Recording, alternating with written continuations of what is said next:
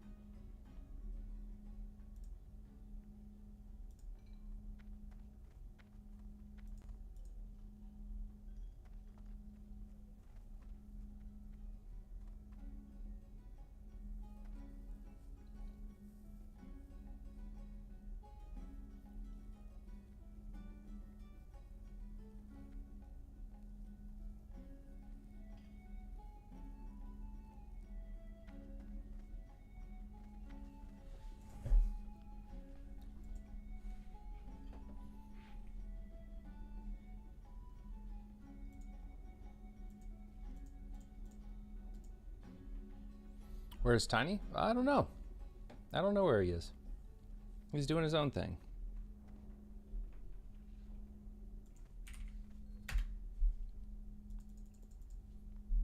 Oh, you know what? We didn't feed Steve tonight, but I got some posts for you.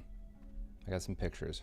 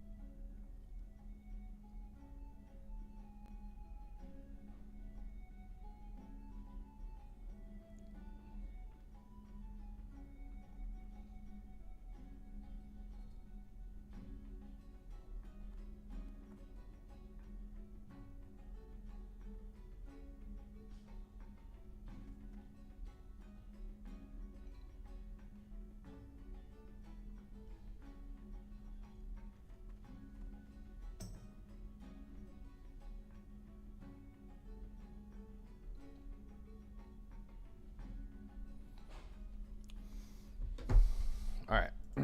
Posted some food. Oh, look at you guys. Oh, Agadim. Thank you for the sub, my friend. I appreciate it. Not ya, Bob. Thank you.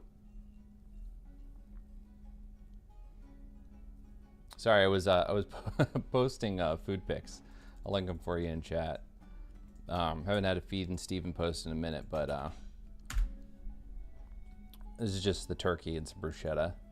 The ravioli I was making kind of got really fucked up and didn't get posted because it ended up. So I was gonna make.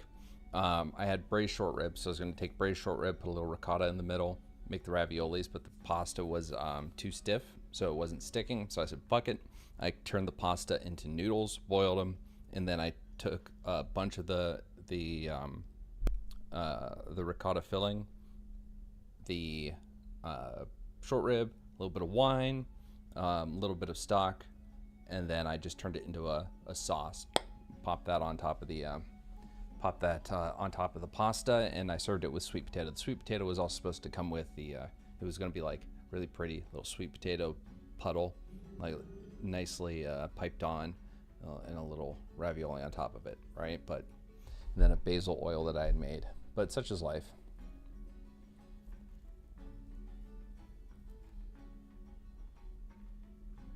Oh, I've cooked him some beef bulgogi and Korean barbecue and other shit.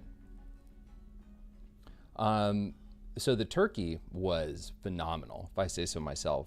And I was going to spatchcock it, but as I was looking up spatchcocking methods and like the proper way to bake it and the time and all that, I saw this just completely disassembled turkey, and I will never, unless I have to do as Anthony Bourdain put it, unless I have to do a stunt turkey where I need one to look pretty and get out there, I will never do that again. I'll never do a whole turkey again. Cook each individual piece until it's proper doneness, and then throw it in one of those big metal pans. And when it comes time to heat it up, just put some turkey stock in the bottom, some of the juices, cover it with foil, and just reheat it slowly, and that's it. That's all you got to do. All right, so thank you guys for getting me to my fucking sub goal. I really appreciate that. So right now what I need are unique chatters in Kick, and that's the last thing, and then I can apply for actual partnership, or verification rather. So I'm gonna go ahead and update this. Thank you all so much for the subs. Properties, let's see how many we need. 90 chatters to verification, verified on Kick.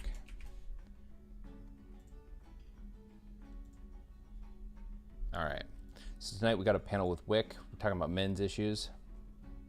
I can't just ask Train for the hookup. I gotta earn it, you know?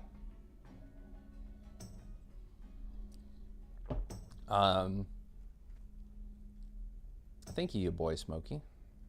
I try to make it good. Oh, I was eating a drumstick, not the turkey drumstick, one of those ice cream ones. How the fuck do you bite your cheek eating ice cream? I don't know, but homeboy did it. I can just feel like the skin hanging on in my mouth.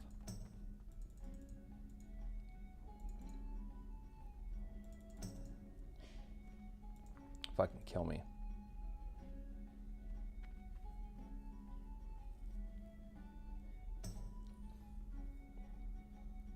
What are you gonna dress me up as?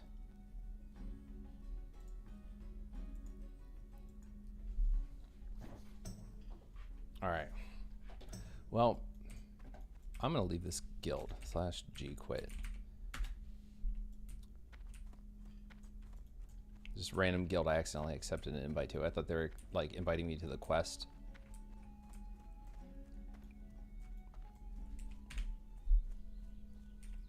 Yeah, this is a hardcore server. I haven't played hardcore really at all. I think I got a rogue to almost 10, around 10.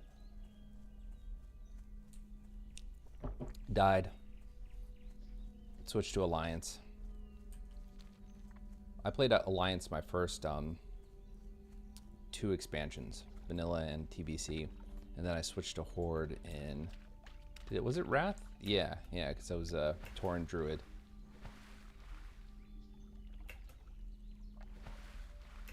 Yep, 1 message from 90 unique chatters, not yo Bob.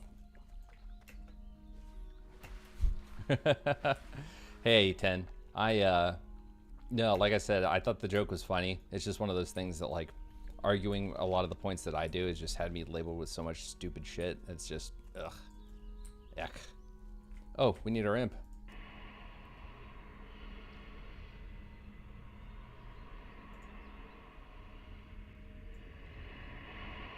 Let me know if the game sounds too loud. I turned them up a little bit.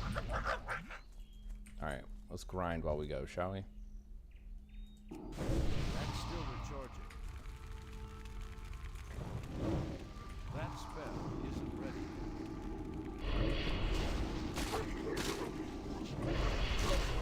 Uh-oh.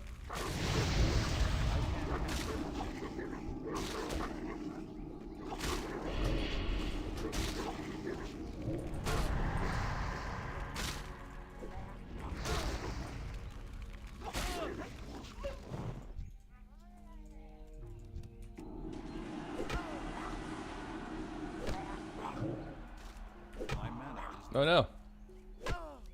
Oh no. Run. We only have one life to live.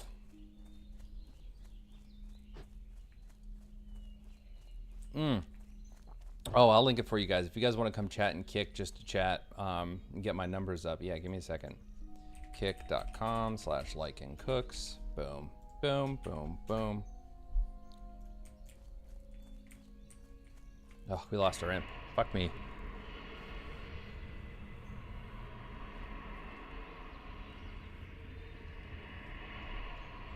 Ooh. 6 hot bags? I'll buy on my way. Invite. Do I have 2 silver?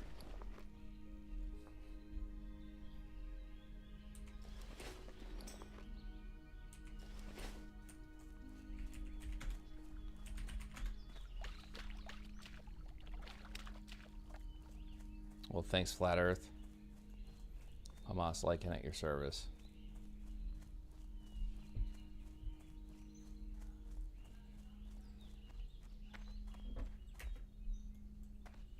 Bum bum be-dum bum bum be-dum bum.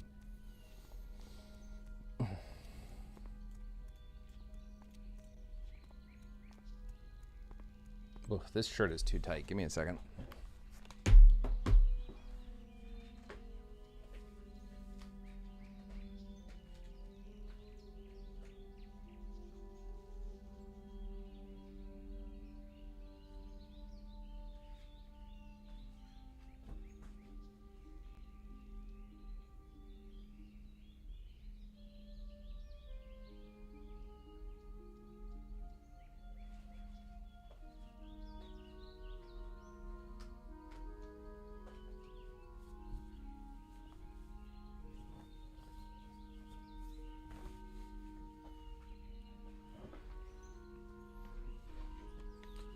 All right, much better. Like, they're the same size, but I think that one got shrunk a little bit. All right, well, if this guy isn't gonna give me a fucking bag, I'm gonna fuck off.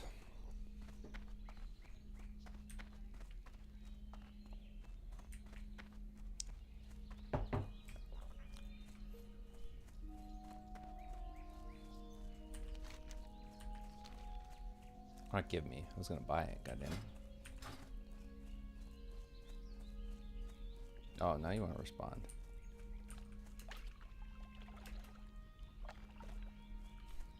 Not for every major city. These are from the StarCraft days. Red Bull was doing tournaments like every in Detroit, Atlanta, Washington D.C. and New York. Well, no, yeah, for that circuit it was Detroit, Atlanta, Washington D.C. God, that was a fun circuit. I miss those days.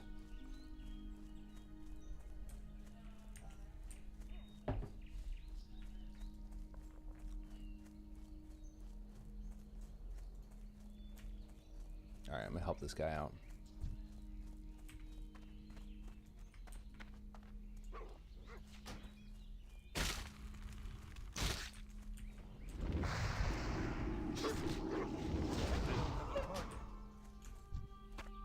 All right, fine, fuck you. I was gonna help you, buddy.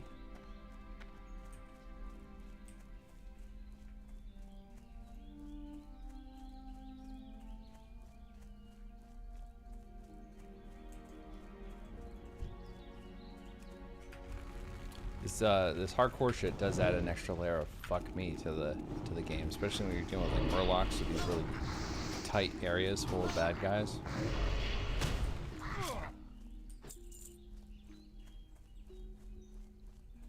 Wick panel is in about 15 minutes.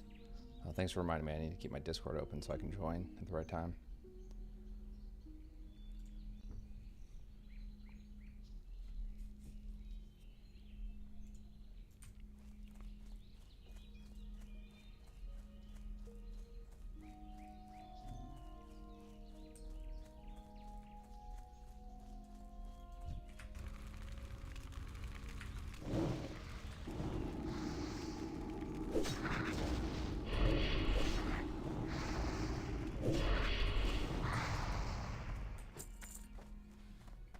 Oh man, I'm actually super pumped. We're gonna go to Red Ridge. I haven't done an Alliance character in forever, so we're gonna go to Red Ridge. We're gonna get to go to Darkshire.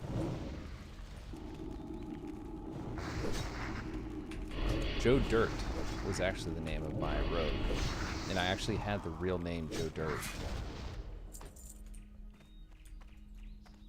Here I had to go Joe Dierte though.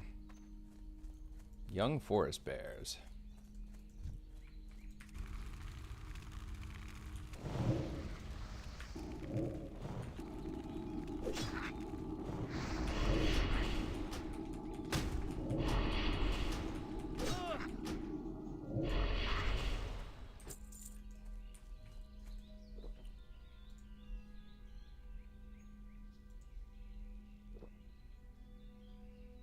Ooh, we're at 227, so that means I need 73. I need 73. You guys are doing amazing. Down to 73.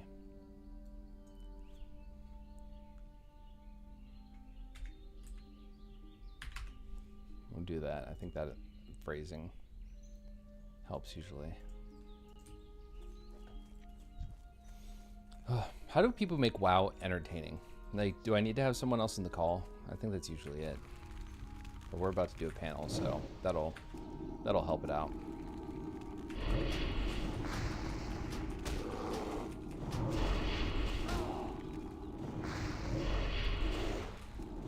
These fucking bears.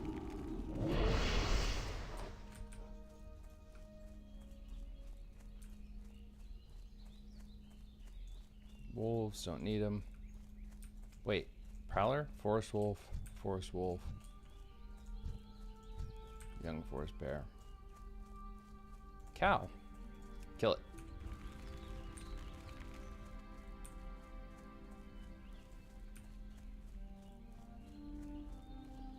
Dead.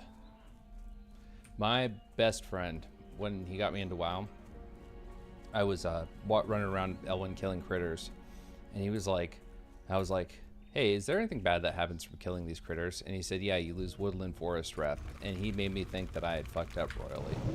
And still recharging.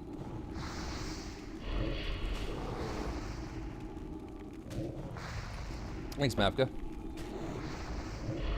Hey, good luck. What you got? Oh man, if I said that rhyme, that would not be good. Cooking. Nothing. Well, no. Today, we're making stuffing, so we didn't get to make it yesterday for Thanksgiving. But it's a modified recipe of like cornbread and sourdough stuffing. And so that's cooking in the oven right now. Aaron's putting the finishing touches on it. Where is this motherfucker? There's a corpse, right?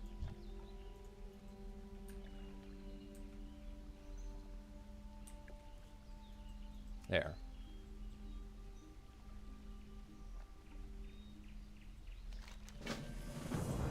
Dun dun. Got that sound. Bundle of trouble.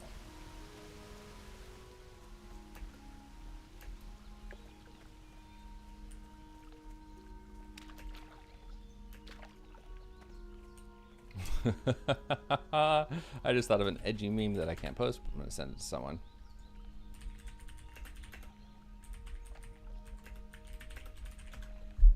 I don't know if this is allowed.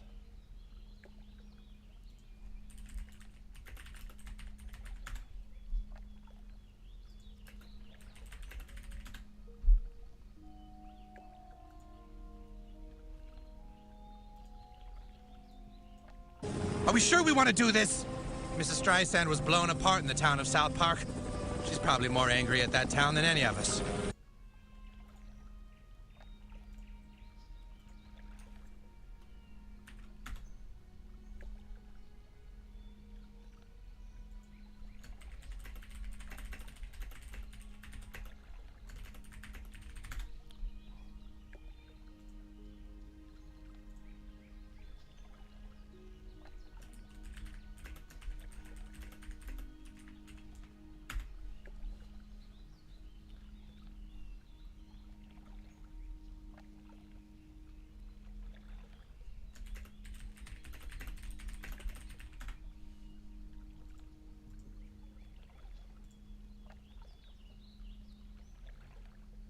Yep, it's the Mecha Streisand clip.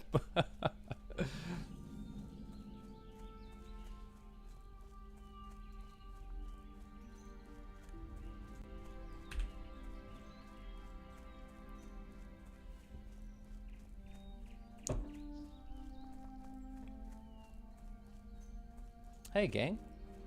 Hello, hello. Welcome.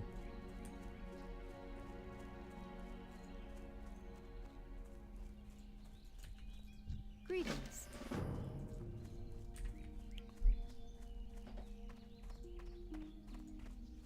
All right.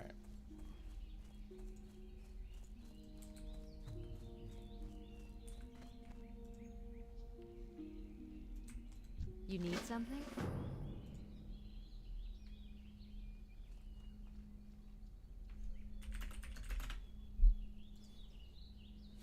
All right. All right. You know what I hate is that my YouTube videos keep getting muted. Oh, do I have an update on my stats from yesterday?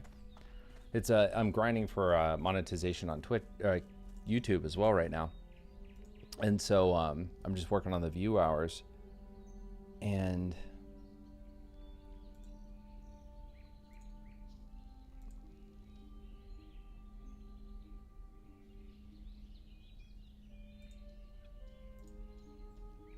where are we at? Okay, I don't think anything's updated from yesterday yet. I'm at 225, but I have all these fucking I keep getting these copyright claims for listening to good music, and I hate that. I wonder if this music will fuck me. I think it will. 3 Steps from Hell. What is that song? 2 Steps from Hell. I love this song, but I'll probably get, let's see if I get a copyright strike. August. August is my YouTube friend, and he answers all. Hey, my friend. How does Steven see his real-time copyright fuck-ups? Like when he's watching a video and checking to see if he's getting hit. But in the meantime, we'll go ahead and take a hit. Oh. This is epic music. Barry. What up, Barry? We could listen to bad music, but why would I subject you to that?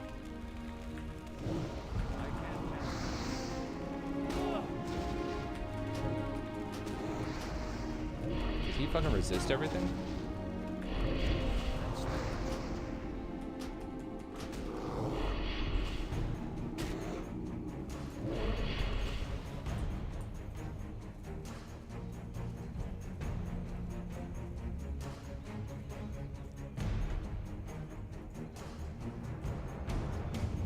We started level 1. Level 1 in Northshire. A young human warlock sets forth, ready for adventure and danger, and whatever may befall him on his path to glory and victory over the enemies of Azeroth. And as such, he ventured forth into Goldshire, taking refuge at the Lion's Pride Inn. From there, he ventured onward to the Jangalode mine and the Fargo Deep. And he continues on, questing, adventuring, slaying all in his path, until he can reach his final form and excel into other parts of the world. Will he succeed, or will he meet his doom to a pack of murlocs, perhaps? A bear in the forest. What dangers lurk behind this tree? Or that cow? God damn it be murlocs. Are we afraid? Nay. We go headfirst into battle, casting spells of shadow, until either our foe or ourselves meet our end.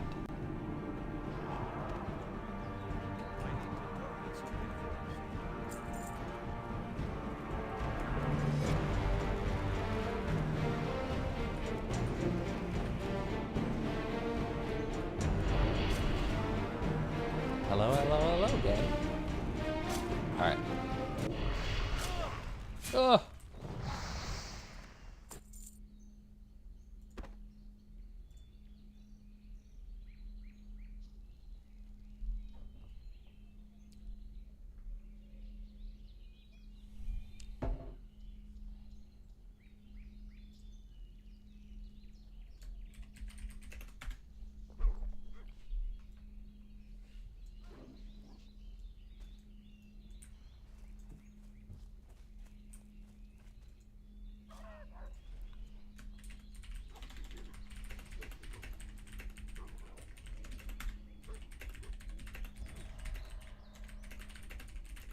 You guys ready for this risky behavior?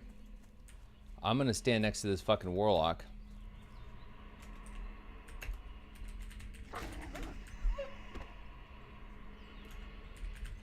Be right back.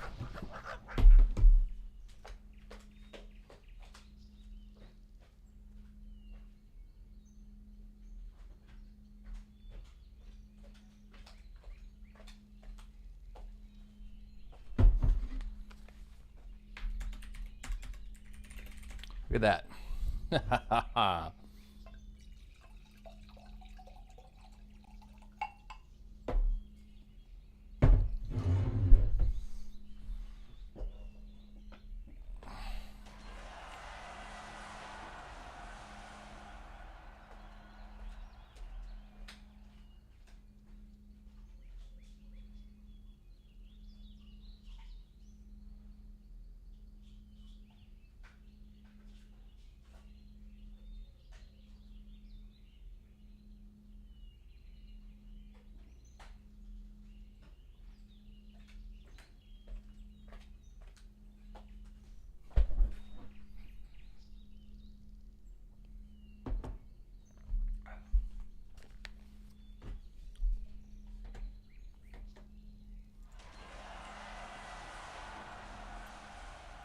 Right? I will hurt us if we need hurting, but for the most part, I'm just going to be here to kind of direct you. Lycan, welcome. Hi. Hey.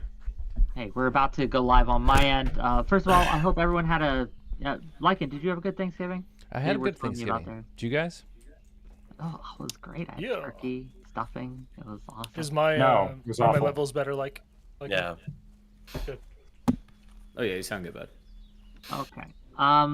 Yeah, as I was just telling everyone else, a lot of different directions we could take this. I'm going to let you guys kind of guide us here. I will be hurting us if we need to, right? But should be a good discussion, and I'm excited to have this. So let's get started. Give me 1 second.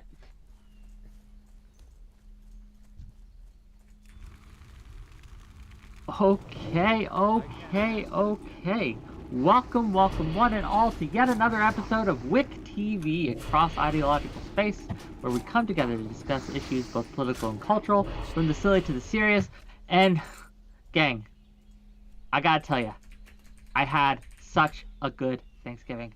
I didn't get on at all, right? I ate my stuffing, I ate my turkey, right? I only saw a little bit of Lycan show yesterday, just a smidge. But other than that, right? I stayed away from social media, and it was great. So thank you all for being here. We're going to have a great discussion today about men. Men. Why men? Why are men? Why men do things, right? Why do we have such manly issues going on? What are the issues that men have to face? Should we be talking about this at all, right? We're going to go over it. We're going to talk about it. I brought the manliest men I know, right, in to discuss this. So I want to thank each and every single person. Mr. Hammer, we're going to start with you because you are a self-described men's rights advocate. And so I want you to kind of give us a spiel, right? What do you mean men's rights? What does that mean? What do you want to see happening that isn't happening? Maybe start us off with that. And thank you, gang, for the subscriptions and the subs and Twitch. 20 months. Portland is burning. Really appreciate you. Feel free to continue giving money as we go. You bastard gnome. You slutty Mr. fucking Hammer, gnome. give us your spiel. Sure. Yeah, so basically I've been kind of tuned into the men's rights issue, which has been around for a long time, a lot longer than people have thought. And we've been basically we've been talking about like the same issues that people are talking about now for like a long time, and nobody really took us seriously. Nowadays, you really like if you're tuned into this space, you can't not hear about the men's issues that people face. But even so, even though people are talking about it, they're really not equipped to actually tackle these issues. We've basically our only gender movement that we've known is feminism, and people think about these issues from a feminist lens, but that doesn't work because feminism is focused on women, and people don't really have the terminology or the knowledge or the way of activism that that I think is necessary to actually push these issues. I think that we need to I think we need to encourage men to come together and talk about these issues amongst themselves and advocate them for themselves, regardless of whatever women or feminists say. Okay, well, thanks for coming. I'm sure we'll get into it as we go. Soyato, what do you think of that? Yeah, I'm not so sure about that. I don't know how long you didn't give us a date, Mr. Hammer. So I have been aware of and tangential to the men's rights movement since, I guess, 2011, 2012 era. Right before, the wonderful episode that we know as Gamergate occurred. At the time, I was freshly joined to the games industry, and I had an eyeful of what was out there. People like Paul Watson are toxic and not really helping men, even though they come from a thing they call the men's rights movement. I don't consider that particularly helpful to men. I think that, we look at things like intersectional feminism, or AKA the power structure analysis in Marxist theory, probably a little more productive overall, because we're looking towards the future, right? We're not looking to fight men versus women. We're looking to dismantle that hierarchy of gender and sex. So hi, I'm Soyaddle, aka Carl. That's like Seattle without the Seat and the soy. You can find me on wonderful places like the Thorium Remix channel on YouTube, where I gave my keynote address to Thorium Energy Alliance conference last year. I've been in the games industry for a decade. I've been in broadcast as a broadcast tech for about 6 months before Amazon decided not to fund any more of that stuff. So shout out to everyone at the Crown channel. I hope you're doing well. Thanks for being here. And, I'm sure we'll get into it as we go. I am curious what you think the correct path is, if not the one that Hammer has laid out. But before we get to that, I have to bring in my friend Lactoid. Lactoid, how are you? Doing sick. How's my voice? How's my audible? Everything good? Yes, you're fine. fine. Well, Yeah, what is the biggest issues that men face today, Lactoid? Do we have issues that we need to tackle? Yeah, I think so. I think that I would think the MRA dude is pretty based. I agree. There's a lot of issues that men face that aren't really talked about. And I think it's oftentimes through the lens of feminism that the issues of men kind of go unnoticed or just completely ignored. So for example, right, I mean, whenever feminists talk about things like the wage gap, the argument is, well, women are underpaid. Well, that also implies that men are overpaid. But of course, this has been consistently misrepresented. There's a sentencing disparity when it comes to men. People talk a lot about the racial disparity when it comes to sentencing. That's minor compared to the gender disparity when it comes to sentencing. And then also, I think culturally speaking, there's sort of a, open season where you have pop stars that are more than willing to talk shit about men, and they're considered pop stars, which is, you know, behavior that really is only relegated when men do it to people like, you know, Eminem or kind of the hardcore rap scene. So. Okay, well, thank you for being here. We'll see how it goes. Lawson Harrison, you're the one that wanted to bring this panel together. Well, I specifically wanted a panel where we could just shit on our exes, and you said that this was the closest thing we could do to that. So. Okay, we could do that later, but for now, we're going to talk about men's issues. But go on. Well, are men's issues primarily women, or is it really women's fault? No. No, when I think of Battle of the Sexes, I think of more of a dance, I guess, if you will. I don't think gender dynamics is something that is going to go away. I think when it comes to like gender roles, I'm always for getting rid of forced or like encouraged gender roles, but I don't think it's something that like the hierarchy that I believe Soyatl spoke of. I don't think that's something that's going to go away, but I think it's something that we could at least kind of mitigate so that people don't feel like they're being forced into certain roles. Okay. Well, we'll see how it goes, and thank you for being here. Thank you for the suggestion of the topic. It's always fun to shit on women, but we're going to try to focus on improving men today, okay? Shitting on women can come later. Lycan, thank you for joining us. Hi. Hey, glad to be here, man. What are your thoughts? Are men in trouble? I mean, men have a lot of issues, absolutely, but I think that I guess the blaming of feminism or the hand waving of feminism is I don't know, a little anti-intellectual in this regard, because and this is coming from a dude who thought feminism was pretty bunk, pretty bullshit, and when people said, well, it's about men too, it kind of sounded pretty fucking lame. But the reality is, when you come to a lot of the issues that women face, when it comes to men, there's that tie-in. Like, men aren't allowed to express their emotions. Men aren't allowed to, build bonds with other men the way that women are able to do so with other women. When they do, yeah, exactly. And I mean, so a lot of the issues when women want, they use the term, feminists use the term toxic masculinity, which everyone wants to cringe at, but you take 3 seconds to actually think about what it might entail. It's exactly that, right? Men can't have to hold it in. Men have so many burdens in this world.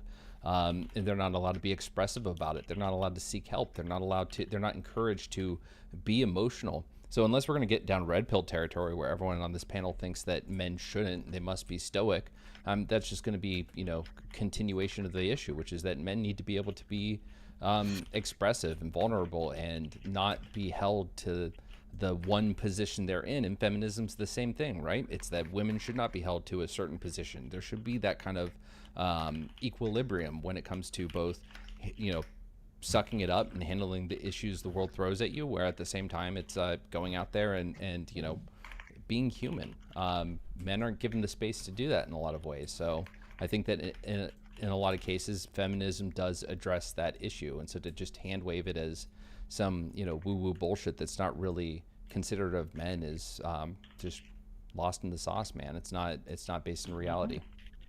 Yeah, I'm sure we'll get into it today. It's one of the reasons I brought you, was your base takes on this. Speaking of base takes on this, Tuna Chip.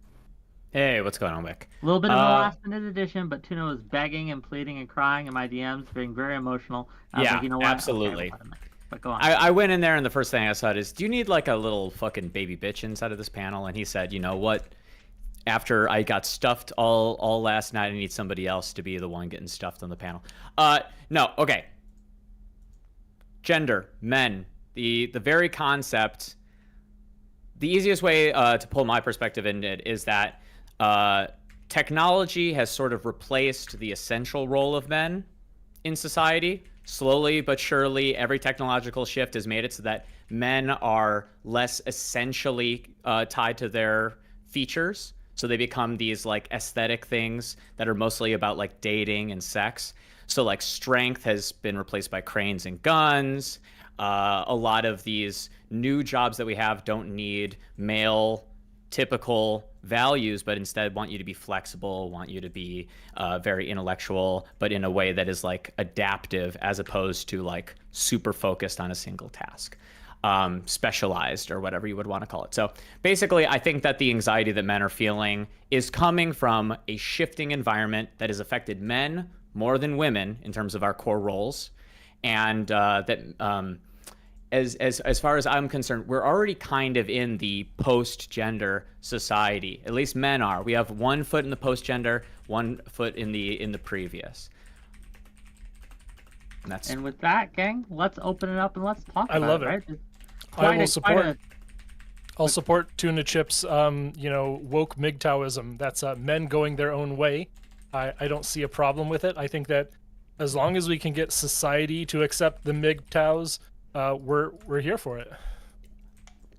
That's kind of one of my biggest problems. By the way, for the record, I'm not like red pill. I've never been red pill. I've never accepted red pill. I've never liked anybody who's part of the red pill. And I hate the implication that the men's rights movement is a part of the red pill. It never has been, and it's not supposed to be. And one of the reasons that I hate the red pill is because even though they're always shitting on women, if you look at what they want, it's always the approval of women. What does Andrew Tate talk about? You need to get a bunch of Bugattis and then the women will come to you. And that's the entire crux of everything he says. But shouldn't the entire point of speaking for men and coming together as men not be freeing, not that you shouldn't want to be with a woman or have a partner, but that you should be free from this obsession with appealing to women? I want to get a few guideposts from you, Mr. Hammer. Is Paul Watson or Jordan Peterson, are they red pill or men's rights? Paul Watson, is that the guy on the Alex Jones show? Paul Watson, no, he's a very old blogger for the men's rights movement around when I became aware of it. I'm pretty sure I think he's a contributor for Alex Jones now, if I'm not mistaken. Okay. If it's the Paul Watson I'm thinking of, then no, I don't support really anything Paul Watson says. In terms of Jordan Peterson, I'm kind of mixed. I would say he's more conservative tradcon, and so I think he has a lot of really good supportive things that he says. But I just wish Jordan Peterson would stand on his base principles and stand against the crazy conservatives and he shit on Andrew Tate. Okay, I'm going to guide this a little bit. Because I think we're going to go all over the place if I don't have some really good direction here. So I guess lightning round, biggest question, biggest issue men face today. Real quick, Lactoid, go.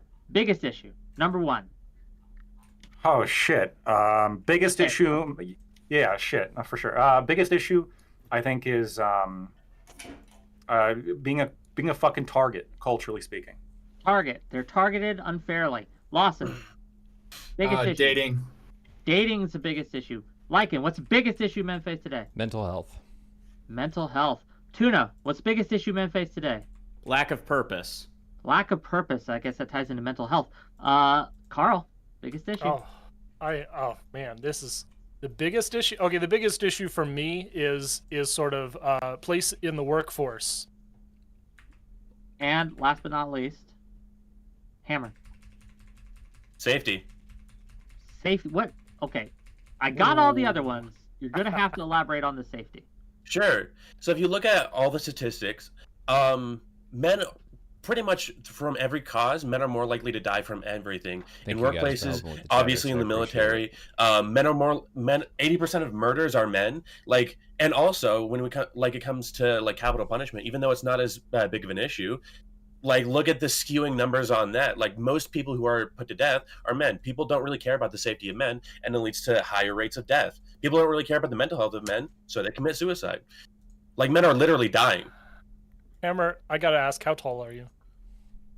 I'm 6'3". Okay. Yeah. Hey, how do you feel unsafe? You could walk around Chaz, downtown Seattle, and you should not feel unsafe. What if someone has a weapon? Yeah. What if someone has a weapon? Okay. Yeah. I mean, he could absolutely depends get what shot. city then. Yeah, he could. But everyone, this is the most egalitarian tool in the universe is the handgun. So yeah. But, okay, then your point is broke. What? Then why bring my height into question? Because if physical size, if guns equal physical size, then the only thing that matters more at this point is who are people more willing to kill, and people are more willing to kill men. It's not a Okay. nullifier. It's not a nullifier. It's a negator. It's a negator of physical strength as a continuum, which means that all of the other things matter more, including then the fact why? that people Then like why are- women more. People like women more. They don't like certain things about them, but we're more protective. We care more about their desires, and we definitely care more about whether or not they're safe. So much so that many men define their life entirely around whether or not there are women that they cater to the desires and safety of. Like, that's the whole definition of being like a good boyfriend, a good father. That's the closest people have to men having a purpose that doesn't get derided. Most of the men that have a strong purpose that is not attached to female desire are derided because they're CEOs. Oh, you rich fucking, we're going to eat you when it comes time. Or there's some kind of man going their own way. Whether or not you're like defining, like the fact that that as a concept is a sentence, it's like a descriptor. Men going their own way. It's very similar to pick me, where when we judge women, we're saying you should be whoever you are individually, and men will pick you for who you are genuinely. If a man ever decides to live as himself and not within the female desire matrix, he needs to be the categorical other. He needs to be a man going the other desire way. matrix. Absolutely, that's what gender is. What do you think? Why do men want abs? Why do men want abs? It's generally to impress women. It used to be in some of the classic Greek philosophy stuff, and everybody likes to go into that stuff, and it's like, oh, I deserve and I owe it to myself to see my best form. That's not why men are at the gym. They want to be sexy so that they have female attention, so that they feel desired by women. Do you think the same goes for women in makeup? Even if women didn't want abs, men are always going to want female attention. That's never going to change. Even if the body standards, I mean, the whole dad bod thing and stuff. If you've had any experience in the dating world beyond, I don't know, your early 20s, like the dad bod thing is real. It's not some bullshit. A lot of women like dudes that kind of have that strong but also kind of fluffy look to them. So the abs thing they're not required. So if suddenly no one gave a shit about abs, men would still be doing anything to get female attraction. I firmly I'm not believe criticizing it. I'm not criticizing it. Men are putting on maid outfits to be attracted to women. Like, we know that you can completely subvert, quote unquote, typical ideas of masculinity. But what is masculinity? Wanting to be wanted by women. That's what heterosexuality, male sexuality is. When you put on a dinky little dress and become a femboy and start using non-binary pronouns. Wait, I'm sorry. So some conservative dude that was on a panel, he used a term, I can't think of a better term for it, but he called it nut picking, where you kind of take some little extreme examples that really don't represent any significant majority, and you kind of point to those to say, that's crazy, fuck this shit overall. And really, that's not representative of men. So, I mean, what percent of men are really going out there and turning themselves into femboys to try to get female attention? Is it anything significant that speaks to there's a a bigger term issue? called transmaxing, where this is the theory, this is the MRA theory, that or I guess red pill theory, is that some men are transmaxing in order to get women's attention. But the point isn't that. The point Hold on, isn't no, that. I don't. This before we wasn't go meant to be a on, criticism. I don't know. First of all, $5 from Cryborn to say systemically sexist schooling is the biggest issue facing males today. But we'll get to schooling later. But transmaxing? I don't. Yeah. Elaborate. Yep. You become a femboy, or you even totally transition, and now you're I disavow this perspective that you actually transition and then you get mad puss from that.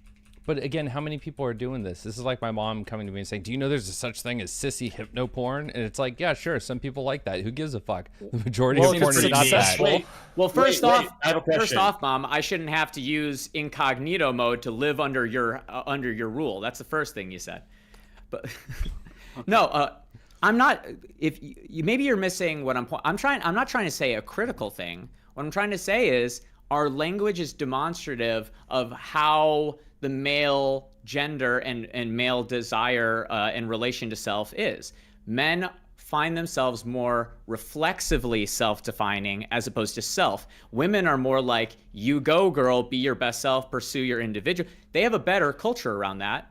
Men we've kind of leaned deeply into this idea that you're a bit of a loser if you aren't trying to figure out the mediated space between who you want to be and what gets you wanted. I think that speaks to what your point is saying. I think that could speak in general as the red pill movement in a large way, right? That's a huge representation of the type of mentality you're talking about, right?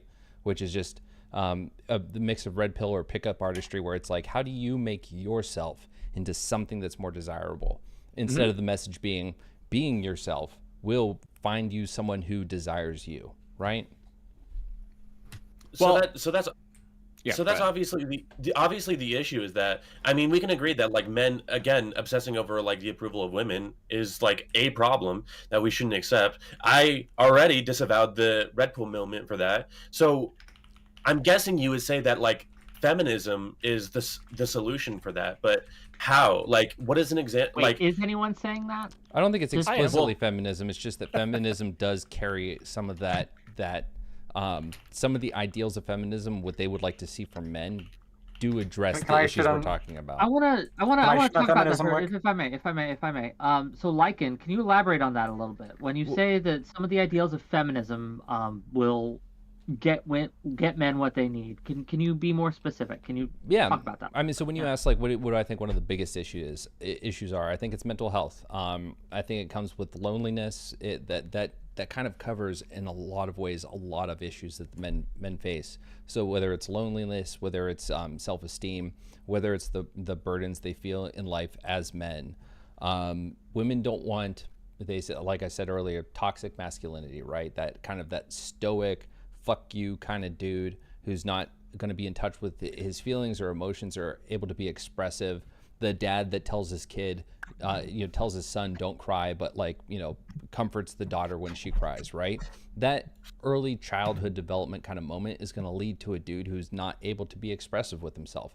And in turn, that is going to create negative attributes as an adult that are going to probably make them not really great partners to women.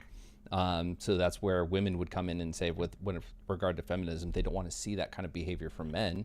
But then when it comes to men, that's going to help them not be so lonely. If men could be vulnerable with other men, if men could, express their feelings and the issues they're having and have those open discussions and not feel like, well, this guy's going to think I'm a pussy if I tell him about the issues I'm having.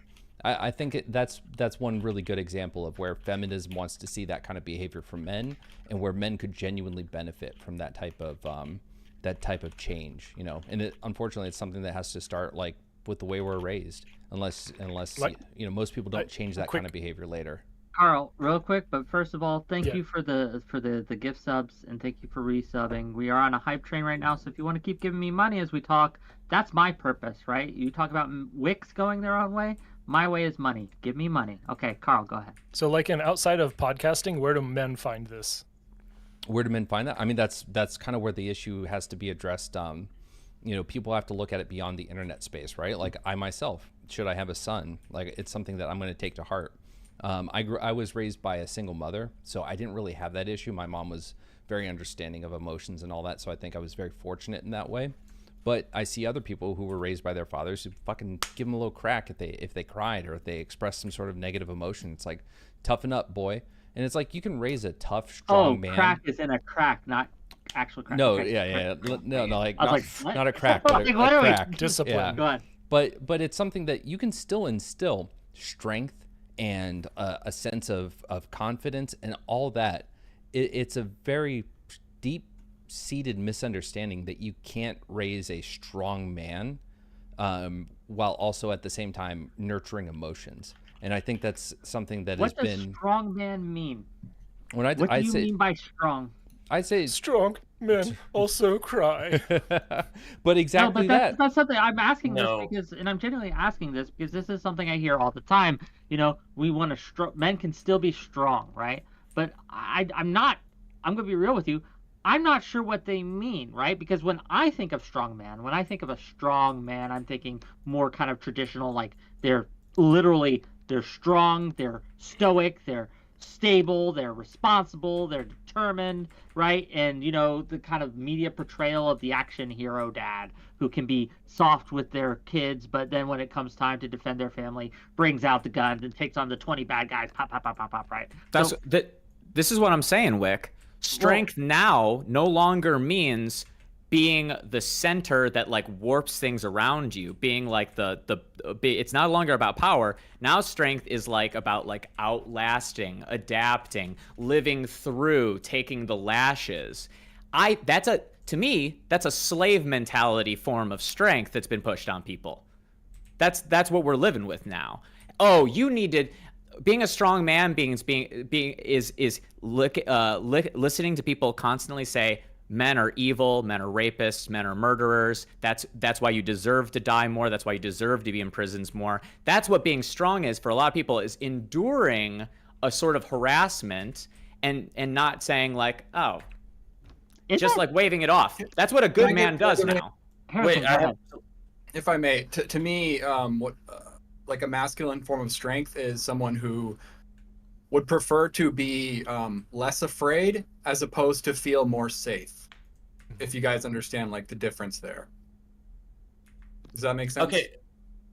Sure. So I have a problem. I kind of hate this discussion because people, like, I even heard Joe Rogan say it, where he's like, well, strength is being like if you're strong enough to cry, if you're brave enough to cry, that's noble, right? Like, isn't that true strength? I feel like there's a huge misunderstanding, and it comes from like I've been saying, like, people don't really understand men. People haven't taken the time to understand men. And if you look at men, even though strength is the same word, if you mean it to like I'm physically strong or I'm emotionally strong, I'm strong enough to cry, it's the same word, but it's just semantic. If you look at what men really want, they want to be invulnerable. Like, men want to, like, they fantasize about school shooters coming in and taking out all the school shooters, because then even the school shooters can't get me. You can say whatever you want, like, or there's stoicism, like if your wife leaves you, then you won't cry, you won't feel anything because you're invulnerable to any emotional damage. You can say that, like, oh, feeling the feelings you're having is valid and it shows strength, but like, men don't even want to have those feelings in the first place because that's a vulnerability, and what men really want is invulnerability, and you really can't like work around that early on. All right, like, you want stability, of course. Yeah, everybody wants it, though. But again, addressing that by saying like, oh, crying is true strength, you're really just not speaking to the way that men feel deep down. And that's one of the issues I have. And that's one of the reasons that I talk about men's rights activism, is because people don't have the language to like, the people don't even have the terminology or the concepts to like deal with the issues that men face. I think I see where you're touching tips, where you're getting together, and that men are strong through their actions. And so, Tuna Chip, are you saying that the problem with this is that men aren't allowed to respond in the traditionalist sense? They're not allowed to be vulnerable, to show vulnerability? No, I don't think so at all.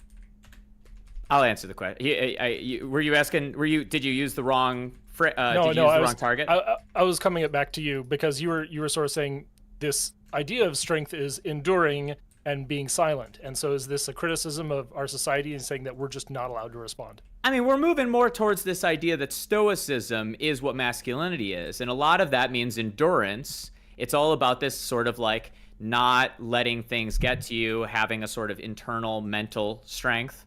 It's closer to like a runner's strength, the ability to stay on task and not lose the goal. It's not that I'm necessarily critical of it nearly as much as I'm saying that what we're being asked to do is using language that traditionally refers to something else. So what we're being asked to do, it kind of touches on what you said before. So when we say be strong, what we actually mean is be flexible. Well, strong can be rigid and used to be rigid, and the aesthetics of such are still about rigidity, but we're asking is for you to be more flexible. When people want men to be more caring, what do they want? They don't want them, or more open about their feelings and emotions. They don't want them to cry in front of you and say, when I was 5, the teacher called me a bitch and I've always been insecure about it. Congratulations, you just gave your bitch the ick. No, what people actually want is for you to solve the puzzle of what the word really means without too many hints. And I just don't think men are good at it. Oh, okay. I guess in that, right, to address what you're saying, Tuna, and I want to get Lactoid in here too, because it's been a little quiet and I know you're sick, but I want to, because I think me and Lactoid probably agree on this. Asking men to be resilient I don't think it's a bad thing. I think men should be resilient, right? Like to suffer through. That isn't just a masculine quality. I would advise women to learn this trait too. But we have the ability to suffer hardship is a life skill that will come in handy to everyone. So why is it wrong and why is it bad that is something to be seen as a masculine thing to work for? It's not bad. I mean, I think that everyone should be like reared in a way that helps them take on hardships, right? Like, I mean, I think everyone, aside from myself, like everyone knows someone who's raised by a single mom is a single mom. I think a lot of us are older and whatnot. I mean, taking on hardship doesn't have to be an explicitly masculine thing. And I think they're speaking to another aspect of feminism, right? Is that like women shouldn't be raised to be just, you know, people who need protection, need to be cared for, but people who are raised in a way that they can endure hardship. But at the same time, I think that, again, men should be able to. I just don't think it's mutually exclusive that you need to be either able to endure hardship or able to be vulnerable and in touch with your feelings. Okay, Alex Schmidt for $5. First of all, $2 from Testicle Johnson to say emotions are dumb and we should hate them. Fair enough. $5 from Alex Schmidt. We have accepted more women in masculine roles in the past couple of decades. Why is it taking longer for men to be accepted in feminine roles? Question mark for all. But I wanted to bring it back to Lactoid because I know you have some strong thoughts on this. What do you think of what Lycan's saying here? I think mental health is, of course, going to be like any kind of health. Is something that it's just easy to say, yeah, like we want to help this, and because who's going to disagree with it? But I'm skeptical that mental health, in the way I guess the feminists or women, I suppose, handle it or tell us how to handle it is really the best way of handling it, right? Women score worse in mental health across the board than men do. Like overall, women are much more neurotic, and there's also literature that indicates that stoicism, developing an internal locus of control, actually does like benefit mental health. Venting is not good for your mental health. Like unloading emotional baggage on people not only is bad for them, but it's also bad for yourself, right? There is some benefit to keeping your problems to yourself. And now, in the context of a therapist, this obviously is not going to be the case. But I'm always skeptical when people say things like, "Oh, you just gotta, cry. You just gotta express your emotion. You just gotta emotionally unload on everyone else around you." I haven't seen any convincing literature to actually prove this is effective, and the people telling me that it's effective have worse mental health on average. So why should I believe them? Because what you're talking about is emotional regulation, right? That doesn't mean that the idea is you're going to go out there and you're going to just spew every single emotion at every single moment that you want willy-nilly. Like you still, have to act like a mature, rational adult. It's that men often are going to hold it in way more often than they should. So it's about that regulation, a healthy bit of vulnerability versus I don't know if you call the opposite of vulnerability stoicism, but it's, knowing when you can and in the moments that you need to, being able to be vulnerable, especially your friends. Like I'll go back to that probably a lot throughout this conversation until we move off to like the Billie Eilish thing or whatever, is that, it's about being able to go to your friend and be like, hey, just had a breakup with a girl and here's how I'm feeling, and being able to talk about it. Like the ability to actually talk through your feelings alone, I don't know who's been to therapy and whatnot, but I mean, anytime I've done it, just being able to talk through it and have someone that you can be open with and rationalize. It's not just about venting and whinging and crying and saying sad things and just, having someone hold your hand and tell you it's going to be okay. It's about working through things. And you can't really work through shit if you keep it up inside. Like there's only so much that you can process on your own without externalizing it. And I'm saying there's a lot you can do that with, but there are moments that you need to be able to. And I just see it as a lot of men don't feel comfortable doing that, and they need to be able to, especially with other men. I think that's the biggest thing, right? I think throughout my life, it's been always easier to open up to other women. And the reason it's been harder to open up to other men, aside from like my best friend, is because men aren't raised to feel comfortable doing so. I don't know if anyone else had a different experience with that. Yeah, I have. a few. Well, we got a lot of people want to talk. So here's where we're gonna go. We're gonna go to Lactoid. Then we're going to go to Hammer. Then we're gonna go to Carl. And then Tuna if he wants to talk. And then Lawson, I don't know if you want to talk or not. You're just very stoic over there. Like, yeah. Go ahead. Yeah, I guess. It's hard to disagree with some people need to talk about their feelings and some people need therapy because you're going to find it to be true in some cases. Just overall, the cultural narrative of men need to cry more, men need to put out their emotional baggage, express yourself, shaming men who want to work through things themselves. Just by the literature doesn't seem to be productive. And we're being told this by people who have worse mental health outcomes, by and large, are more neurotic, have higher rates of anxiety and depression. So it's just, I'm not convinced. First of all, I think men should be resilient. I think there is a level of stoicism that's beneficial. And so when it comes to the individual, and having an internal locus control and being strong and those kind of things, I would encourage men to do that, at least based on what I've read and based on just what I've experienced. But before, I don't want to switch the topic too much, but as when it comes to feminism giving advice or putting certain problems to the forefront, it almost seems to me, again, this is sort of a issue that, given who it's coming from, I'm skeptical of, and it seems to be hiding other issues that are never talked about. So given who it's coming from, what do you mean by that? Feminists, right? Who are in the panel besides I said it? We've had 50 years of this movement. Who here in the panel honestly can tell me when I said the stat that the gender disparity in sentencing for the exact same crime is more so than the racial differences in sentencing? Who here can honestly say they knew that, or they've ever seen that on a feminist billboard, or any feminist ever brought it up? But we've heard this from the racial shit. We've heard that for decades. But why isn't this being talked about? It's because nobody wants to talk about it, and the feminists don't really want to talk about it because they are a movement of women. Just admit it, right? They only care about alleviating discrepancies when it comes to when women are behind, not when men are behind. That's what it is. No responses? We just gonna go with that? I'm waiting in line. There's an order. Oh, There's you don't an have to order. wait in line if that was wrong. If you think that was bullshit, please speak up. Can I double down? All right. Can I even push further on that? Go ahead. That feminists feminists have I feel like the feminists telling us that we're feminism is resolving your problems, we're helping you, just rely on feminism, is a way to silence men. And I think it can be displayed really well. I wanted to say this before, but Lycan was talking about how this can be resolved because women don't want a man who's less emotionally available. That makes for a bad boyfriend. So feminists are going to push for that. And then that's going to follow and help you with your mental health.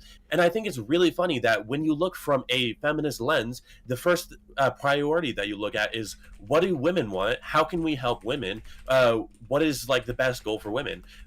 Instead of addressing it hey, forget women. Let's just address what should we do for men, right? And I think that is displayed. And I think your example can be I've seen examples of what you're talking about, where women will be I don't want a man who's always never talking about his emotional stuff. I don't want a man who's closed off.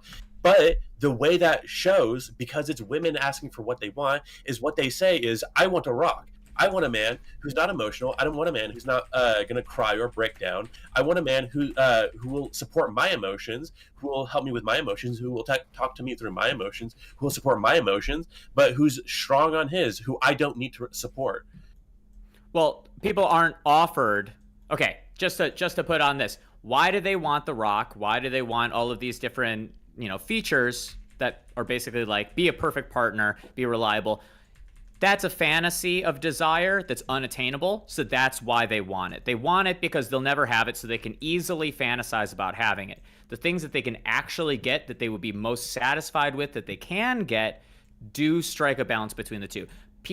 Women want their men to have a couple of feminine traits inside of them so that they feel like they're a little secure with that. Oh, I know about his emotions, so I know where I stand. If he's gonna just drop me for another woman, that's not what women want. They can fantasize. It all comes back to neuroticism a little bit. This is because I think Lycan's right in this, that we don't often talk about what is really bothering us as men. right? We don't, right? For a lot of reasons, especially not in public. Again, for a lot of reasons, some good, some bad. But gang, this is a safe space. So I want you all to be able to talk about what's your biggest, as personally, if you don't feel comfortable sharing, I understand. I'll start, right? My biggest problem, right, as a man, right, the biggest problem I have is not being taken seriously when I get emotional, right? Like people think I'm making it up or that I'm not, that I'm acting. Now, some of this is because I am on a stage, right? Like we are all streamers and things like that. But there is this problem I've had is when I say, "Hey, I'm struggling," people don't take that seriously in a real way. I say, "Hey, I'm going through it right now." I'll get the some people will. I don't want to cast everyone under the same brush, right? I don't want to paint everyone with the same brush. Some people, but for the most part, I don't feel it gets taken seriously, and I think that's a problem that I face. And I think part of it is because I'm a man. I'm absolutely convinced that part of it is because I'm a man, because I'm older, because I'm an adult, right? Like I am seen as like, well, you should and can take care of your own shit, so we don't need to really help you. What are some of you share? Come on, we're sharing right now, so go ahead. Well, I have a question. I find as a general rule, this is strictly in like male-female relationships. It's usually kind of an unspoken agreement that you prioritize the female's emotions over your own generally, not obviously in every case. Like if your mom just died, but she had a shitty day at work, she's not going to complain about her work, right? But generally, all else kind of equal, it's kind of assumed or an unspoken thing that you prioritize the female's feelings and emotions over your own. Yeah. Agreed. Well, And tell us, not- Lawson, tell us Yeah. about a time that's happened to you. That's what we're doing. We're sharing. Oh, personal we're stories. not. I mean, in my last marriage, that happened all the time, and I'm okay with that personally. I'm okay with prioritizing my partner's emotions, so long as it's acknowledged. Acknowledgement is all I really need, and the support when I need to be supported too. But yeah. Any other sharers? Do we have sharers in the class? Um, Want to share? This is gonna come as like a really weird and surprising thing. I've actually had really good relationships with women in my adult life, including like talking about emotions and supporting. So like I don't really have any good examples of like women shutting me down and being like, "Don't be emotional." Doesn't. I guess one example would be like when I was a kid, like I Okay, pretty like okay, just real quick. What we're doing here, just to kind of clarify, is we're sharing experiences of what we actually have problems with, right? Like currently, now, as a man, okay.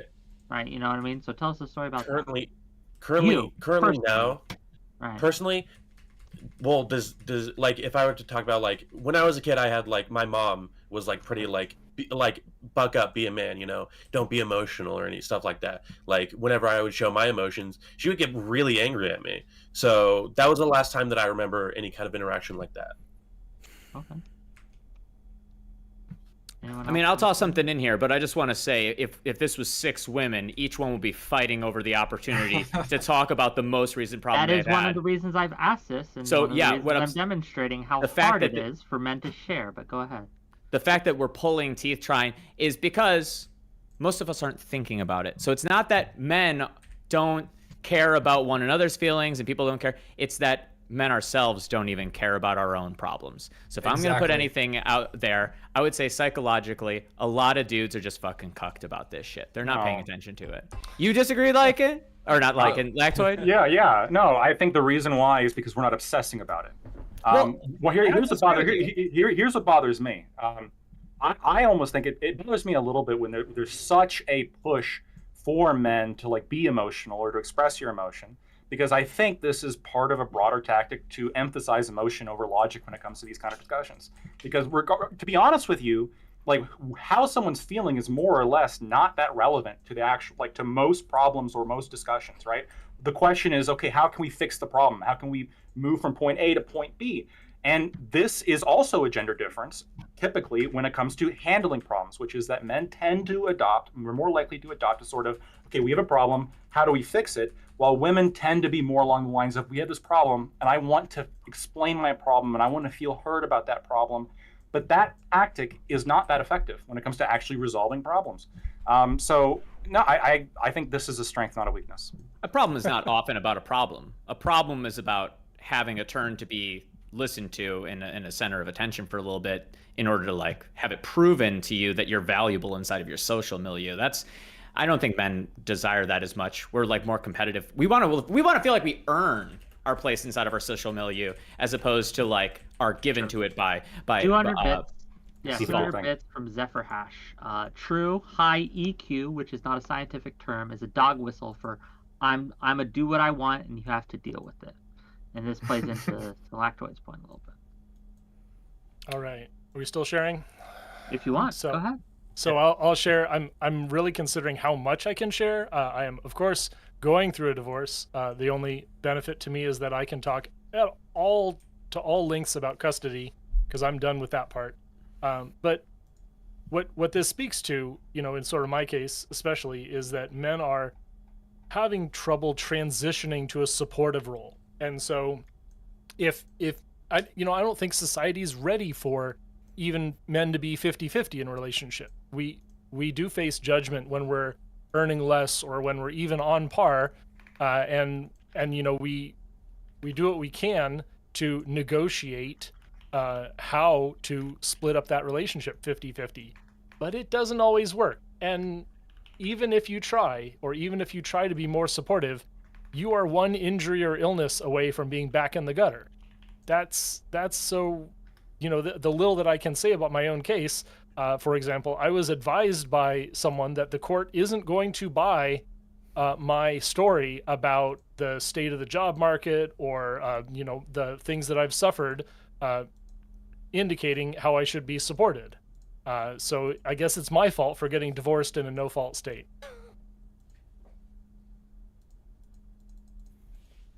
That's I mean, pretty that's fucked up. fair, right? Yeah, sorry to hear that, fucked man. up. Yeah. I mean, but that's who here hasn't, right? Oh, well, maybe some of you have never been the stay-at-home dad or the stay-at-home husband or things like that, or the stay-at-home partner. You get judged for it a lot. I remember I was when I was in my for 20s. several years. Yeah, I remember when I was in my 20s, okay, I was in a situation where my partner was making a lot more than me, right? And it didn't make sense for me to be the breadwinner in that. Like, they were just, they had property and money, and I didn't. And I remember getting all sorts of shit for that. Like I was less of a man because I wasn't stepping up to the plate, and I should be the one, right? And it caused problems within my relationship too, because again, the partner was like, well, you really should be transitioning to be the one that's supporting me, right? And things like that. And yeah, it's a lot. And I don't think I'm alone in that. I don't think I'm the only person with that kind of story. I think that in any relationship, even today, men are going to be looked down on if they take a more sort of supportive role by society as a whole. Does anyone disagree? I think it's getting better as far as I think more men are able to be, like a stay-at-home dad or not the primary breadwinner.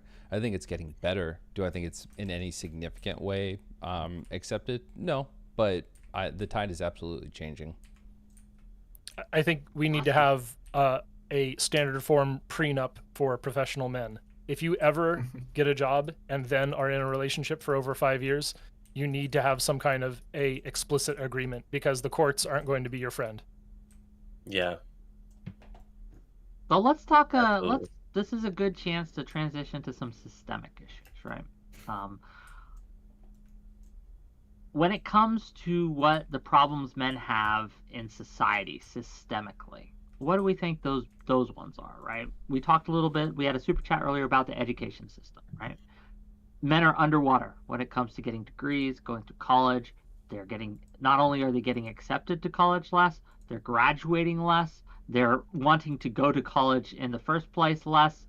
This is on a downward trajectory, a pretty severe one, and it has been for the last 10 years or so, right? Maybe 5. have to look at the exact stats again.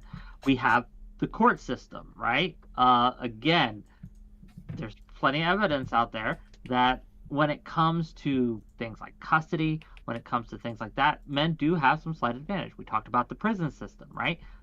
There's a big disparity when it comes to who gets harsher sentences for the same crime.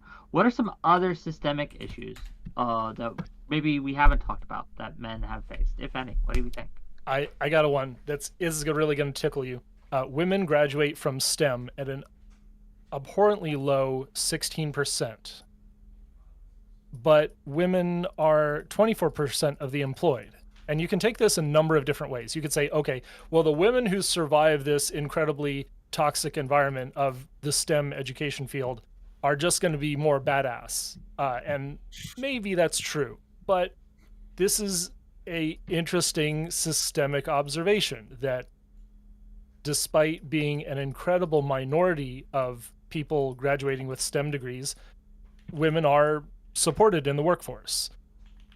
On the other hand, we have women reaching almost basic parity in MBA degrees. In Masters of Business Administration, there are a lot of women graduating with those degrees. They're going into leadership, but they are still behind in terms of income. And maybe these two stats kind of indicate that employers, this is sort of a libertarian argument, but employers are literally excited to pay women less for the same job. Well, I have a question, because this is going to depend a lot on how people answer this. Does anyone here disagree that men and women kind of, on some levels, fundamentally will gravitate toward different fields? Of course, I disagree. It's the bell curve. I mean, you can't say that men and women are categorically different because of a slight preference per population in one direction or the other. There's more than one thing at play in men and women making those decisions differently. Some people would say that there are male fields and female fields because there are a lot of women in them and it's like a critical mass thing. But I think it's more so that there are some jobs that do actually privilege you being male or female, like being a bartender privileges female in a lot of different situations. Manual labor is gonna privilege more males than females. Like there are things that cluster naturally like that, where it's just like, you're going to make more money, you're going to last longer. But then there are other ones where it's just like women are willing to make certain choices in life and not other choices. And men seem to be ready to make a lot of like choices that sacrifice their body, but not ones that sacrifice their dignity. I know like my dad, when he fucking stopped being a HVAC, he fucking got a DUI. He can't do his trade properly anymore. He refused to work under a boss because that was like a shame thing for him. If he can't get over that, he's not going to be able to get that. Most women don't bring that type of ego into the job, so there are certain jobs that they cluster towards that men avoid. Stuff like that tends to play. Mm-hmm. Yeah. I just have to say this real quick, just so we're clear. I'm not sure how relevant it is, but the wage gap, when people talk about how like getting paid for the same job, that's just complete bullshit, right? Like how they come up with that number is they took the total collective incomes of all men in the country and compared it to the total collective like incomes of all women in the country, leaving out the careers and leaving out the fact that women work less and take more time off on average. You're right. You're right No. in that the 30. No, he's No, right. not no. This He's is 100% right. true. He's right in that the 32% wage gap is incorrect, but there's still an 8% wage gap when they correct for field and time off and all of that. So there still is a number gap. Is it as significant as 30%? Absolutely not. Is it still something that should probably be looked at 8%? Yeah. What's So the skill gap? I've seen 3 to 8%. I mean, it could be as high as 8%, but I want to be clear, it's unexplained, not necessarily sexism, right? It's because there could be other mediating factors we don't necessarily know. I've seen some estimates put it as low as 3%. Is agency a part of sexism, or is it cultural, or is it agency? And this is the same question you can apply to to family court outcomes as well as to wages. Well, if we're talking lean in and shit, it's like right. The system should be regulated, even for fucking men.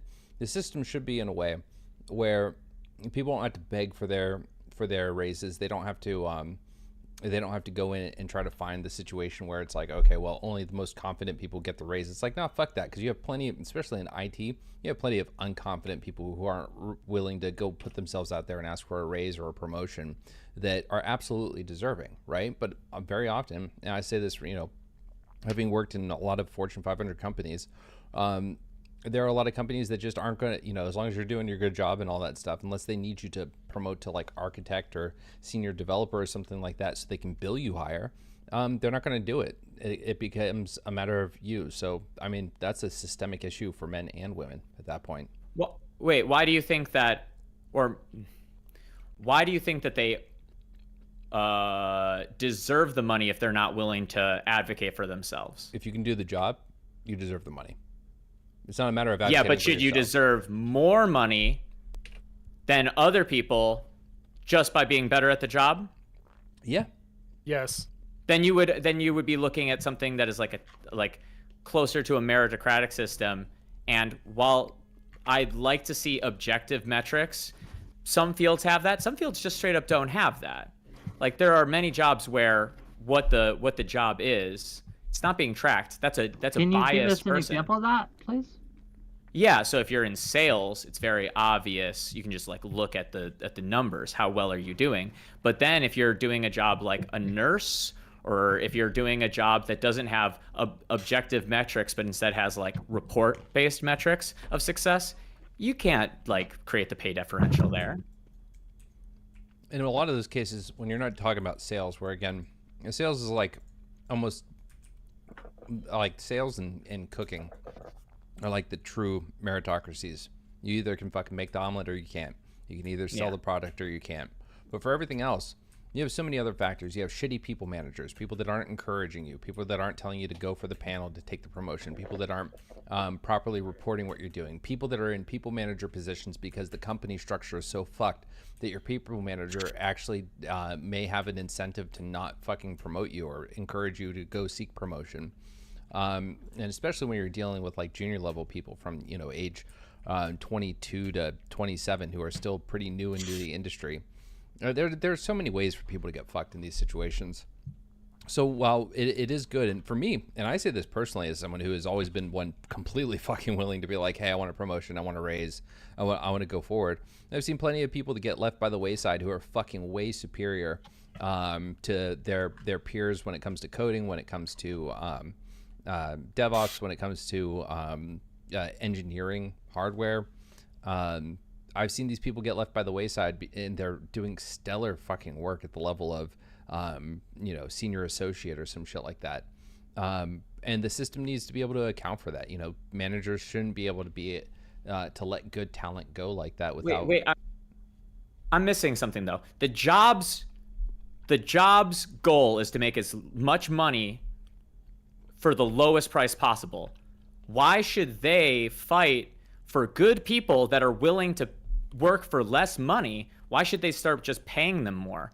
Like, the whole point is that if you want to be paid more and you're not willing to do the sort of like stop being a beggar, start being a chooser thing of shopping around or advocating for yourself, well, congratulations.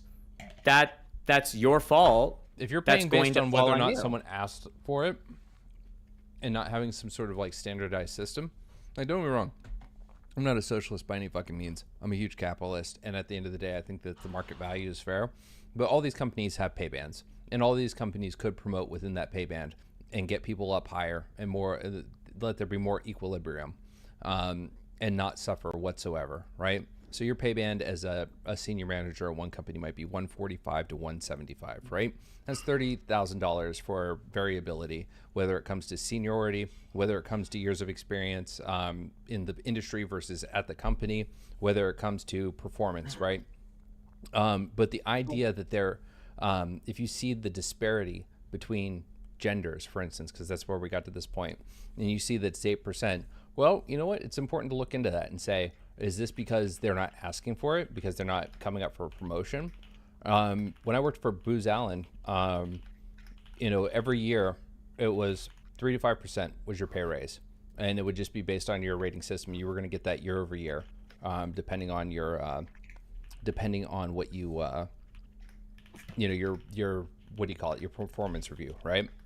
That was a pretty good system. But if you're coming in, and your starting salaries are so disparate between either genders or even any junior associate that's coming in at the same level of education and experience, I think there's an issue there. And I think there should be some semblance of trust and faith between employer and employee, where they're not fucking you in the order of magnitude of tens of thousands of dollars. If it's a disparity of a few thousand here and there, I don't give a shit. You know, the negotiations and all that, talent's competing, Booz Allen's competing with SAIC is competing with Leidos, whatever.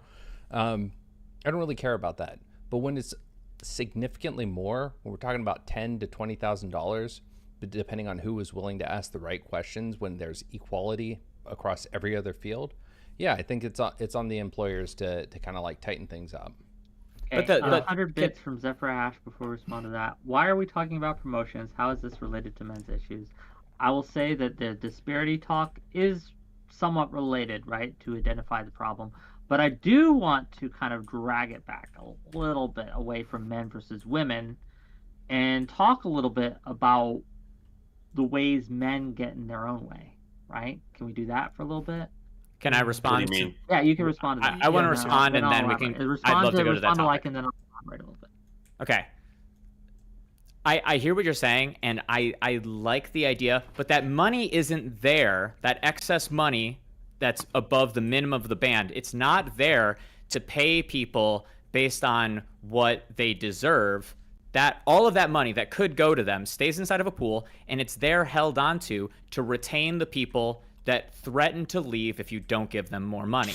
When somebody works more for less money, they don't complain and they don't leave. They give no incentive, and there's no reason to pay them more. Just let them work for what the lowest they're willing to pay, and they'll stay for, and hold on to that money for when they say, hey, boss, you know, I can't really stay with this company. And you're like, you know what? I'll move you from the 135 to the 140. And suddenly, for $5K a year, you retained somebody.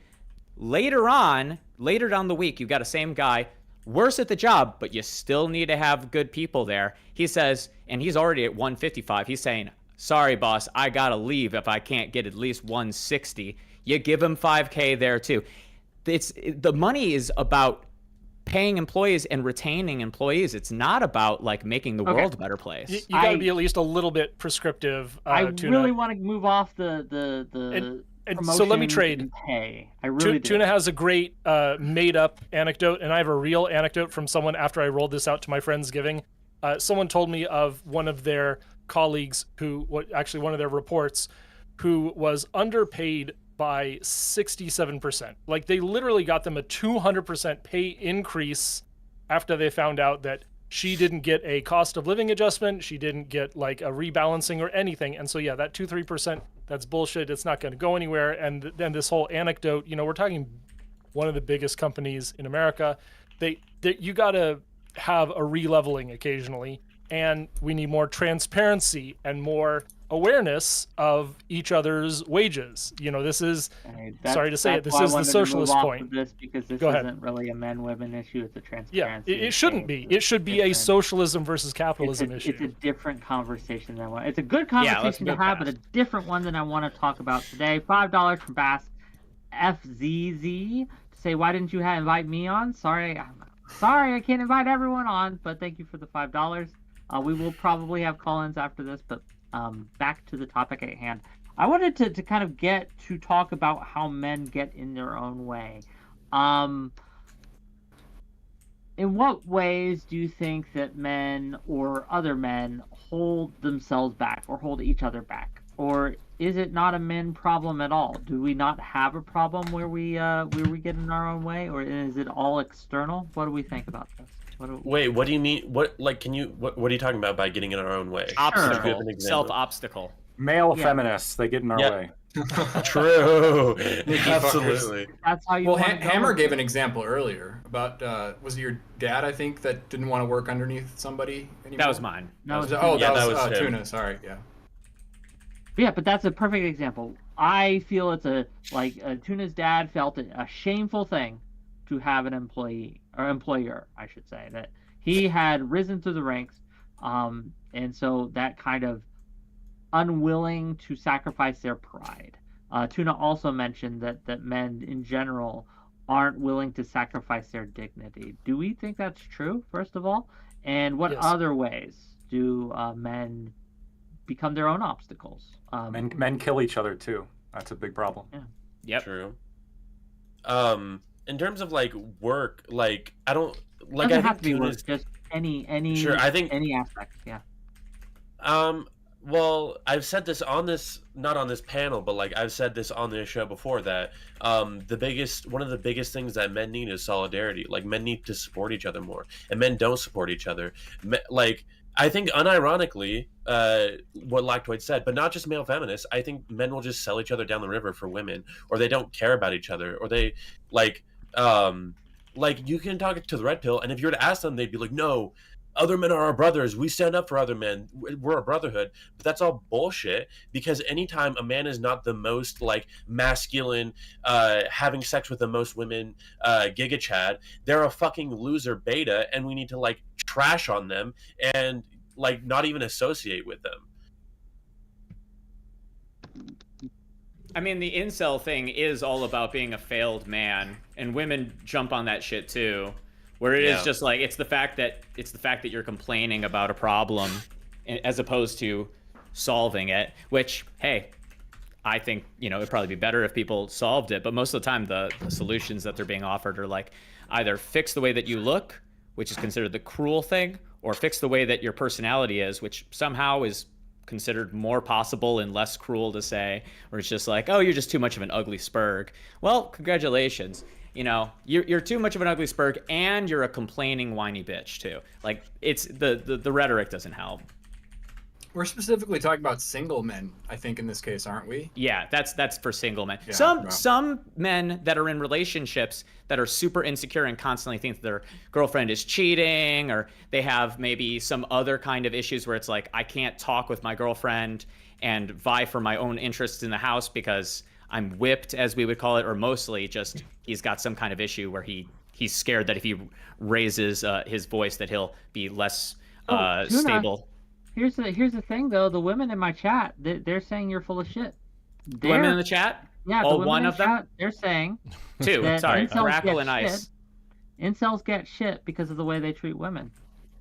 That if they didn't treat women as bad as they did, that incels wouldn't get the shit they do. What do we think of that? Well, there's a block button inside of their DMs, and women don't use it because they like attention, even when it's negative, because it affirms a sort of importance of self. So if you're worried about how incels treat you, you can just oust them from your life. Lots of people instead feed off the attention. They allow these people to create these, like, you could call a parasocial relationship develops with influencers. It also happens with girls. A lot of girls that get stalked, I think it's terrible that it's happening to you. But when you're saying that you have this guy that's obsessed with you, not a real stalker, but just like a guy who can't stop like sending you like, hello baby girl, today is today the day for boobs and vagine, you have a button that just erases them from the internet. But self-control, taking responsibility for such things, God forbid. I feel like the attacking of incels, or like the like, it was like a huge media trend at one point of like shitting on incels. Like, yeah, if you're talking about a guy who literally goes on incel forums and hates women because he deserves sex, that's probably valid, but that's not who it always targets. It always affects like basically any man who has any struggle dating. Like people, like when you say like when you're like, hey, incels, if you're not getting any women, then maybe your personality is shit. Well, what about any other guy who's having trouble dating? Is their personality shit? Are they automatically a misogynist? To be fair, I feel like a lot of the incel culture is a lot of frustration and entitlement of like, we deserve the pussy, and they can't get pussy. It's like 95% of what I've seen on the internet. Are there some people who have issues dating? Yeah, but I wouldn't call them part of like incel culture, right?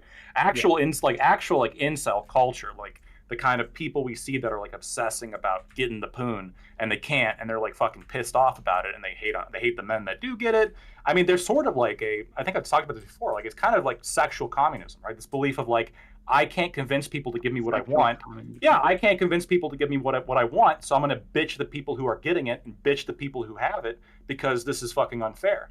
I think that's perfectly fine to denigrate. Not necessarily. I think it's less of a gender dynamic, more of just like a pathetic thing. Men should be okay with sex robots. There we go. Yeah, but basically what I'm saying is that, I mean, sure, I agree that like literal actual incels are worthy of criticism, but the vast majority of guys who can't get laid are not incels. They're not the like platonic ideal of an incel. And I don't, and again, all these criticisms, and literally in some examples where there are guys who are like, you know, I have problems with women. Oh, you're an incel. You're just an incel. When they're really not. And again, it falls upon any guy who has any problems, any insecurities about not being able to have women. I mean, Don't make it a problem. obviously the That's incels easy. have like a resentment cult. There's a personality. It's very similar to the way that women talk about their boyfriends, their ex-boyfriends. It's like, but there's something about it where it happens in the shadows, where it gets festered and rotten in this way, where you're sharing videos of your ex and you're giving out her address and saying someone should rape her. Like, there's something in the privacy that like extreme. It takes the most. Where do we go? Where Are you blind? I know that I care more about the topic, but like with the incels, it's radicalization of something that is a normal feature outside, but it happens in this private place where they're encouraging each other to get more and more resentful, believe more and more clownish things. Are all men that struggle with dating incels? Obviously not. Some of them don't even have any resentment about it at all. The point, though, is that they don't talk about it all the time. That's the point. Tuna To chip. Duna's point here, we as a society, at least in Western society, we celebrate strong, independent women. I don't need no man, and they get they're posted like, oh, look at this strong, independent woman. She's making it on her own. She's broken with the patriarchy. She is great. She's doing it all by herself, etc. We don't celebrate men doing that kind of thing at all, and in fact, we look at them as all sorts of things, right? A man who, again, eschews women and simply goes their own way, so to speak, and is successful and preaches that kind of thing is seen in a lot of ways by society as dangerous. And Zephyr Hash, thank you for the bits. The bounty has changed from Soyaddle to Tuna Chip for derailing the combo. Okay, you would have a bounty on your head. Fair enough. But what do we think of that? Like, let's get to the Billie Eilish thing too. Let's rope that in here. What is this? Are you not familiar with what Billie Eilish? I don't know who Billie Eilish is. Zero. I know she is. What now? Because of Black Country No Road, she got Billie Eilish style. Let's hear it. Okay, so Billie Eilish recently made a tweet that did the rounds, saying that women's bodies are shamed in a way men's are not, and men's bodies don't get shamed because women are too nice. Women. Do you want to talk don't about shame. erectile dysfunction? Yeah. I mean, that no man will be able to like not wither that criticism someday. Like, you're gonna be there. That's the male wall. I won't. You're under 40, aren't you? But let's talk about the different, like, Suicide I guess what I'm saves getting at, people to be from more that issue. specific, to be a little more clear. I would argue that there is a severe disparity in how women are viewed and treated, and this goes for pros and cons. There's pros and cons to this, but there's a severe disparity between how women are treated culturally by the public and how men are. And I think that we would like to think, and some people would like to think, that women just get the short end of the stick on all these issues. I don't think that's true. I think it's just that women are able to speak about their problems with how they're treated in a way that men, if they do, are shamed for doing, right? Obviously, I'm being general here. There are obviously specific examples. But it is not okay to call a woman fat in the same way it is to call a man fat. That's one. Right, So and there's a reason for that though, because it's just going to differ based on what people value in a sexual partner, right? So yeah, men aren't going to have their body, like some parts of their bodies. I mean, penis is for sure shamed because that's important to women, but other parts maybe not as like culturally valued, but your income will be, right? So yeah, I mean, it makes sense that men tend to value like attractiveness and youth more, and women tend to value other things more, like income. And so yeah, there's going to be different types of criticism. I don't see. I mean, Billie Eilish might be correct partially in that, like, yeah, a women's like physique is generally more important to her success compared to a man, right? But I think a man has other things that he's judged upon. that are uncontrollable. Hair, Sure. ED, height, Yes. all sorts of stuff. I think But that I think height is a big one. Height is a big one. I'm 6'2", so I'm just, I'm as a fellow tall Chad here. But I'm just saying, like, yeah, like short dudes. I mean, they get laughed at, and I hear how women talk about short men whenever they talk, like when I'm there, like, oh, he's a tall guy. He's not going to care. Shit, I think I'd rather have ED than be like 5'5", honestly, because I could take a Cialis. I can't. Sometimes. Yeah.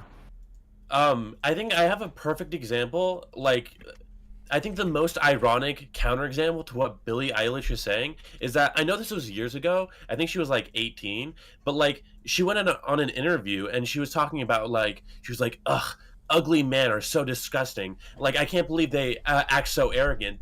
Ugly men really need to know their place. I mean, if you're a hot guy, you can get away with some stuff, but if you're an ugly guy, then you're like not even worth my time. And like, again, to say that like women don't ever shame men for their appearance is ironic when she's the one who first said that.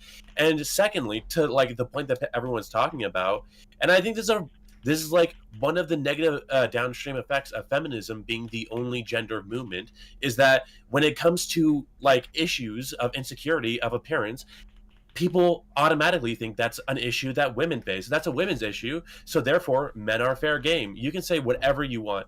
Billie Eilish is a huge like public media figure, and she has, I mean, she got backlash. She did apologize, but it's not like it didn't destroy her career. It didn't really follow her. Nobody really talked about it like that much. Like people just kind of forgot about it, and she feels, I mean, clearly she feels like she can say whatever she wants about men still to this day.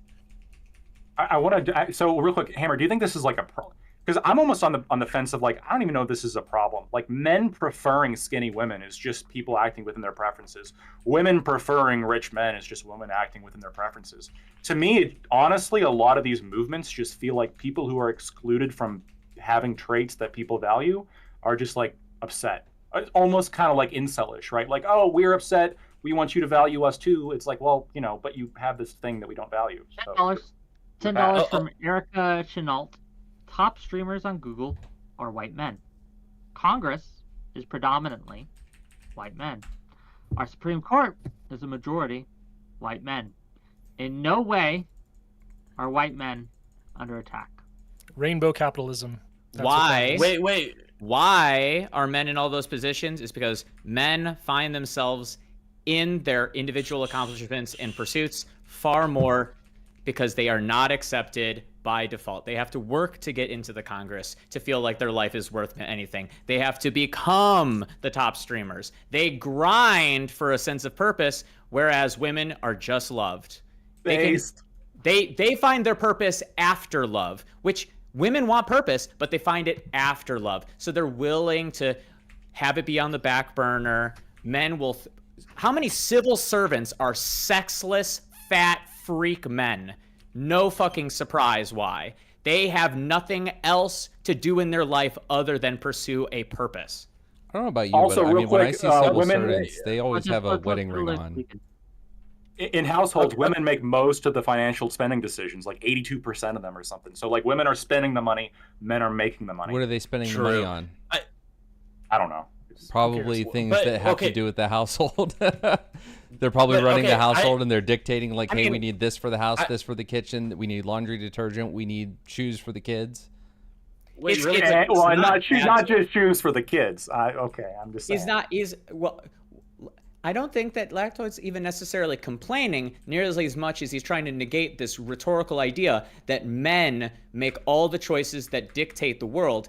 Men do a lot of the labor. Men do a lot of the high functioning stuff. I will say there's a huge problem that the jobs that we have require that you sacrifice a home life. So it actually it promotes corrupt men going into high positions as opposed to people that have families, have things that humanize them. Why do Apple, Microsoft, and a few other Fortune 500 companies that I'm aware of offer egg freezing? Equality. The It is breaking down. The reason is because those, women are also working as hard. As things are changing, women are also sacrificing their lives in order to work and progress and seek. Actually, it's because, again, biologically, men can have kids at an older age. No, but they also offer sperm freezing. So the point is that they offer it's a retainment strategy. These women are sacrificing their 20s and their early to mid 30s in order to progress as far as they can in their career. Okay, can I make a real quick point? Then it's not a good thing. You can, but $2 from Testicle Johnson. Please go around, everyone, tell us your height. I am 5'8". My girlfriend's 5'8". 5'10". 5'9", baby. National 6'0". average. I already said I'm 6'3". Lactose 6'2". I'm 6'2". Okay, there we go. Okay, I want to. Yeah, I wanted to say this before, but like that super chat before.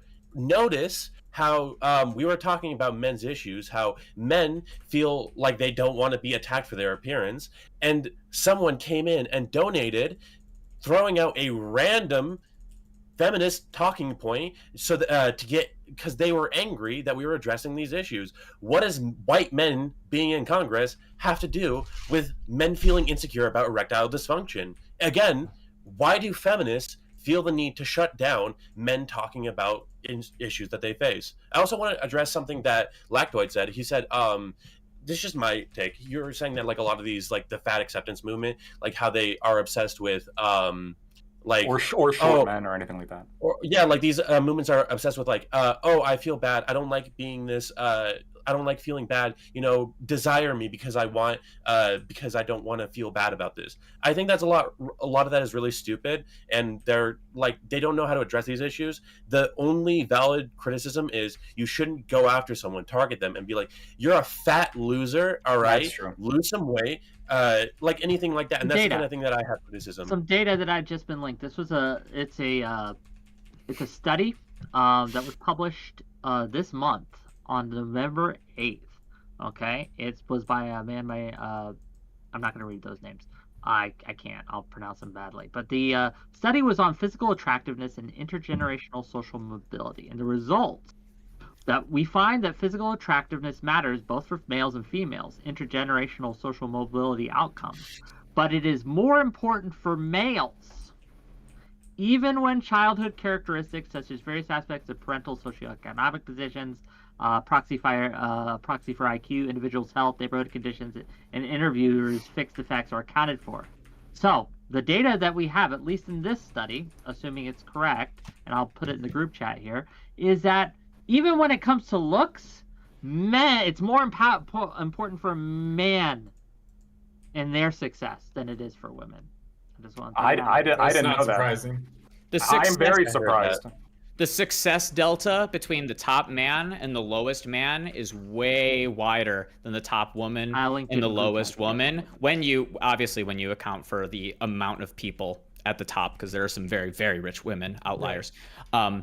But I think one of the things that's untended to is that men like when other men are more attractive.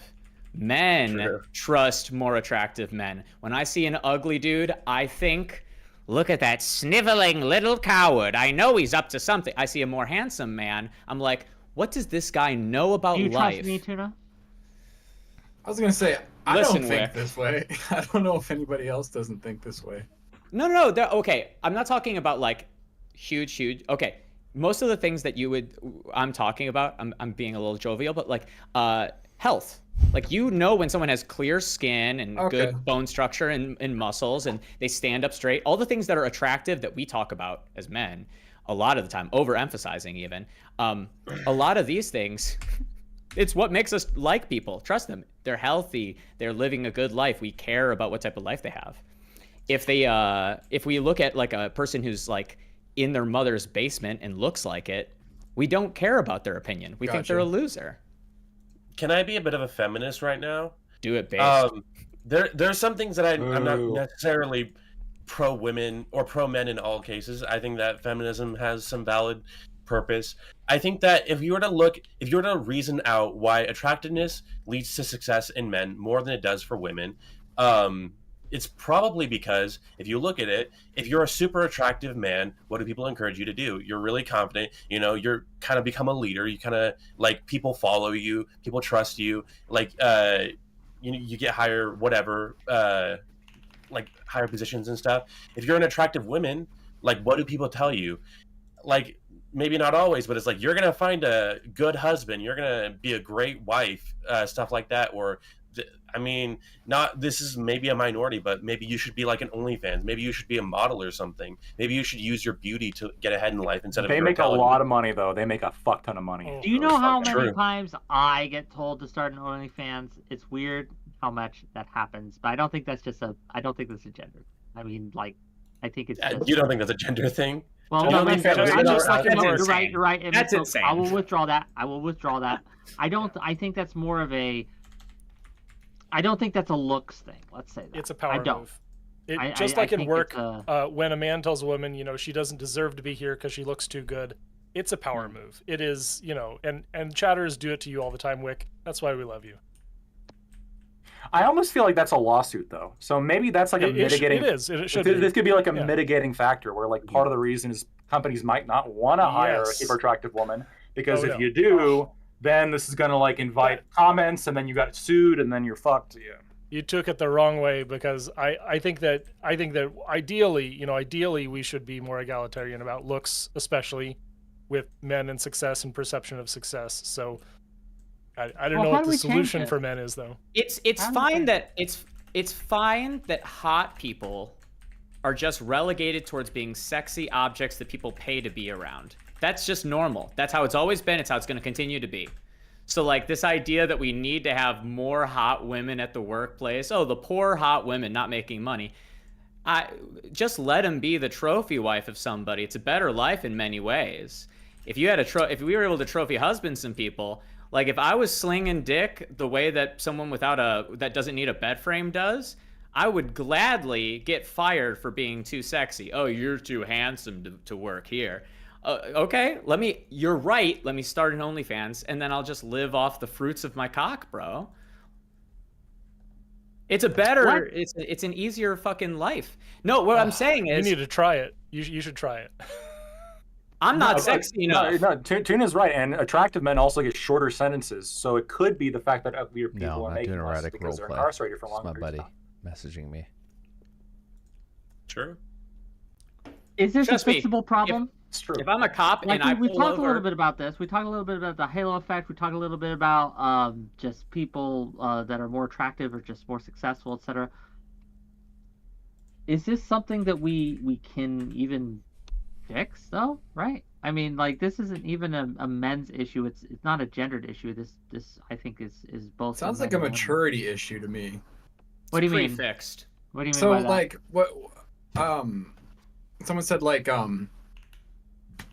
if you're in a like work environment, like I was doing fish processing in Alaska and there were a couple like hot chicks there, but saying like you're too hot to be doing this job, that never even crossed my mind. And I don't know, I'm just thinking of the type of person who would utter that statement. STEM Lord, And it feels probably.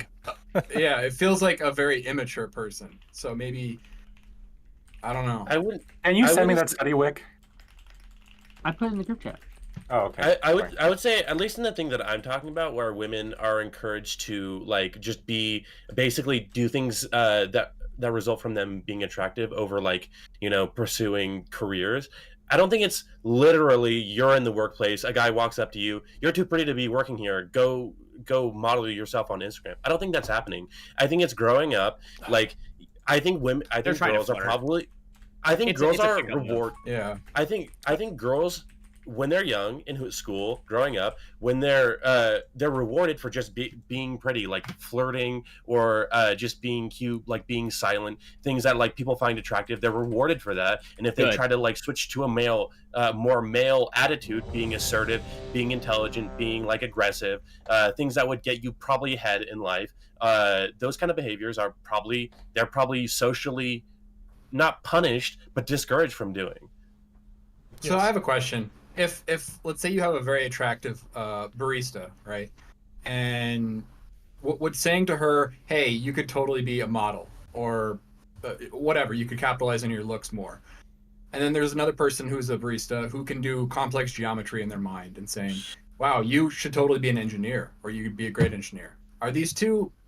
Is there a difference between these two? Yes, and let me tell you what it is. One, you can look at them and see. You don't have to speak to them. You don't have to interact with them in any way. Like, oh, man, that's an easy thing. The person who can do complex geometry in their mind, you have to spend a lot of time with and get to know. It's just not going to come out in that interaction, right? There's a reason we value looks as a species and as a society. It's because it's readily, easily apparent. You can just look at them, right? And literally just look at them, and you can tell you don't have to interact or spend any time with them. I think that's a major difference there. But I want to bring it back because we've gone off into this weird world where we're suddenly talking about women again. I want to bring it back to men, if we can.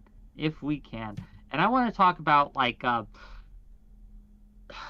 there is an issue that men have, is that, as we saw with the super chat earlier, any time that I've had to tried to have a discussion on men, it does turn into a contest. And I'm curious what you guys think of how to prevent that from happening, right? Because we've done it too, and we want to compare and contrast, right? And there is some value to that. But why is it so hard to talk about men's issues without it becoming this contest? I'm not convinced you can talk about men's issues or women's issues without talking about the other sex. I don't think that's possible.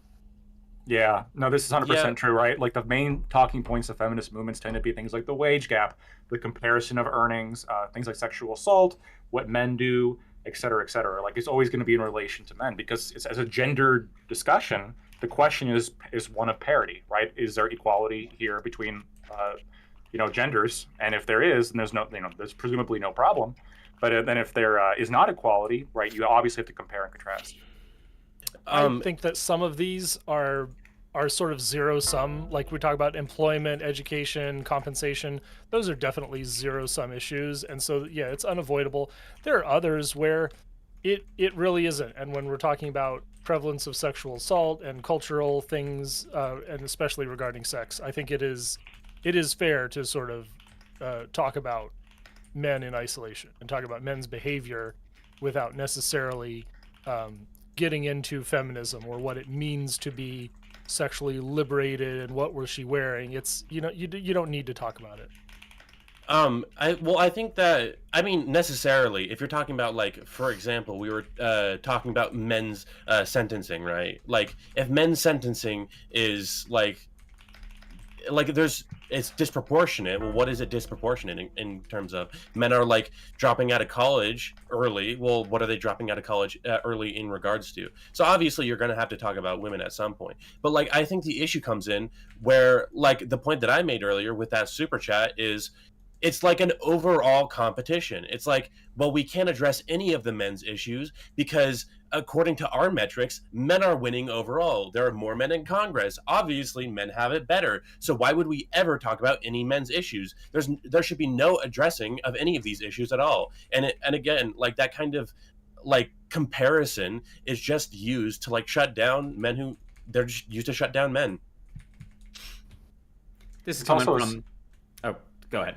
I was going to say, like, you'll point to like a subsect of highly successful men, and then like I think Jordan Peterson makes this point all the time, right? Like, yeah, when you look at Congress, when you look at like specific industries, yeah, you see like men be a very small subsect of hyper successful, have the tremendous amount of determination and work ethic, who've given up a tremendous amount of things in order to get to where they are. This experience in life doesn't speak for most men, right? You can just as easily point to Congress being mostly men as you can point to homeless people being mostly men. Why is that the case?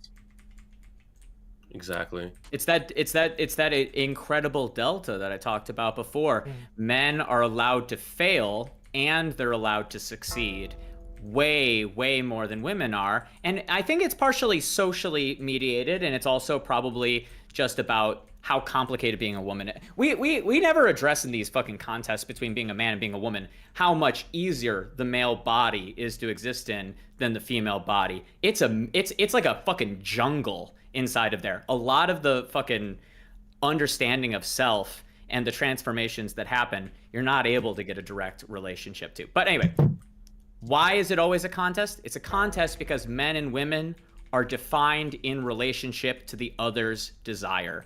Men define themselves around trying to get what they want, not just from women, from all of the world, but definitely including women. So whenever you're talking about male interests, you're necessarily talking about women. Whenever you talk about female interests, you're necessarily talking about men, because where are the interests coming from?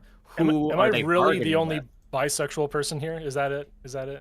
I'm bisexual too, but we're talking about the vast majority of people. Okay, but you could just say, okay, sexual interest, and I don't think it merits, like, there might be, yes, a mismatch, there might be a communication problem, but hey, it is a giant ocean out there, and there are plenty of fish in the sea. So this Says is the bisexual man.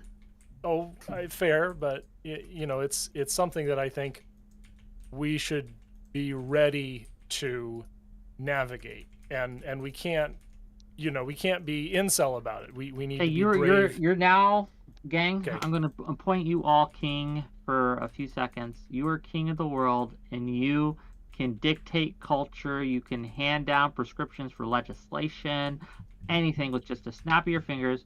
What is the one thing you do to fix men's problems? The one decree that you make, the one thing that you change about society, or any of these kinds of things that you say, okay, we're going to get rid of this stigma, or we're going to add this piece of legislation.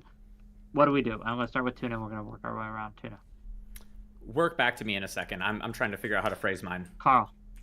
Universal basic social housing.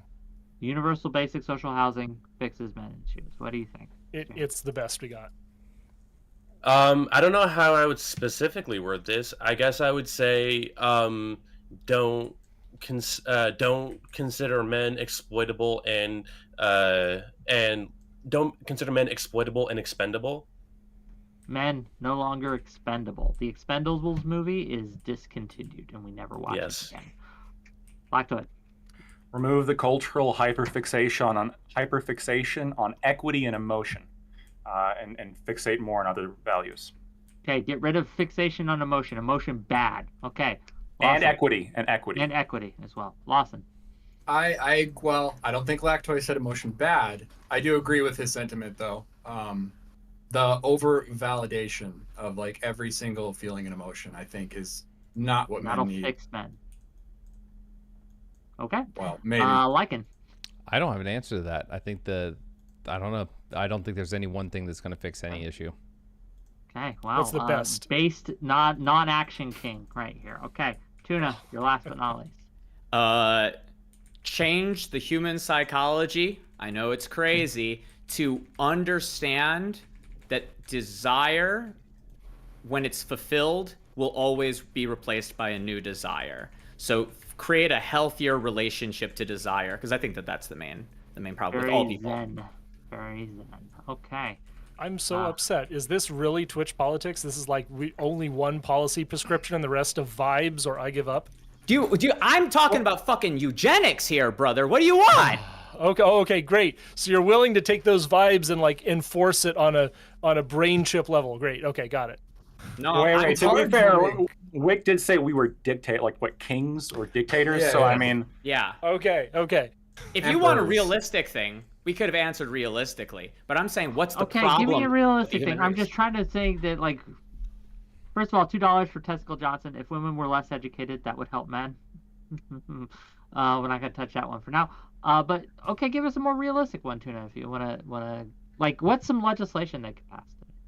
I would get rid of international trade and make it so that all nations have to have a full economy that incorporates all different forms of the economy under its own legislation, where all workers are recognized as such. So we would move back to getting energy, and we would do extraction on our own property, not on other nations, so that the people doing it, we could all This was a sort all the mistake. different types of people. No, I get you. Wick, Are men? Oh, go ahead. I don't think this is something that can be fixed with policy. I think social issues are very, very difficult to address with policy. Okay, fair enough. If I could pose a question, what are individual things that we could do, like everyone on this panel, to help this problem? Say it again. What are things we could individually do to fix this problem? Be on panels about masculinity. True. Meme harder. Donate to panels about masculinity, gang. Let's say when we're not online. How about that? Honestly, this is the biggest thing that I want. It'll never happen just because of how the sexual marketplace works. But if men would stop validating like bullshit emotions, or stop validating bullshit just because they want to get some, like the world would be a better place. It just would be. But then we'd never get any lactoid. We have to be okay with that happening. Look, women called a put up with filter. their bad jokes. They pretend they're funny. I'm going to pretend that what they just said was valid, okay? And that's the deal. They pretend my jokes are funny. I pretend what they say is valid, okay? That's the deal. That's a contract.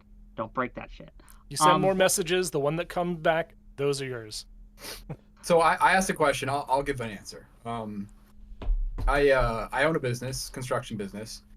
Construction workers generally, I think, fall into the demographic that we're kind of concerned about. Very like stoic, emotionless guys. So I try to be the counterweight to that. You know, when I notice one of my guys are having a shitty go at it, like I try to open up emotionally, or let them know like, hey man, if you got shit going on, you know, let me know. But I get the sense that everyone on this panel probably doesn't have a problem with that. So yeah, Good. I'm trying to think of another like thing we could do individually. Doesn't that, well, I'll have a problem with that just for Steelman purposes. Doesn't that just encourage more people to not deal with their shit and instead rely on others? Doesn't that encourage a sort of, just a kind of like a woe is me mentality, like not being able to fix it on your own? Shouldn't we be encouraging people to make sure that they can take care of their own shit? Yeah, but when men confide in other men, as far as me, when I'm confiding in another guy, I want like 10% to vent and someone to listen, and then 90% help me solve the problem and get advice. That's what I'm looking for. And I think most guys probably feel that way, maybe. Social. It is sort of, this is one of those social prescriptive differences in men and women. Men are, counted on to be problem solvers in the dominant hegemony, and women are, expected to deal with it. And so emotional communication is paramount. And this is again cultural. So I don't know that we can say that it has to change. I think it'd be welcome. Okay, I have one more question for the. Well, anyone else want to answer that before I get to I my wanna next answer. question? Okay, answer that question. And I got one last question for the panel before we start wrapping. I guess I'm next. So I would say, I've always said, men need to support and advocate for themselves and other men. I would say, like, if you know any men personally, I would say, like, men are encouraged to sacrifice themselves, to give themselves, like, to destroy their lives for other people, especially their families. And I would say, if you're talking to another man, say, like, hey, sometimes you need to put yourself first. Sometimes, your wife or whatever, you don't have to do everything that you can to provide and support her. Sometimes you need to, like, step back and do things for yourself. I don't think that we have to do anything. I don't think we have to do anything. I think this solves itself. Losers will die. The culture will let losers die, and that's probably it's maybe good for us to just not think of it from a wealth care position where we eternally hold on. Like, it's the same thing with the hot people. The halo effect doesn't need to be fixed. That's our species becoming better at fucking. Like, we're supposed to want to fuck and reproduce as much as possible. So yeah, ugly people should be bred out. The same thing should also be said in the social milieu. People that are complainers, people that don't solve their own problems. I would say don't listen to people vent. If someone's venting to you and it's clear they don't want a solution, turn the call off. Hang Yeah, up. I agree with that. I If they have a- don't want a solution, then yeah. I have a counterpoint to that. So you say that like the halo effect is good because more attractive people breed, and that makes the gene pool better. But the data shows that that like attractive people are more successful, and the data also shows that more successful people have less children, and the people having children are the least successful people. So they're actually the ones breeding more because of the halo effect. I don't want to have a big population. I want to have a smart, sexy population that's good at fucking the amount that is correct. Fucking too much is retarded. Fucking too much creates problems. We need to have the right number of people and have them be good people. We don't need hundreds of like fucking mouth breathing people going into a world where more and more over time you need to be smarter, clever, and have fewer workers as opposed to have just tons of fucking thralls. Unless you just want to feed Amazon, fill the factories with fucking idiots. That's not what I'm interested in. Okay. Well, Do you need okay, anything can I- before I get my last Neil question, later. Lycan? Wait, Lycan, oh, go ahead. Well, Can I let's just get say, Lycan to get his answer Sure. before we can move Say, on. say the question again. What is one thing you can do individually, right, in your life now to help other men? Reach out and be a friend. I think that's been the theme for what I've been saying. Reach out and be a friend. Like, don't hesitate to say, "Hey, bro, how you doing?" I think it's a big thing. So first of all, Hammer, 2 points. First, I'll agree with you. It is true that there tends to be a higher fertility rate among lower intelligence people, and a lot of this has to do with impulsivity control. That's not something that necessarily is controlled for by the halo effect. The second point, though, that I wanted, or I guess more of a question, is you said men should make more decisions for themselves and less for their family. I actually disagree, but I do agree that perhaps in the same way we push men, and we should push men to step up and to be the provider for the family, that I think that we should also push women to sacrifice for their own family as well. And so, I mean, not only in terms of sacrificing your career, if it means having kids, if that's something you want to do, I think that that's reasonable and that should be encouraged and respected, but also like minor things, right? So, for example, like breastfeeding, right? The vast, like 95% or whatever of women can naturally breastfeed. But a whole bunch of them, the majority of people who say they can't, simply perceive themselves as not being able to, because it's inconvenient, right? It's inconvenient to do it, and then once they stop, then they actually do lose the ability. Perhaps this isn't less about telling men to take more time for themselves, and maybe just setting more of a culture of no, when you have a family, you should be regardless of if you're a man or a woman, maybe we should push this on women too.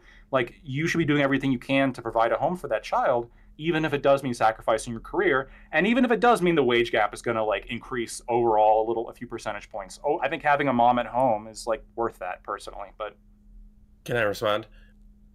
So I completely agree that if you have a family, you need to sacrifice big time. I think one of the biggest problems in society overall is selfish parents. So of course you should give up things, but I think there's a lot of times men don't even know that they can basically you can be aggressive, but you can't really stand up for things you really need. If you're in an argument and you're being mistreated, men don't know that they can basically say I deserve better than this, stuff like that. And I think that just letting them know that it is really important and it is right for them to stand up for themselves, then they should be able to do it, not just be the strong stoic guy who always puts up with whatever happens to them.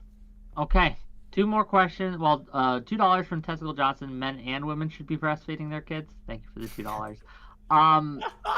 There is a Got last good news question though for from ya. Testicle Johnson that I had one, but I'm going to keep that in the chamber for another day, maybe for call-ins when we do those. But this is a good question. And then we'll go to closings, and we will take call-ins. And women, you can call in. In fact, I will prioritize women callers. If you want to confront men, now's your chance. I picked the manliest of men, only the manliest of men.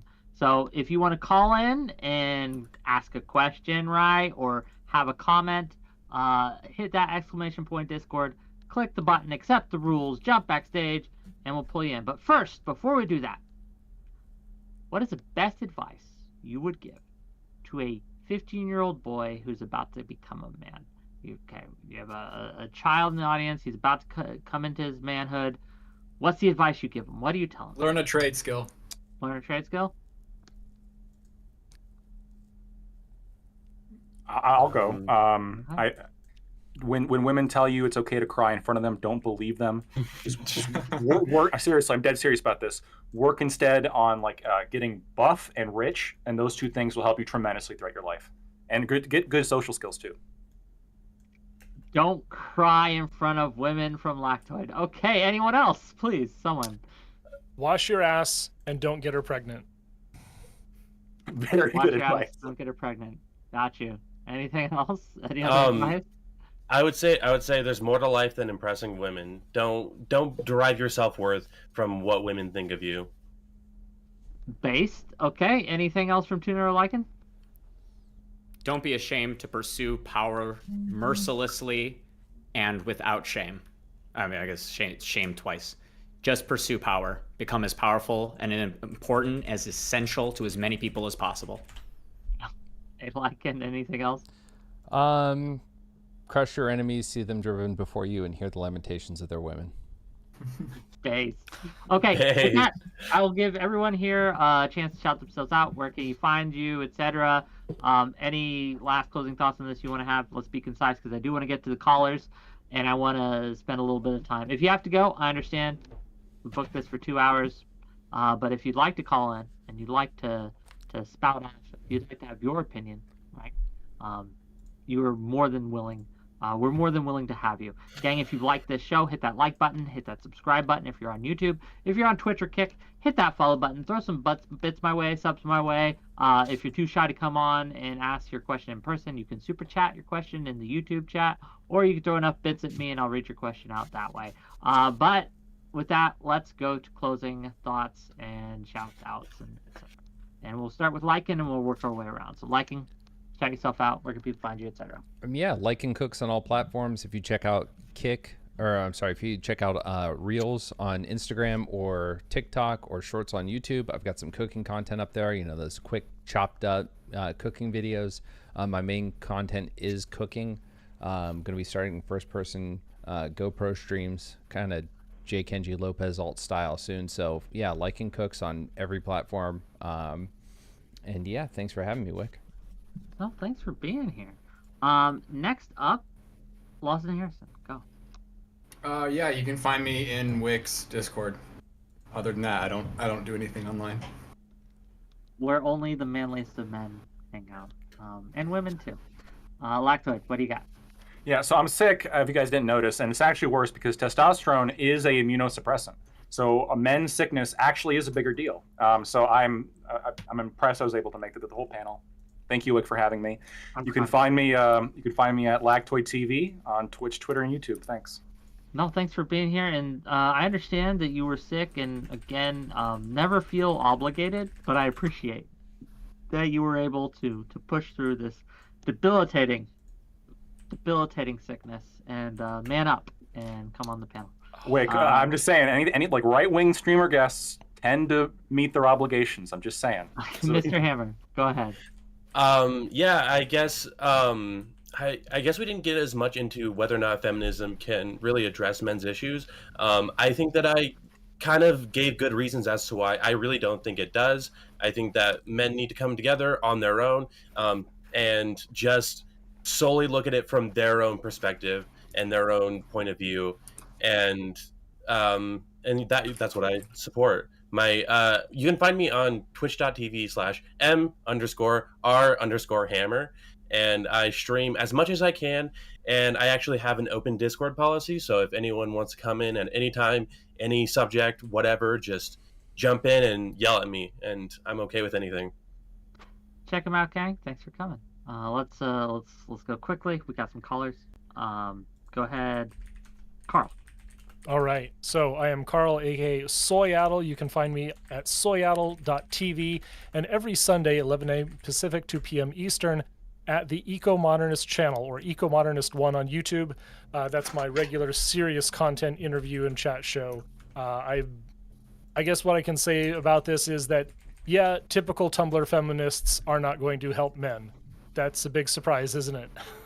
I think we sort of need an alliance between men and true intersectional feminists, and I don't know where the best place to start is, but I do see like some hope out there. But yes, it is not that popular sentiment of lean-in feminism that is going to do it for us men.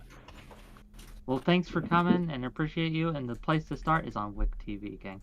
Last but certainly not least, Tuna Chip. What you got? What's up? Tuna Chip on Twitch, Tuna Chip on YouTube, Tuna Chip TV on Twitter. Yeah, thanks for the panel. Yeah, not much can be said although I will say something that I wish we could have focused a bit more on, is that man is a sort of anachronism at this point as a central identity. It's kind of ambiguous. Most people are facing problems that are being defined from the outside. So just like in being a man, just be aware what people think about you, but don't let it define you. Be an individual first. That's kind of what being a man will eventually always be a quest in the pursuit of. So that's it. Gang, thank you to all my guests. I understand if you have to go, but until you do, let's bring on some callers. Okay, I'm gonna use the bathroom real quick, but I will be back. Pour one out, brother. Whoa, you're live. You're muted on your end. Oh, I'm retarded. Holy shit. Hold on. Is that Hey, guys. lav? A man's man. It's me. You know, I just came in for the last 7 minutes of this. I have no idea what anyone's position is. But I just wanted to say that, you know, the state of the world is sad. To see men, to look around and see a bunch of low testosterone men on a panel talking about how hard your lives are, talking about how eepy you are, talking about how hungry you are. Come on. So name there's five, a solution. name Lav, you are five way things. better than this, you fucking shithead. You can do way better. That is the weakest fucking come on that you have done in your history in this space. Fucking leave the call and come back and do better. Jesus Christ. Yeah, no one has fucking said that shit. If you're complaining about how hard your life is, you shouldn't be able to fucking breed. Okay? If you're a Well, Spartan I've solved man, that problem. you take So, it. next question. You take it. Lab, Next question. that's a what do you- popular opinion in this room right now, actually. Is it actually? Yeah, Yeah. don't breed. Okay. Okay, awesome. What do you got? Like for men, like what? Like for like oppression. Like who's saying that men are oppressed? I really haven't been here. I just came on here because Do you understand there are intersections of oppression? And it's not about being individually oppressed. It's about those systems and dismantling the systems. Well, okay, so what are we dismantling? What is the system? Like what? The gender what things? and sex hierarchy. And you guys are like, you're mad that you're on top, or what? Well, hey, it depends where in the economic chain you are. If you're on top, yeah, you're definitely on top. If you're on the bottom, you're definitely on the bottom as a man. I mean. Yeah, so become a eunuch or kill yourself. Here's some systemic issues that men face. Just earn more money. Let me earn more money. Kind of run through. Let me Just run looks through them real next. quick, if I can. So men are graduating less, they're being accepted to college less, they're applying to college Thank God. less, they're being less educated. That Thank is God. a systemic issue that men are facing. Men Put 'em in also the military. receive harsher sentences for the same crime that women do. Because they're more that is- likely to reoffend than women are. Right. That's the- not true. That's Men are- not the reason Well, I'm that gonna they run get through 'em, and then arrested. we'll That's get not to- accurate. Run It's through not them. true. But that's why Okay. you don't care. That's why you don't I'm gonna care. understand, True. But let me run through I them say all kill before- everyone who commits a crime. Everyone. So dark and edgy, Third kid. thing. Lav, Third you don't thing. want that. You don't want that. You wouldn't be able to say that sentence if it was true. Oh, you guys are distracting. I've never committed me. a crime. You guys are Go distracting. ahead, Wick. Go ahead, Okay. Wickalist. Men Oh, no, who- But they shut down Omegle. You know oh you my committed God! some If you crimes guys don't there. let me talk, I'm going to mute you. Okay, thank you. Okay. He's oppressed right The now. third thing that the issue that men have to face systemically is there are thousands of women's shelters for domestic abuse. I can't think of one. There's maybe one or two nationally, maybe a little bit. For right? men- They for- have for yeah, men- they don't male have, victims? For domestic abuse victims. Yeah, Men are also. if you're getting beat up by your wife, Let me get you're through a them, man. pussy. Let me get through them. You're a pussy. Take it. Men are bigger and stronger to be like tanks. They're more durable. You guys were made to get beat up. If you don't like it, fucking cut your dick off. Become a eunuch. Men I mean, to be are fair- also more likely. 80% of the people who get killed in the world are men. right? Who get murdered are men. Let's get those numbers up. Wait, I have a question. So, Lav, you say so you are upset that men are like in successful position, billionaires, and women are like No, I'm not housewives and stuff. Well, you were upset. You're saying, well, men feel oppressed because they're winning too much, right? I don't think I ever said that. I said if you. You literally said that earlier. You said that. No, that's a If you're misinterpretation. no. If you're a man and you're like a low T beta male and you can't make it, sucks for you. That's what I'm saying. There are Okay, but what solutions about- to that. What about Become a men who are- eunuch. Become a stay-at-home mother.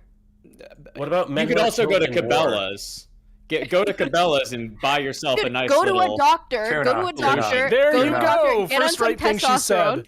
Get on some Endocrinologist. Yeah, Yeah. go exactly. Go to an endocrinologist, get some fucking tea, go work out, go find some male friends, go take like shooting lessons at your local a gun range, right? There are so many things that you could do. To be real, this is vastly Hold on. underdiagnosed.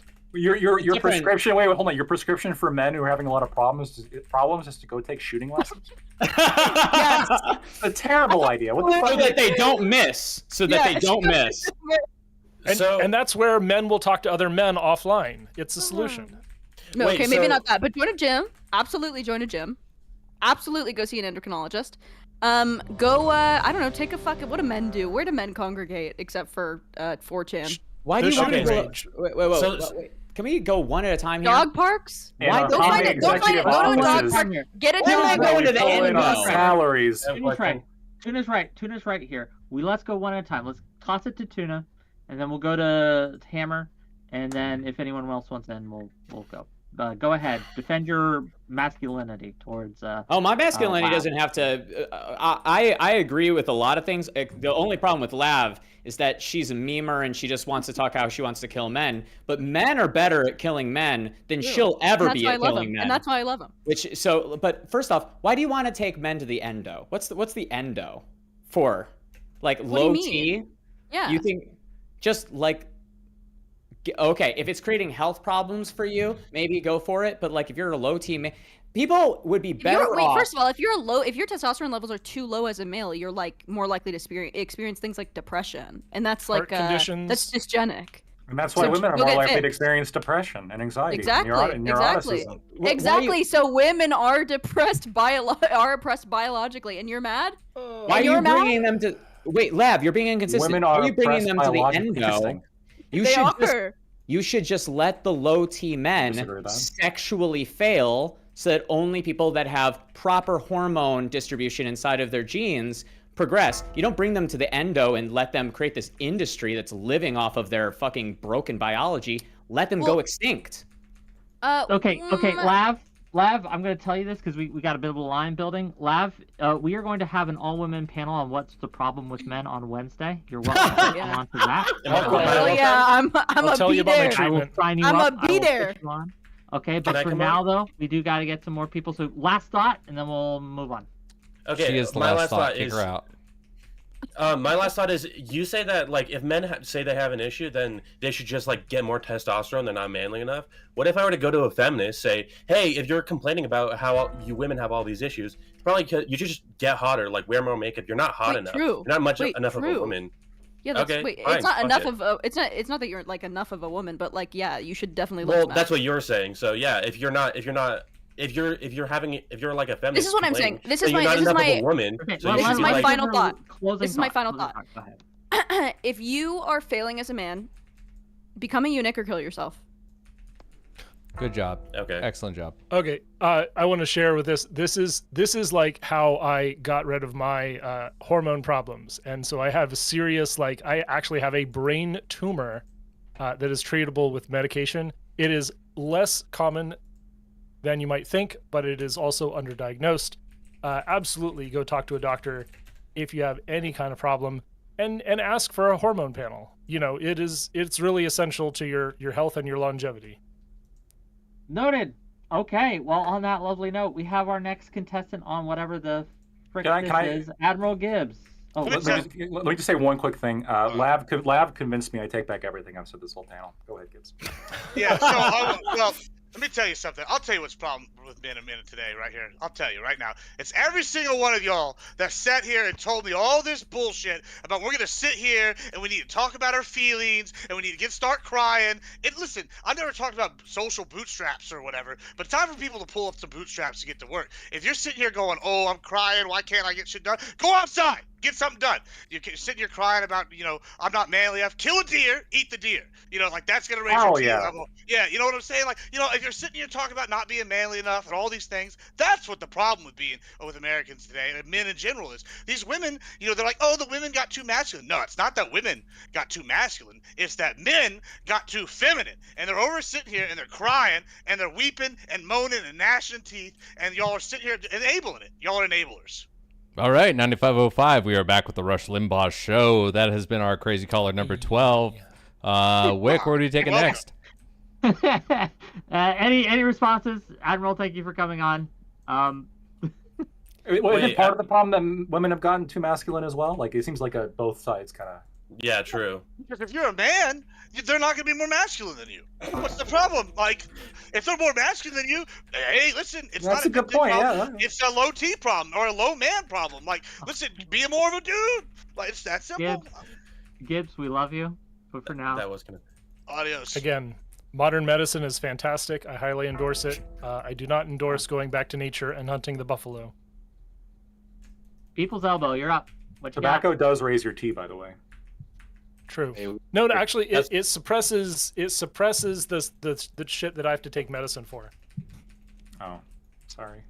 No, that was a positive. He's saying this. Oh, good. He could smoke cigarettes maybe. instead.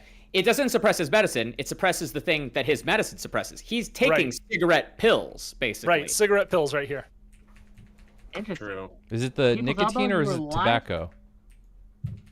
Let's get to the caller. It's something a lot more fun. Pelbo, are you here? Yeah, I'm here. Admiral Gibbs hit it. There's no problem with women getting more masculine simply because they're not. What the real problem, and Gibbs is hitting on it, is you boys are turning into girls. Many of you are. That's the problem. We have schools, popular culture, the entertainment industry that are trying to turn boys into girls, suppressing their normal activity, suppressing their aggressiveness, trying to teach and convince boys to act in ways that are completely unnatural. Sit still, be quiet, be calm, and worse, this is what I think is the worst thing, is I think all of this focus on men's problems is inducing problems. It is causing men to feel as though they have a problem or multiple problems. And of course, we have a pop culture and entertainment industry which is willing to facilitate it, and a pharmaceutical industry which is willing to use drugs to cater to it, to try to treat these problems that don't actually exist but have been absolutely induced by a variety of different sectors of our People's Elbow. I want people to respond to this, but if I have any callers that disagree with some of the people on the panel, that would be great, right? If we have callers that want to challenge maybe Lactoid's takes or Mr. Hammer's takes or anything, that's right. I just want to ask the caller if he's vaccinated. No. Well, but I want to comment. And haven't had COVID. People's Elbow, you should know, trans men are amazing, and you really got to try it. I don't know what a trans man is. It doesn't. Well, he doesn't be a trans exist, man. but okay. Okay, well, lovely. People's Elbow, thank you. How for can the you know call. if it doesn't exist if you don't know what it is? I know what a dragon is, but I know it doesn't exist. But what's a kabunk? It doesn't exist because I made the word up. You know what a trans man is? I have a quick thing to say. Wait, so I agree that our society is really not catered, it's not basically encouraging a lot of masculine traits, which I think is a problem. But if that's a problem, how do you acknowledge that there is a problem, right? Like you say, it's inducing our problems to talk about it. Right. But I at some think point we should. So what you're talking about are two different things. Let's not conflate that there are problems with teaching boys how to become men and exercise themselves as men, and then the issue that we have and we're really suffering from, that's where we have adults in young boys and young men's lives telling them that they have problems, they are toxic, they are too masculine. They are a danger and a threat and a risk to women inherently, simply because they're a man. This kind of talk, this type of persuasion, induces mental health issues that really don't exist, except for they've been induced and introduced to the young man or young boy. Pelbo. So I'm getting it that you're saying that there are two problems. One, instead of honing masculinity into a productive force, we're instead repressing it, and it's creating individual issues for people, right? That's your prescription? I think our schools and our popular culture are attempting to eradicate masculinity. We've simply concluded that masculinity is inherently toxic and dangerous, and we're trying to turn young boys into girls. That's not okay. So I hear you. That's true for certain classes. The higher up you get in the classes, the more that we're trying to feminize men, because the economy that they're going into, the jobs that they're trying to fill, don't require masculinity. What? We love poor people to be masculine. We love it when they're masculine. Maybe. What's up? We're getting to the next caller. 86. Okay. We have women in the chat, and I did say Bring in the girls, baby. Yeah, I was going to Got prioritize booted the women callers. like the disposable male he is. Mad Honeybee? Hello? Hi, can you hear me? You're a little low, but I'll turn you up. I can turn my gain up too. Okay. Turn it up. What you got, bro? Streaming settings and Discord settings always fight with each other. Hi guys. So I came in late. I heard a lot of what was being said. I mean, I agree with a lot of stuff too. One thing I wanted to touch on though was kind of like this coalition thing. Like what was said earlier, you kind of have to talk about both women and men's issues when you're talking about either. It just is what it is. Everybody just kind of needs to get over it, you know, on all sides and just fucking deal. We live together in society, so we have to. If we're trying to compare human beings, there's only so many groups you can start putting people into to compare them against one another, right? So it is what it is. I wanted to really touch on the listening versus talking things. I was just chuckling and typing in chat. I don't remember who said it. The 10% fix, or excuse me, the 10% listen, 90% fix, or whatever that was. I forgot who said it, but it is interesting because women are the polar opposite. We are talking to you because we are talking to you for you to listen. Your man brain immediately goes, problem, let's solve it. And our woman brain is shut the hell up because we just need to talk this out. We're still friends with the girl we're bitching about. Leave us alone and right, we'll get over it.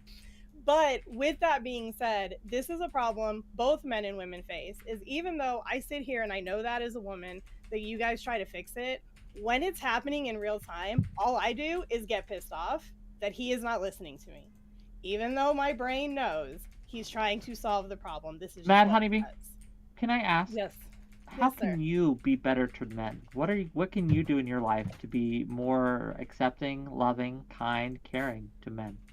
Okay, you ready for it? I'm ready. It's gonna sound bad, but shut the fuck up and listen, because that is the truth.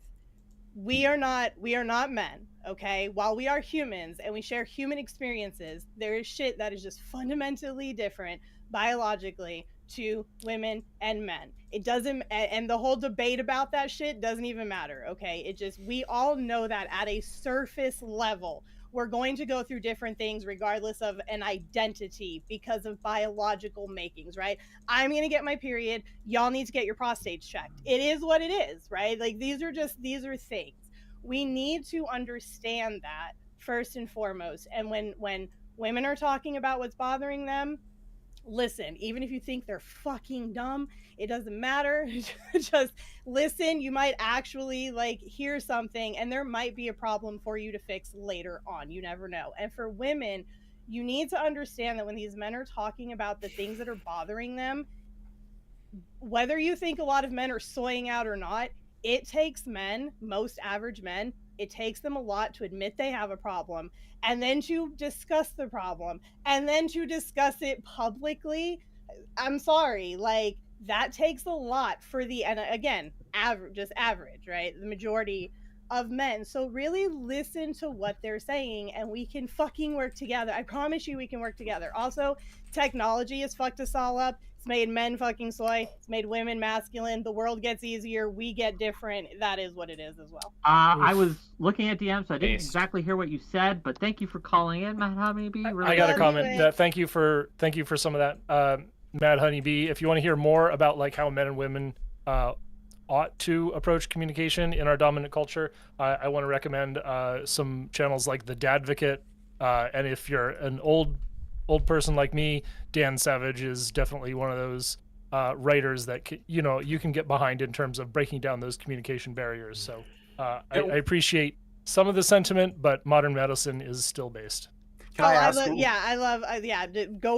If you can go to the doctor, go to the doctor. I'm not, modern medicine. Sometimes there is something wrong with you and you need help. And it is Give what us it fucking is. All right. Medicine is not the technology. Then we're gonna get Yeah, to the next caller. We gotta. Can I just ask, like, instead of men like listening, like, why isn't it on the onus? Why isn't the onus on women to like stop talking? Why can't it be the other way around? Well, no, yeah, that's what I'm saying. It's for everybody. Sometimes just needs to shut the fuck up and All right, women need to shut up, and when it's time for like men to explain stuff or whatever their issue is. That's all. Base, all right. Okay, thank you True. for calling. Base. Bye.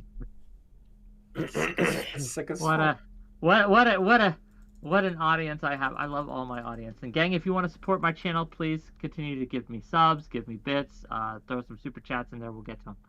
That So tape yeah, was sicker than me. Oh, we got another caller. Mooncake, we got a couple more. Mooncake, Okay, what you got? cool. Muted on your end, Mooncake.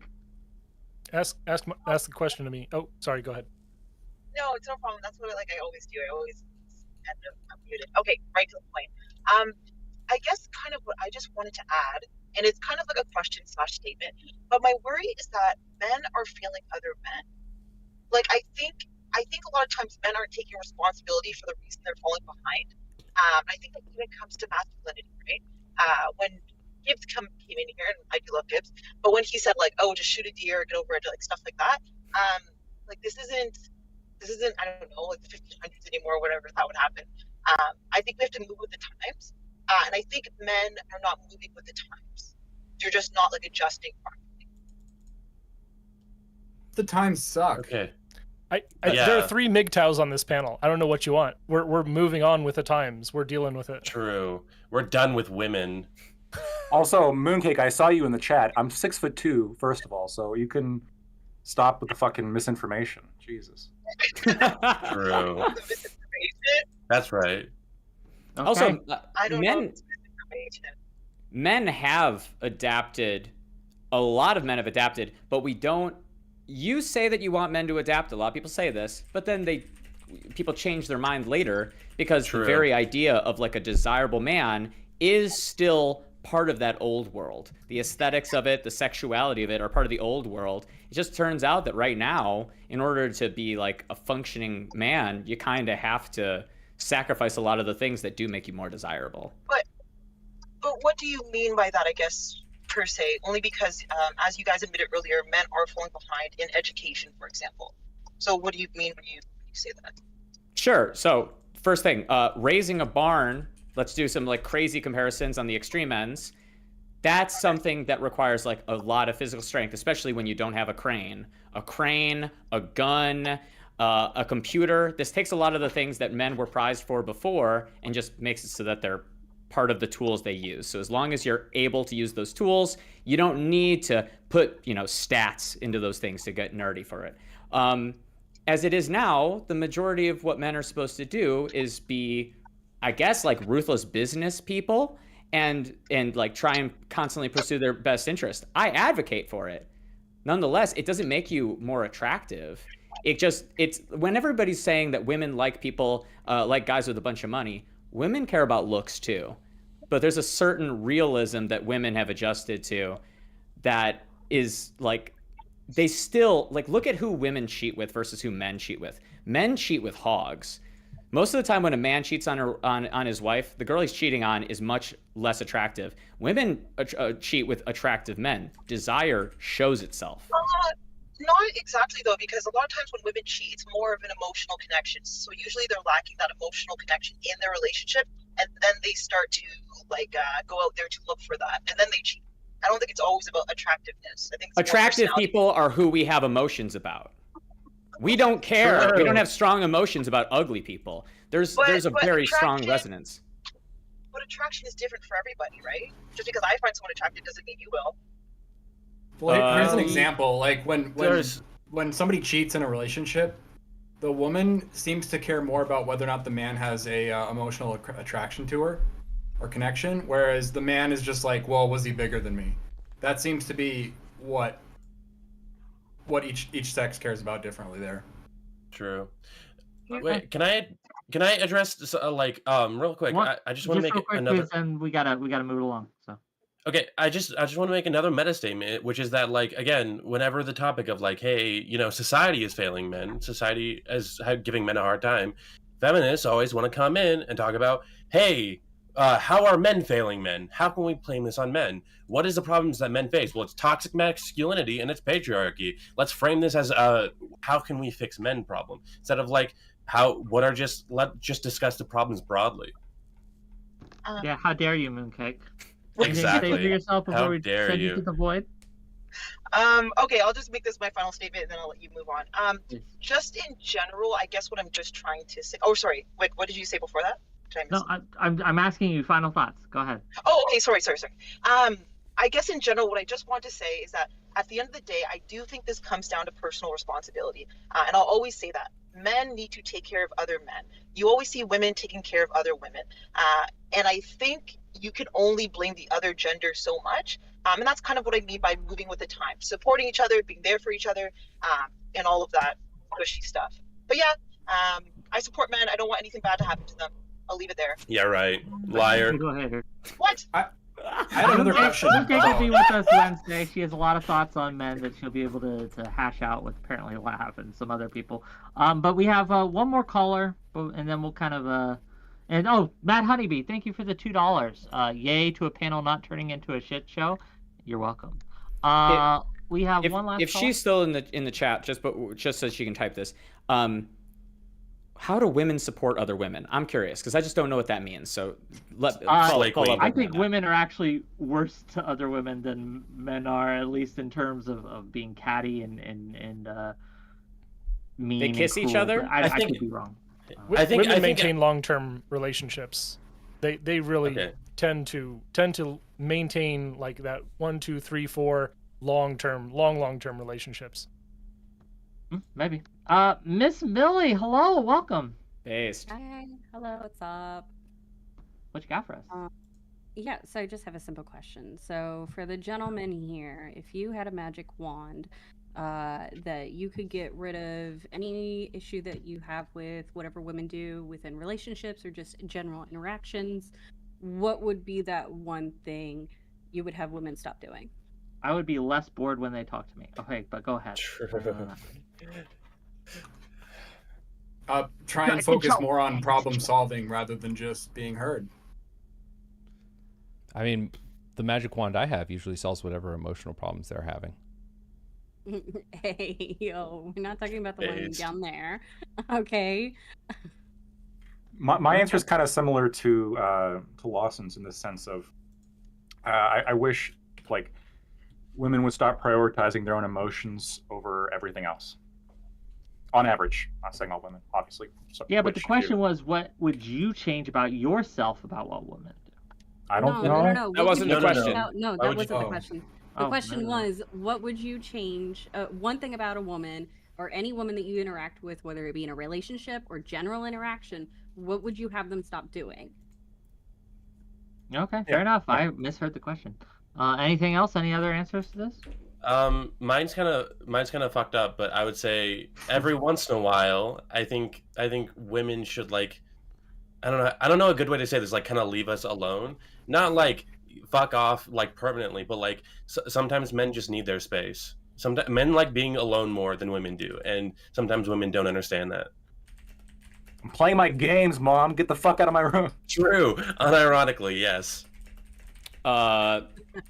Be the social police of the world, trying to change the way that people express themselves, the way that people engage with themselves in play. I think that women have this bad habit of thinking that they have to take on some burden of being like the cop of every situation. You can't say that. No, it's You the can't mom do that. instinct, yeah. Plenty of men do that too, though. I'd say that, you know, maybe just I do it to Maul. to turn that around, you know, be more charitable to the men's perspective, and that's a pretty bland answer, but really it's not something that we see a lot. Cool. Okay. Anything That's else great. before we let you go on this one? That's it. Bye bye. Bye. Okay, gang, this was fun. Gang. I enjoyed it. Mhm. I'm grateful that you all came in here. Again, we are ending the show, but that's not the end of the content because we're going to be raiding out into one of these lovely individuals. Who here is still streaming? This guy. This guy. I'm gonna get out of here, so send it Well, to who's- Hammer. Okay, send it to Hammer.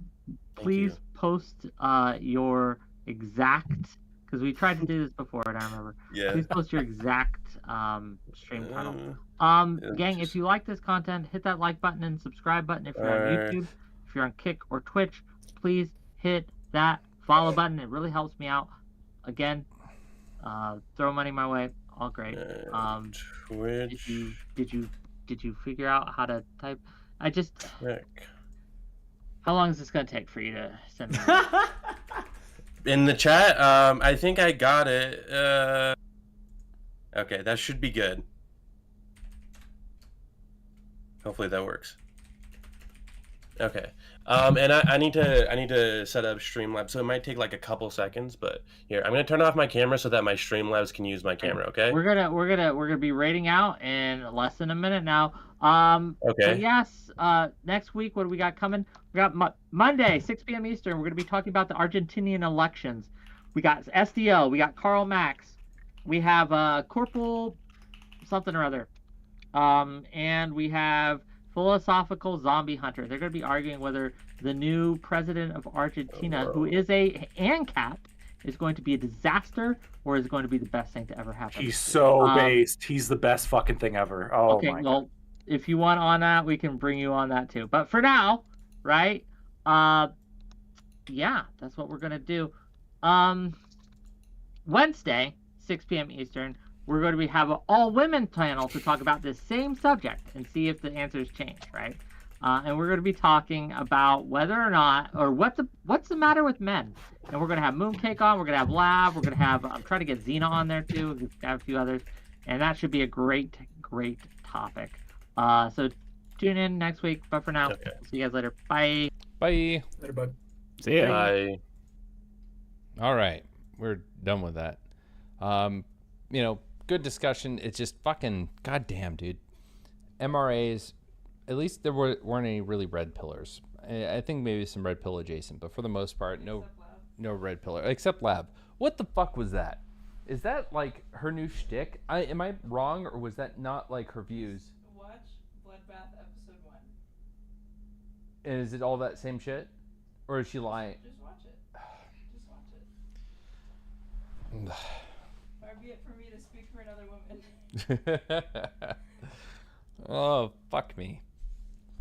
Well, let's see what Ryan's up to.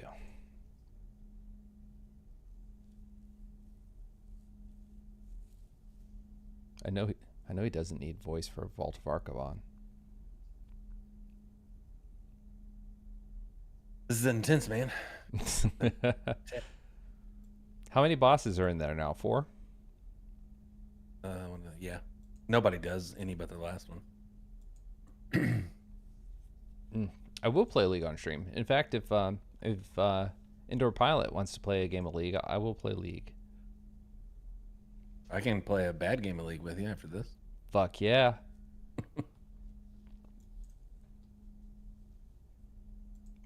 Is that last boss still easy as shit? Unless you're bringing in like terribly geared players, yeah, it's super easy.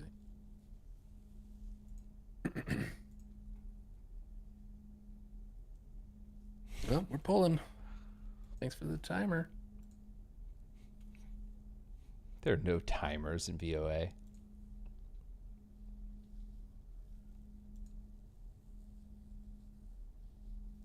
I need my pre-pot, man. I gotta get my My VOA parse.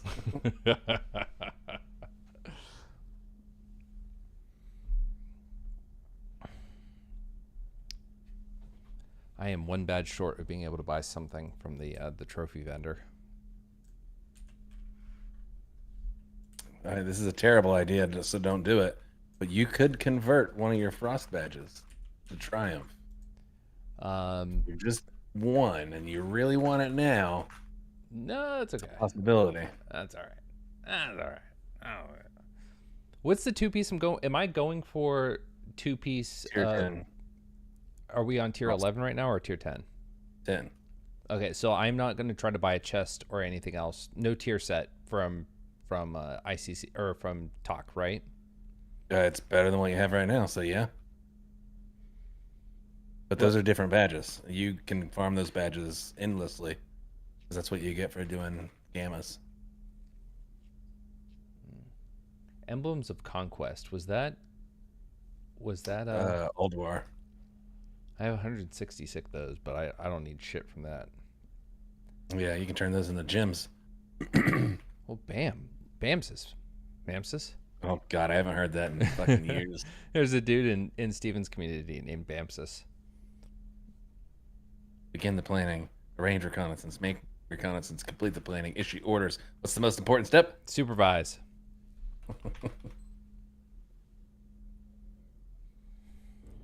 Oh, hey, there's a guildie in here. I just now realized. And I'm fucking stomping him on DPS. I gotta talk shit now.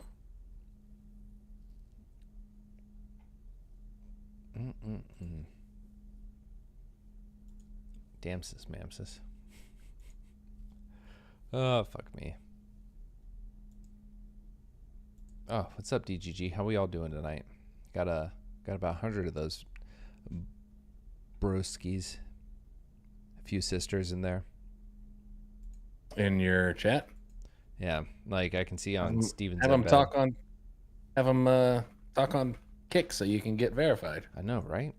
Guys, if you're watching, I have 406 of you, which potentially only means I have 200 of you. But regardless, come fucking chat and Kick. I need how many do I need? I just need 41 unique chatters. So if you've not talked to my Kick chat, Lycan Cooks, just come over and say hi. Just give me a what's up, bud? Hello. Fuck. Even a fuck you. That'll do. It'll get the job done. That'll do, pig. That'll do. What? Hold on one second. You're a little piggy rolling around in the mud saying that. Telling people to drop a fuck you so you can get unique chatters. I'm a dirty boy. And I just need it. Give it to me. Yeah, that's right. Phylactery. Fuck you. Fuck you too. Thanks, buddy. Thanks, neighbor. I'm reading your message, Shrouded Lord. Thank you for saying hi. If you don't have a Kick account, that's fine. I see you, the magical sack. Magical sack. What your mom called my balls.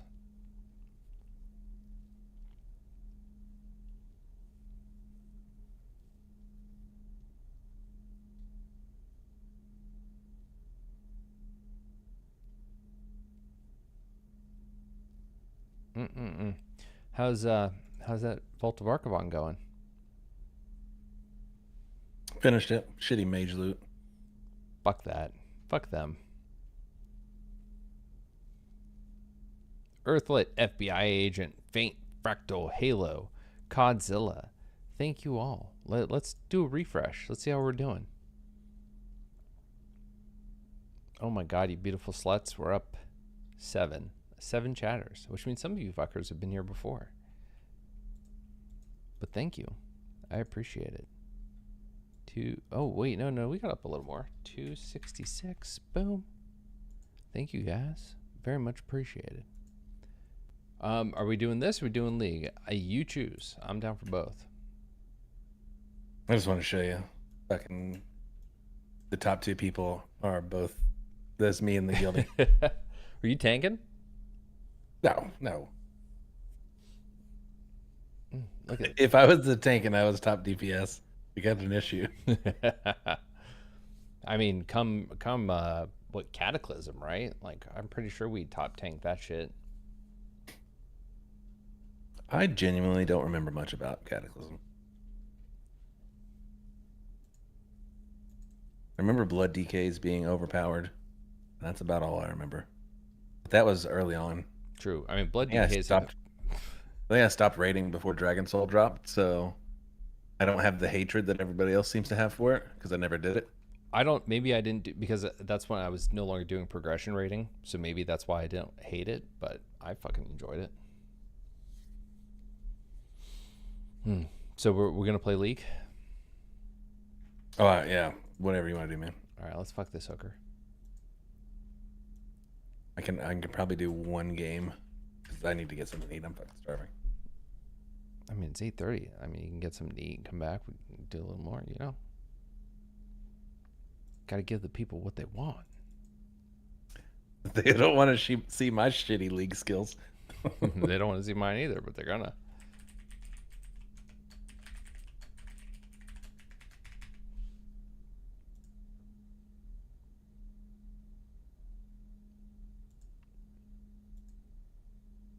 It's always a struggle to remember what my password is. Well, now that I remembered after that last ordeal, we're good.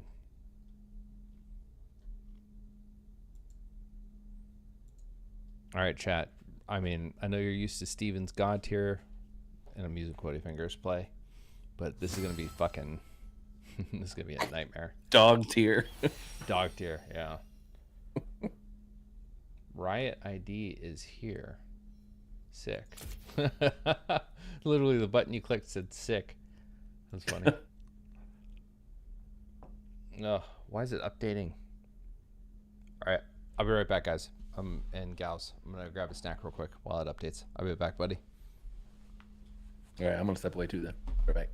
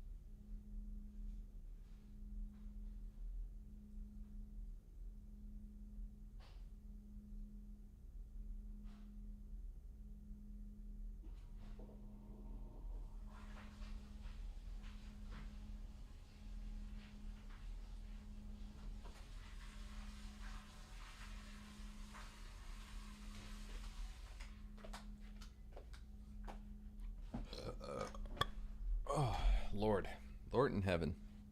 All right, back. All right, I'm just buying a mattress. Buying a mattress?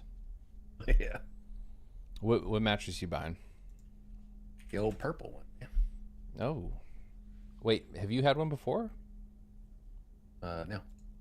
Oh man, it's good. It's good shit, man. Which one you buying?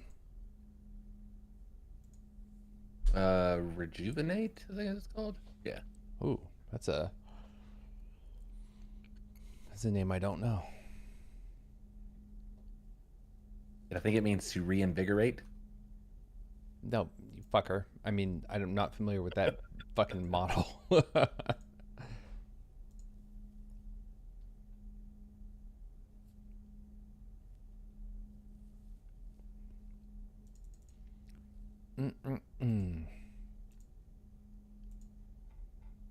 And through ID.me, there's a discount plus the Black Friday savings. Oh shit! And it comes with a free pillow. Their pillows are good. I have them. I already have one of their pillows. Okay. But now I'm gonna have a second one. Hell Because Crystal doesn't like it.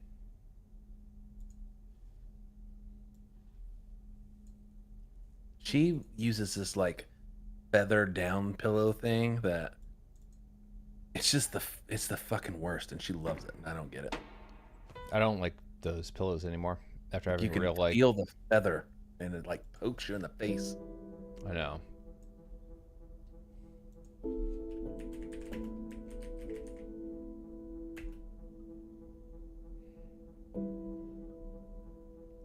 What's that song called?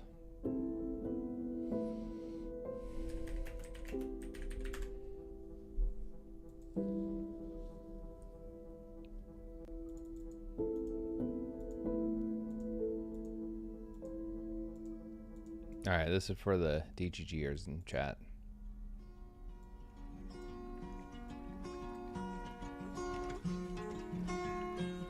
You gonna invite me, homie? Yeah. The reason you haven't felt it is because it doesn't exist.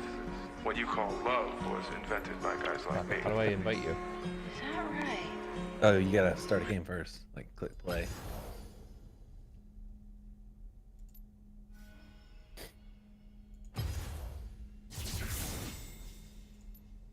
Oh, I'm not doing ranked, man. No? I haven't played in so long. You don't want to be a bastard?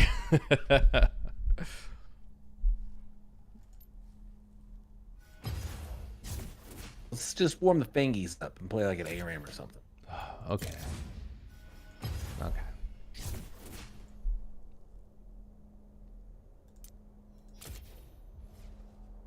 Listen, if we ever get good, our MMR will get up. We can't care about that MMR now.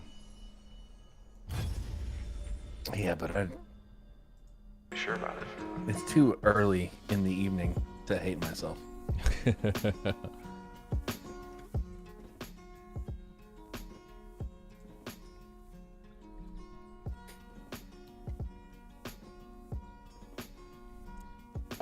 Yep, you guys are going to watch Game of League. I am so terribly sorry. But hey, there are people in chat who have been wanting Steven to play it, and he won't do it for you. And he shouldn't, because it will ruin his life, his stream, and Justice takes everything. What's this bitch? Quinn. Ah, okay. I don't remember how to play her, but I have her skins. You just shoot some shit. Let's see. We're Quinn on ARAM. Whoa. I think I realized it until this moment. Someone left. Oh, shit. Dicks out for Harambe. That's an old meme. Quest accepted. Wait, where are we going? I have never played Ezreal. Have fun with them. Should I re-roll this fucker? Try him out.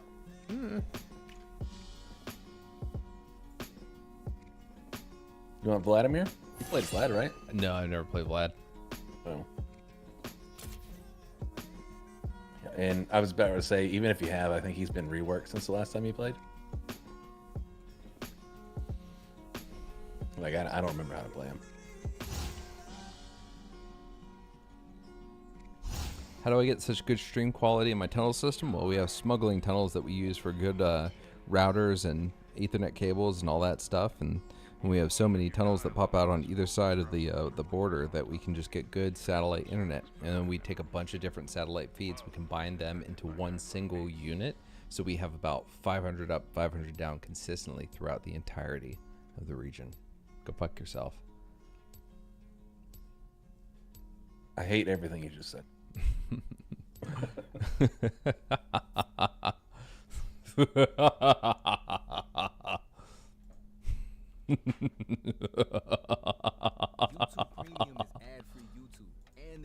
I hate you so much.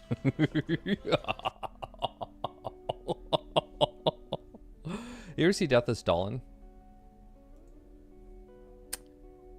I'm gonna say no because it doesn't sound familiar. It is a fucking hilarious movie, and you need to watch it.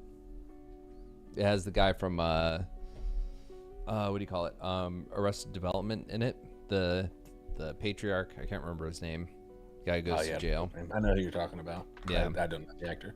Yeah, he's in it. Fucking great show. Anyway, the movie's amazing. Really hilarious, and a lot of the shit that happens is true.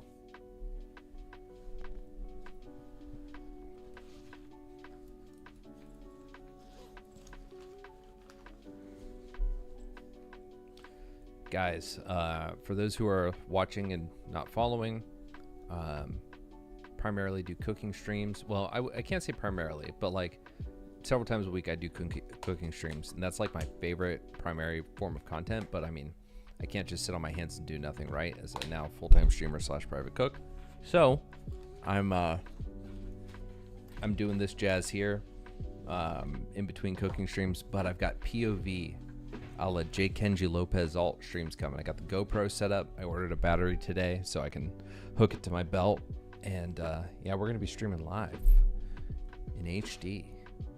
We're going to get the YouTube videos up, going to edit them together, and it's going to be a good time. So, yeah, if you guys are interested, hit that follow button.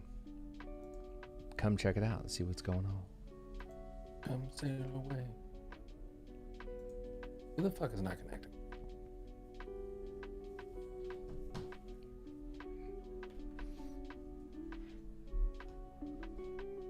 I wish they'd come out and like release some old skins again.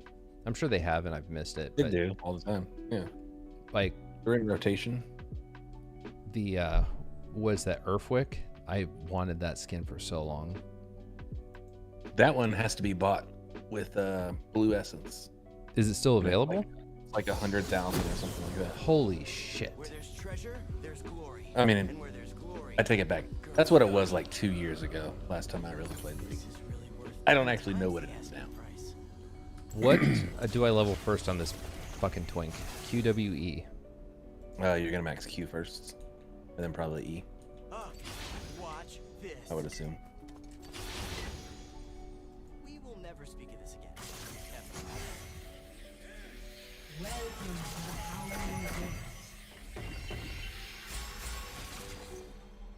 I don't know that I've ever played Gragas. We're gonna do a draft game next. This is a warm up. My buddy likes to get a warm up in. Oh, I got that. Oh, don't know what I'm doing.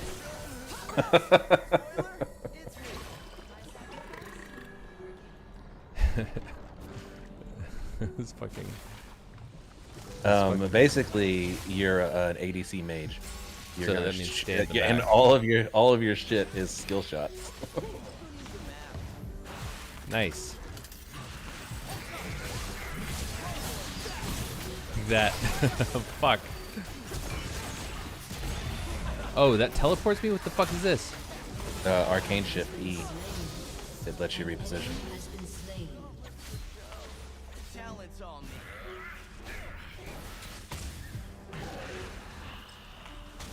Are you saying I personally look like a bull terrier? I've been told a chipmunk. But a bull terrier is a new one. And that's because I'm getting older. Oh! I think I could. No, I didn't contribute to that. At all. Oh, our boys fucking fucked. Echo's playing fast and loose. Writing checks his body can't cash.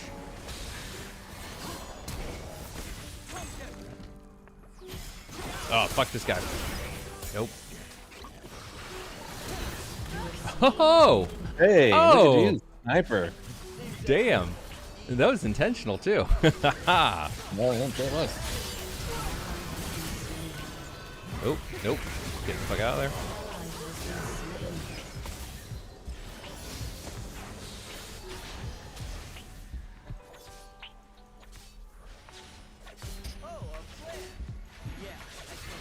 Fuck you.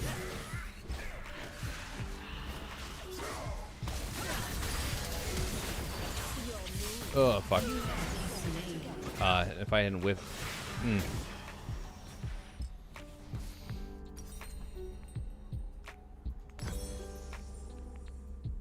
Enemy killing spree. Omitting that little mishap from the expedition logs.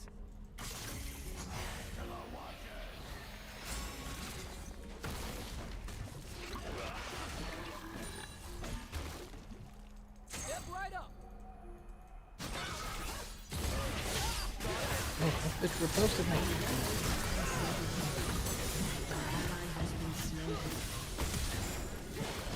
I feel like we have a very, like, heavy-hitting team.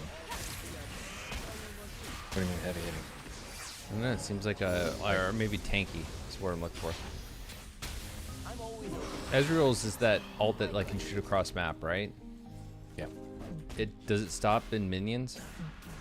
No, it goes through everything. Like a Braum W? E? I don't know. That can stop it. The wind wall can stop it. A couple other things. I don't know if Fiora's riposte would stop it or not.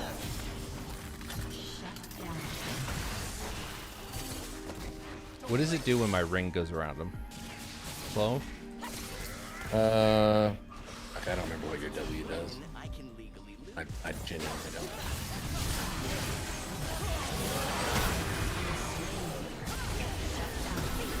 Damn it. He stole my kill there, man. I almost got a double. Yeah. Sorry. Well, I died. Collie fucking wasted a flash at 100 health. Not even 100 health, like 20 health.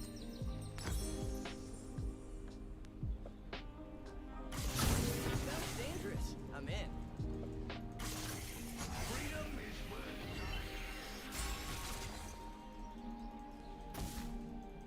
Take it. Take it, dummy. Kill him. Kill him.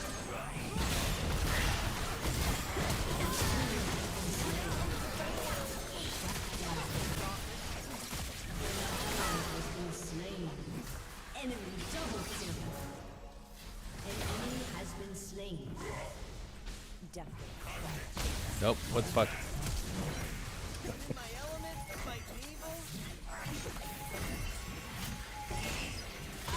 Good job. No, fuck me. Oh, what's that bastard's name? Who killed you? I wasn't aware. The electric dude. The electric dude, Zereth? Yeah.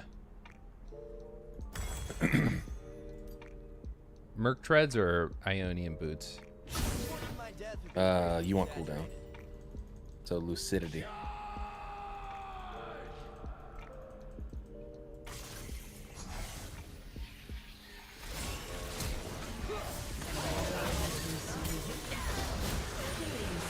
I didn't even touch her?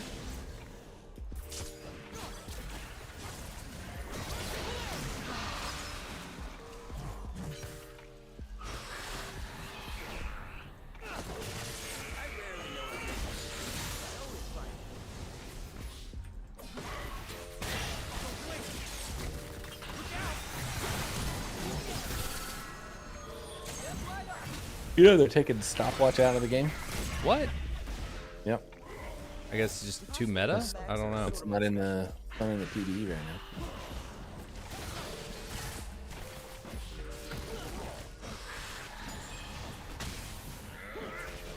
What's the cooldown on that ultimate? I feel like he's pulling it out every couple seconds.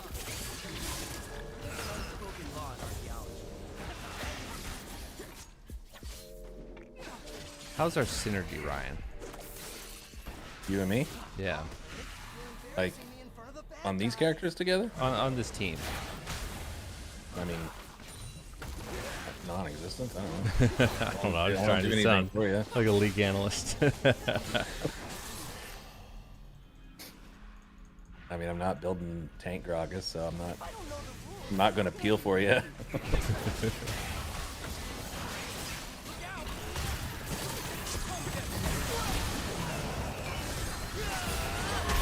Oh man, that was a skill shot that could have fucking done damage, and I fucked it. Yeah, you aimed it not where they were. Yeah, I aimed it nowhere. I aimed it nowhere. It was not a skill shot.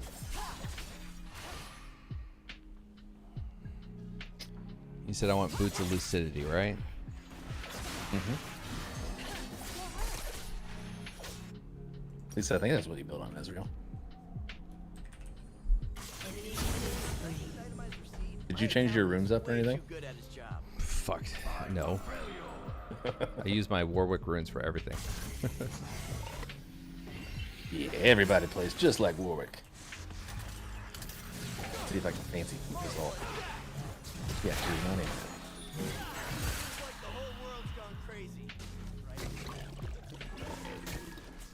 Is there another season of that league show that's gonna come out? Arcane, yeah.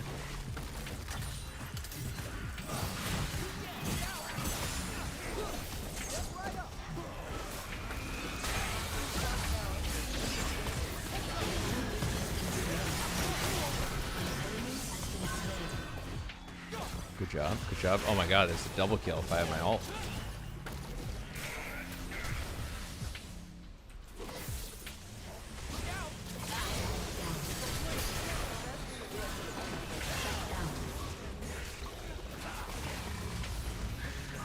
Alright, take that turret.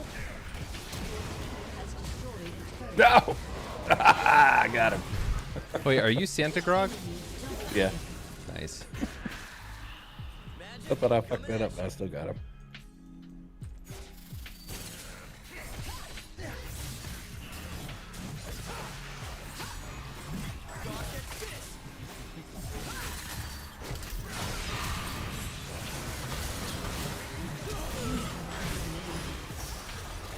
Killer. Yep, there we go.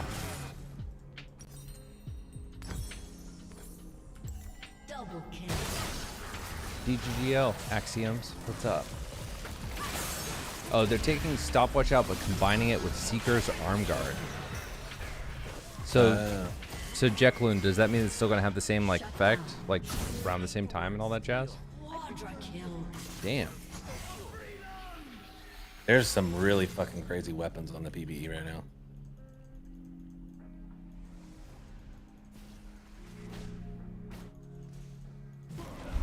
It's in the name, Broken Stopwatch.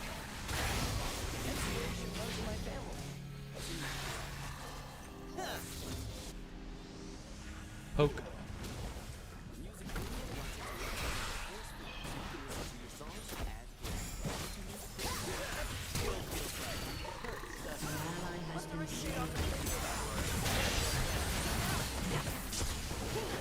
Thank you.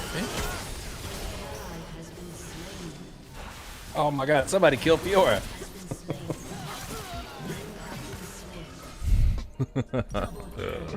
Chat, you didn't see that. You didn't see that at all.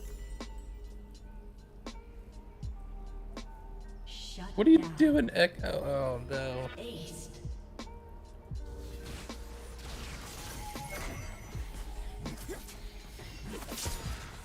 An enemy has been slain. I think I might enjoy this champion, like, if it wasn't Aram. What's that? I think I might actually enjoy Gragas if it wasn't Aram. Is Gragas a support? No, it's top jungle. I mean, you can play him support if you really want to. There's a lot of champs you can actually play as support, even though they're not support champs. Like, there's a new combo right now. Whatever one of the newer ADCs, like Nilo or something. Her and Lee Sin as a support or as a bot lane, and he plays support.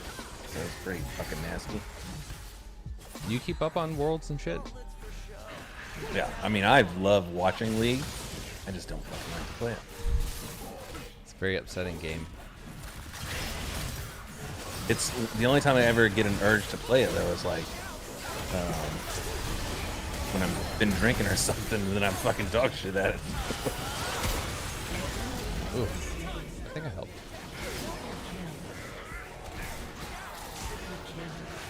This Echo is our fucking boy, dude.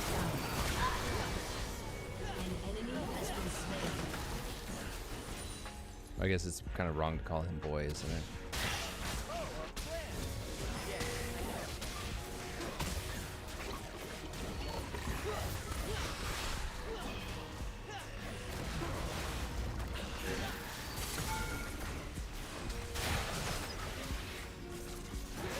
Oh man, did turrets like do like up damage?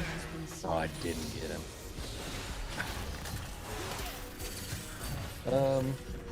Don't think they do on this mode.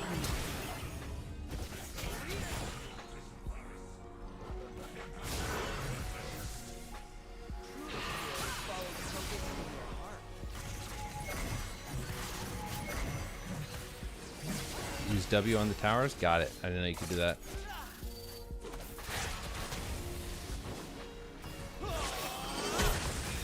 I have failed I you. missed. I knew that you could do that, but it didn't even dawn on me to tell you that.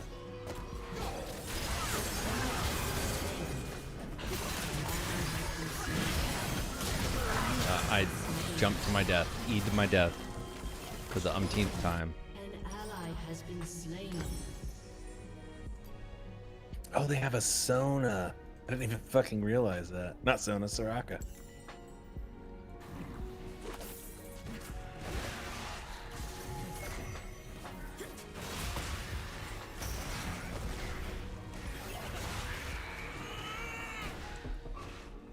Yep. Ian on Ezreal. Ugh.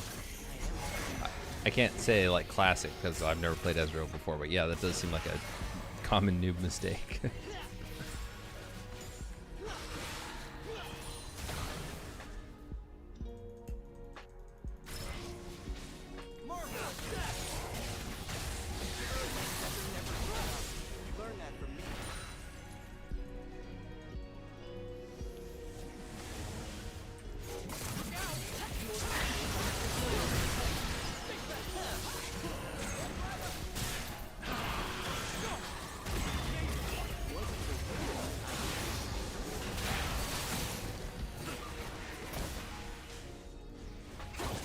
What does it do to the tower?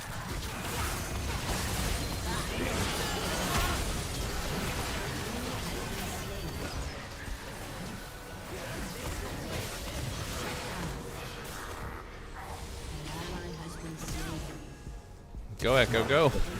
Get that son. Got her all the way down to like 5% health and just couldn't do it. I forgot what button my zone is on.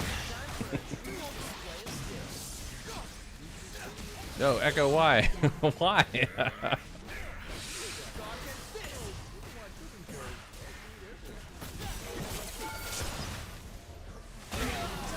Fuck you.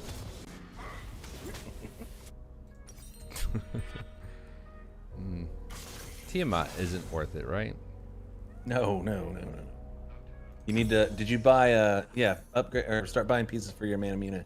Yep, almost there.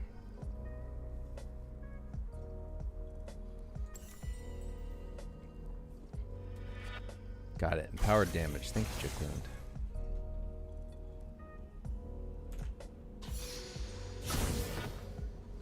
Use your E more. I'm afraid to use my E because every time I use my E, I die. Every time you do an ability, you get like faster auto attacks or some shit like that.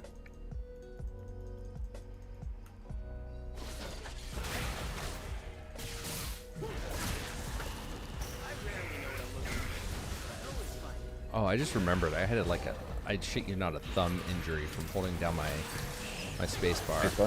Yeah. Just lock the camera.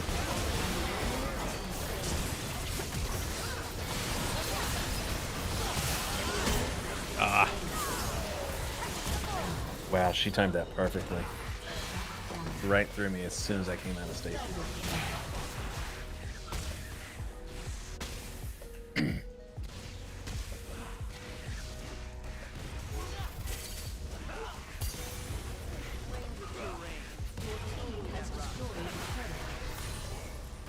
You guys got time. You can get that other tap, man. It's not now.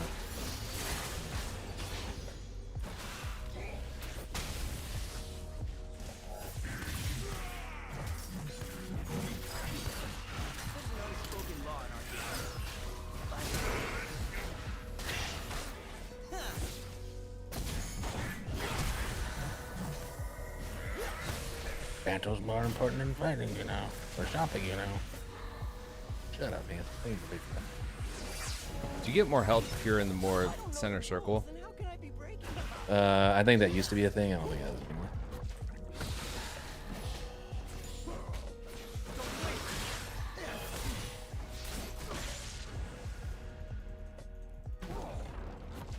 Q hits something that reduces cooldown. Got it.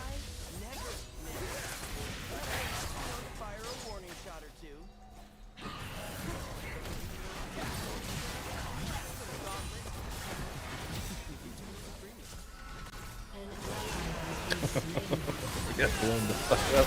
That was not a good engage. I may have just thrown.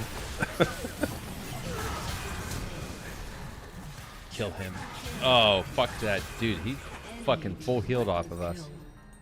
Shut down. Ace. Yeah, Aatrox, he's got a pretty good ult. Yeah, he does. Work, work, work. Work, work, work, work, work, work. Use your Q a lot more every time it's up. An enemy is nearby. It should be a permanent on CD. Got it. Thanks, Sarkon. E to escape more. Got it. Got it. Got it. Okay. Yes, I agree.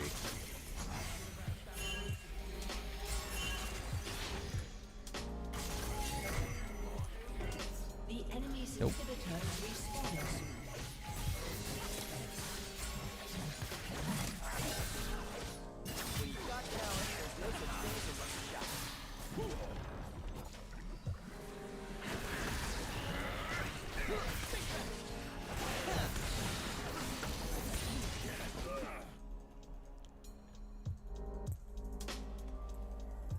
I'm at my best when the world's on the brink of annihilation.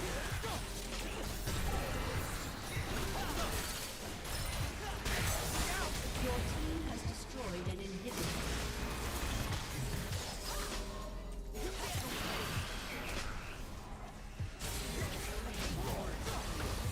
That Echo is bloodthirsty. Yeah, yeah.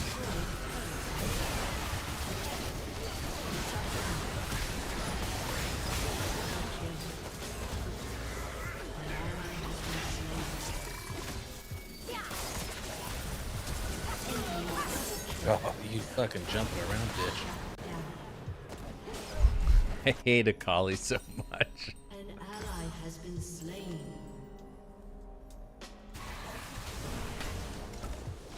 GG.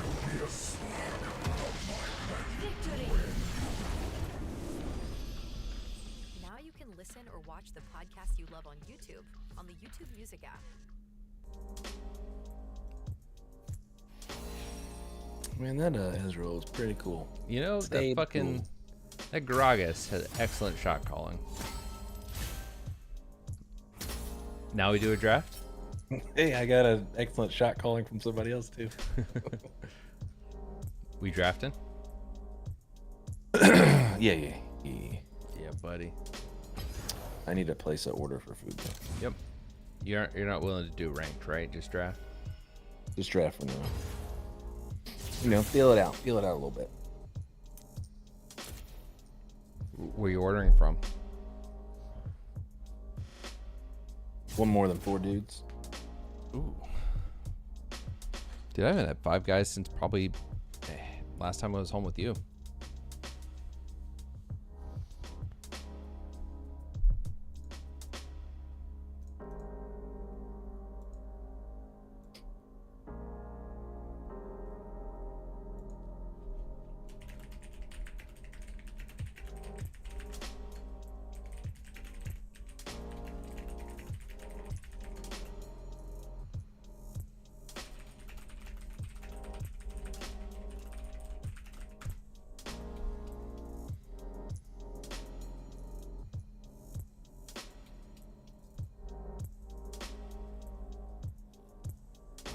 All right, I'm ready. I'm not doing too bad, Elysium.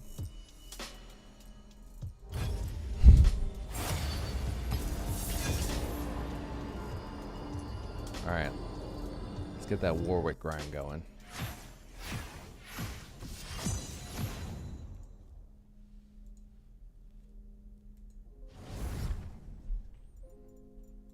All right. What kind of support are we thinking?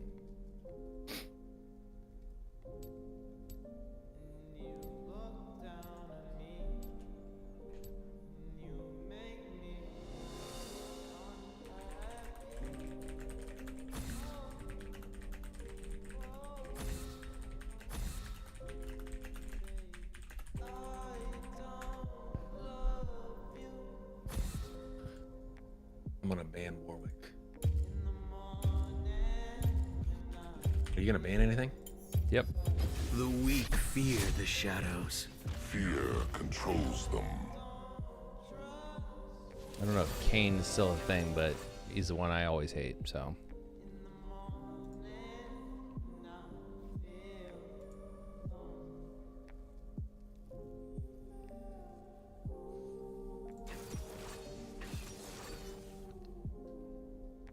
Oh, guys, we are at 281. We are 19 away from enough unique chatters to apply for verification. 281, baby. Thank you, guys.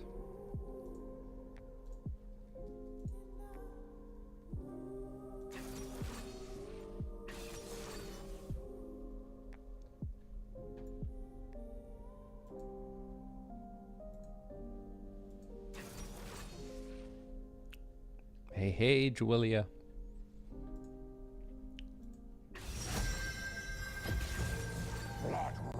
All right, what are we doing? Pilot. We doing Marauder Warwick, Firefang Warwick, Tundra Warwick, Big Bad Firefang. Warwick. Firefang? I'm gonna grab some water before this starts. Yep. And more, right on YouTube. Let us rock.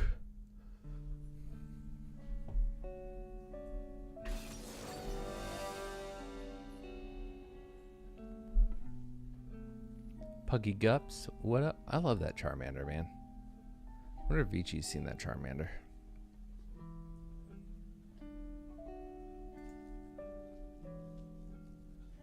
Vichi's, well, I call him 12 different names because of all his characters. But, Pilot, Indoor Pilot's his main name. His favorite character is, Charmander. I forgot to say earlier, I hope you get all the chatters you need to get verified, but get stuck one short at 49 and have to beg for the last one. You know what? It may end up like that. That's how it was with the sub. You may get your wish, May. All right. Fuck, what was it? Q, blue, and that's it. We're gonna take our stealth ward. The blood you spilled caused me. Yeah, see? Welcome to Summoner's Rift. What up, Sarkhan? Backseat all you want. You know what's awesome about playing on a 49-inch monitor? What's that? I get to see more of the Rift than you do. Where are you starting? Fucking bot. Blue? Yeah. I mean red. Yeah, red. You said blue because like my mind is not league brained.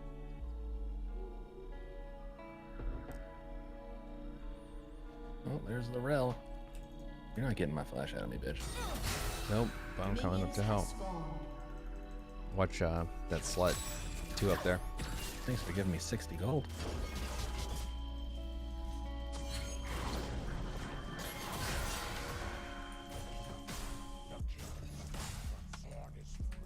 Can we get their flash? Nope. All right. Where do I get it?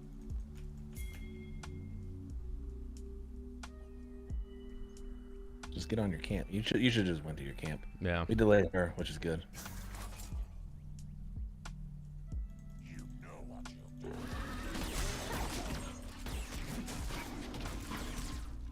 This Fortune, you're gonna miss experience.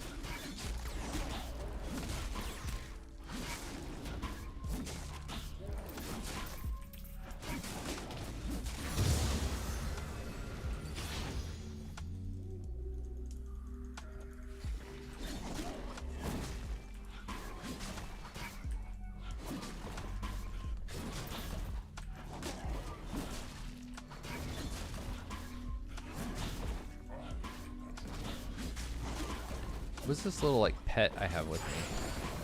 Your jungle pet. That's cute.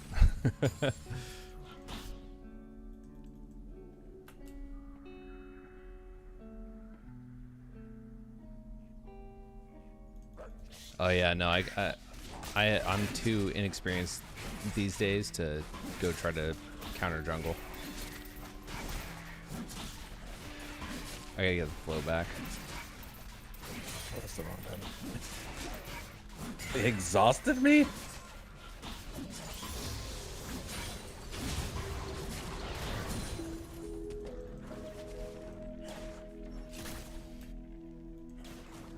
You bot? Mm-hmm. You could come down here and gank if you can get down here. Coming.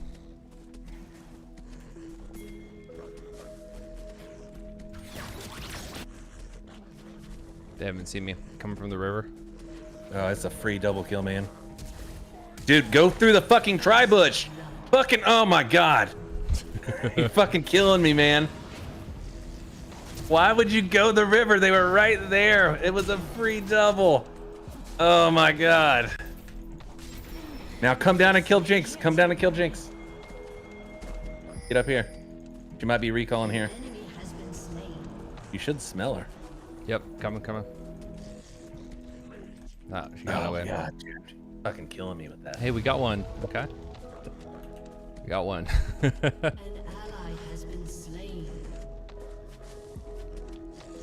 Did you not? Were you not watching what was happening? I was perfectly. I locked him down right there. I was just trying to go They were like the fucking most locked onto the ground, and you went the fucking wrong way. I was trying to go the most behind them I could. Didn't want them escaping.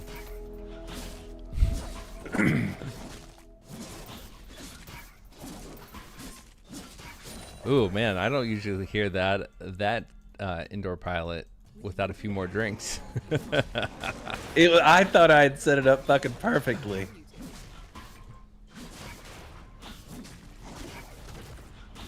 Ooh, I dodged the slam. All right. Not that one.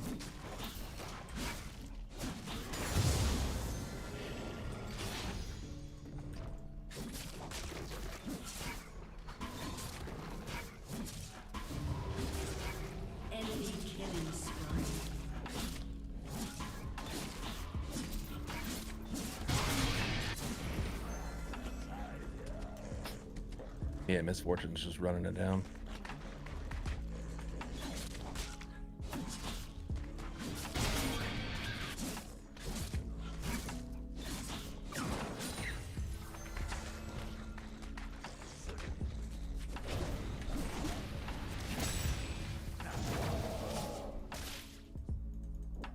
Dragon's up.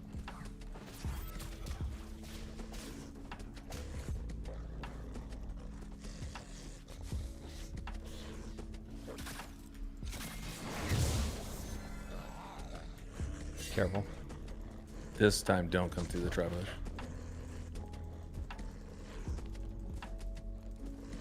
Oh, this is it. Free kill. Come on. Oh, I'm out of mana.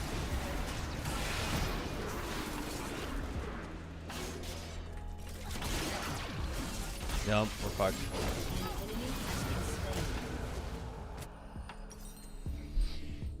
You have been slain. Enemy rampage. Did we at least get one? I don't think so. So their mid roamed and our mid did nothing.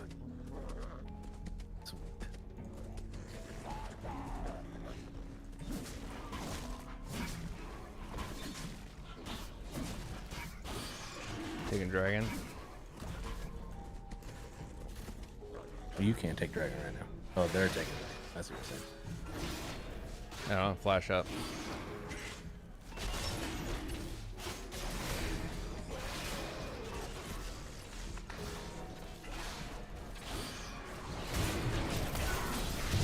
Yeah. Come towards the edge of the wall.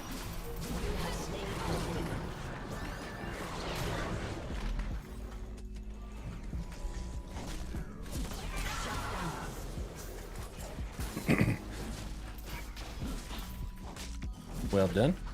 Not bad, right? They don't lose dragon after death, right? No, dragon's a permanent buff.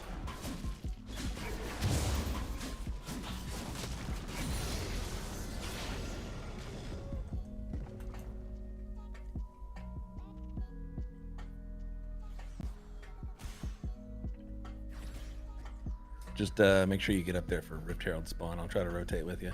Okay.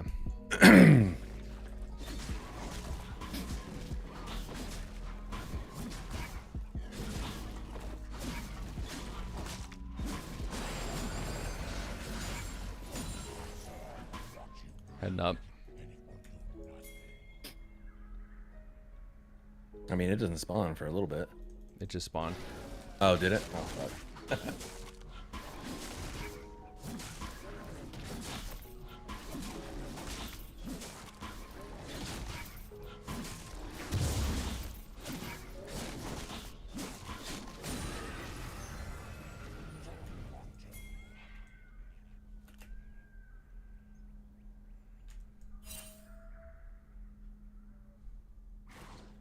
Hey, mid, your dude's probably helping with Rift Herald.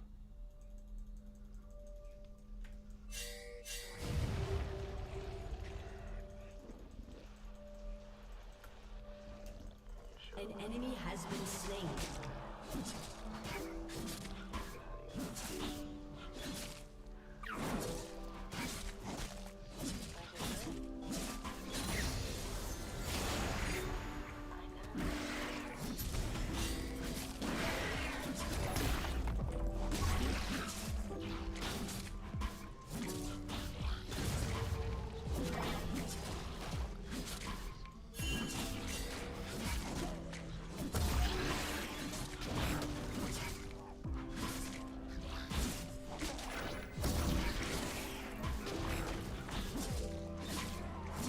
My ADC's got 36 farm. Our mid has 24. Alright, Herald.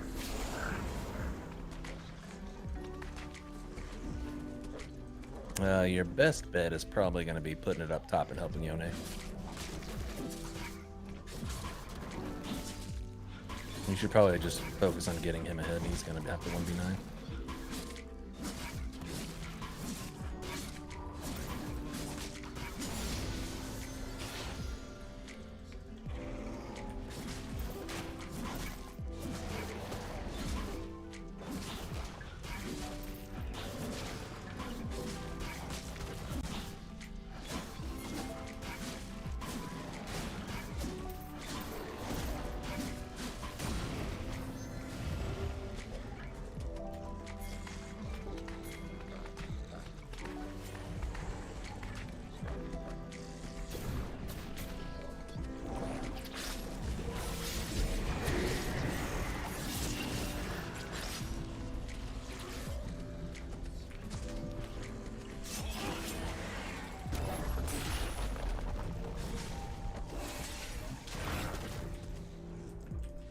An enemy has been slain.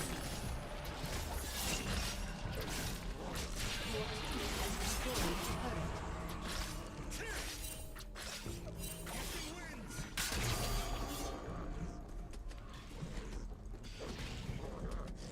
Oh, does Rift Herald not survive that long anymore? I mean, it can get off a bunch of charges, but they can kill it fast. I think we're gonna get ganked.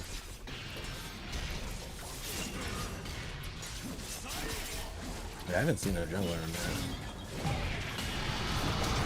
TS is gonna be this. I'm gonna get fucking. Sacrifice your life for Yone. Don't give him Yone shutdown.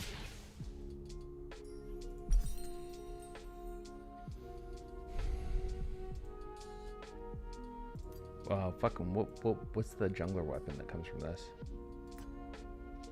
That's not a thing anymore. Am I I getting? don't think. I don't know. I haven't fucking jungled in like a year and a half, dude. All right, I need it back.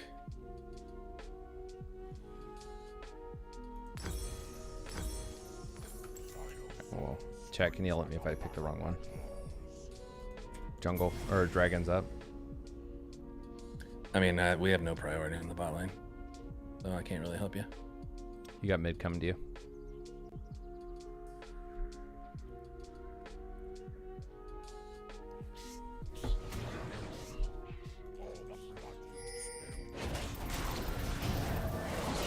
Why did you fucking alt Zell or Rel?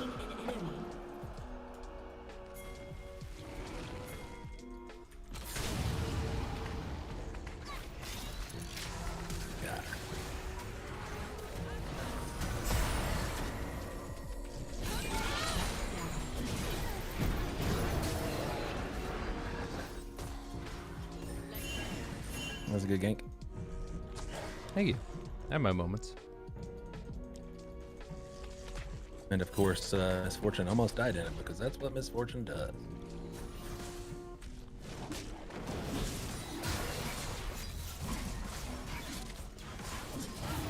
Titanic. Ah. Turn.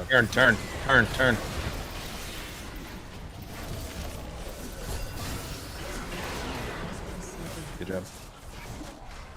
Good call. Turret plating will soon fall.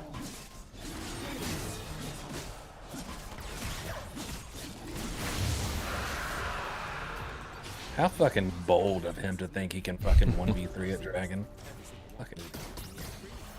Some people, man. The balls.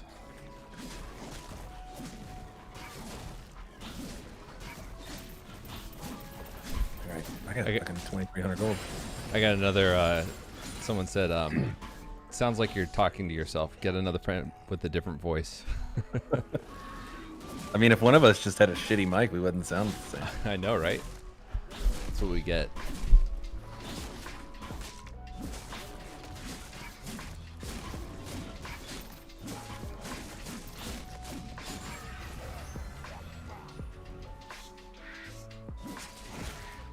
With that top getting run down.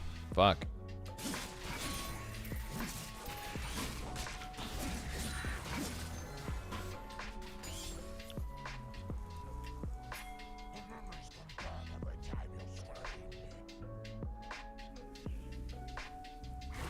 I'll be right back. Yep.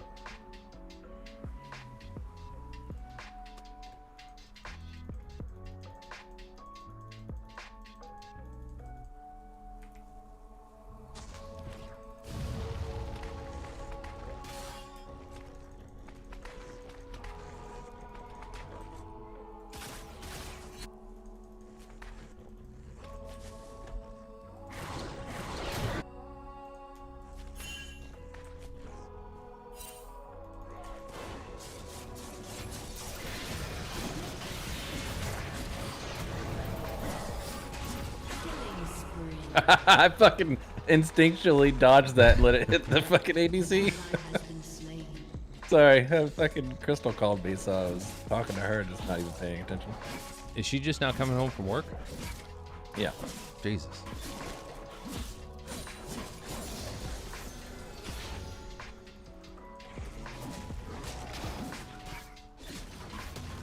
Get fucked. Now I'm gonna get fucked.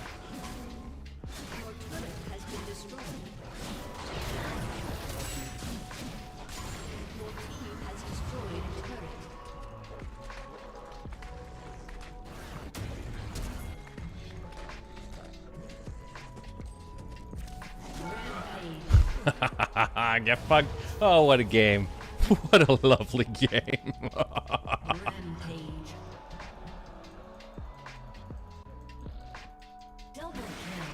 Fucking Yone's doing some work, man. Wait, I gotta get some fucking vision out on the map.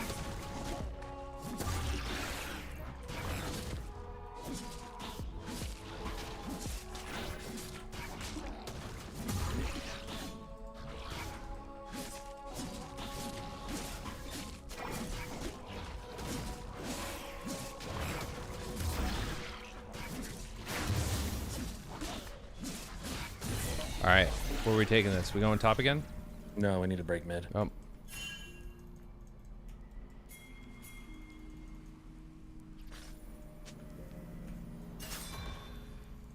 This fucking Velka. Is this Velka's or Xerath? Fucking Xerath is dog shit, man.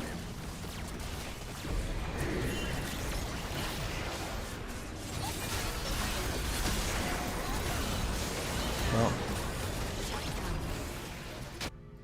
Shut down. Well, that was an easy fucking triple kill for them. Yeah.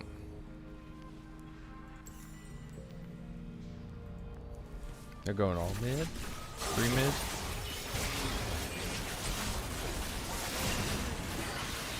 Down. Your turret has been destroyed. An enemy has been slain.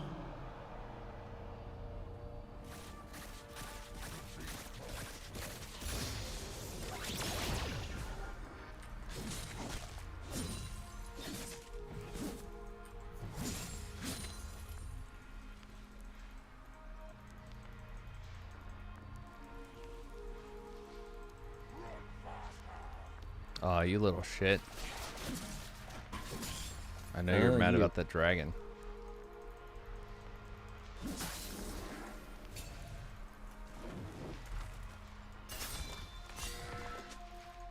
They've got a thing right here. Thing right where?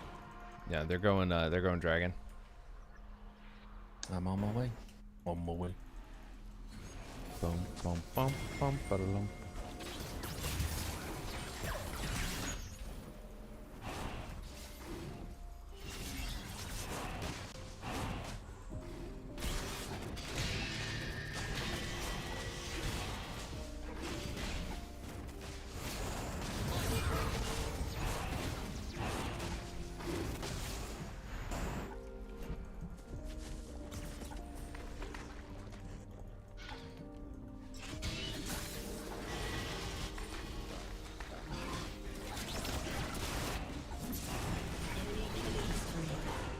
Ah. Yeah, you're running into 4 people, dude. Like, if you can get Rel and then turn. Oh, he fucking saved his Rel's life. You got him, man. You got him in there. Now get Rel. Nope. Nope. You have slain an enemy. Oh, he almost ended up getting Rel there.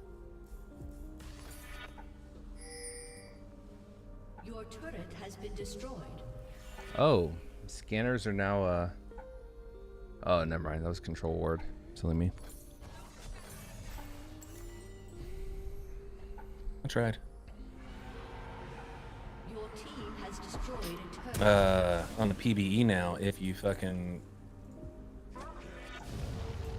after Baron spawns, if you get red buff or blue buff, it's a whole team thing.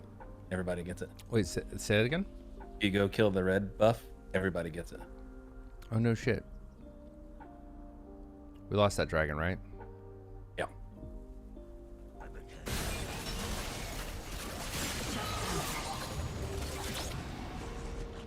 Coming. I'm coming. I mean, you're just gonna come to die. Don't. Let's get out of there. I thought I could help out homie, but yeah, Jinx is just too fucking good. I mean, he should have been able to kill her. He's 2 items as well. I think Rel just locked him up. And my little baby heal is not enough.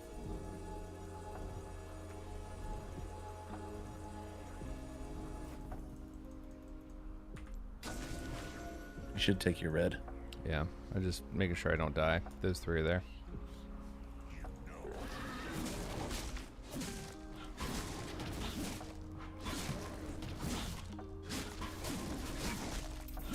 Yep, I'm gonna get. I didn't get out. Oh God.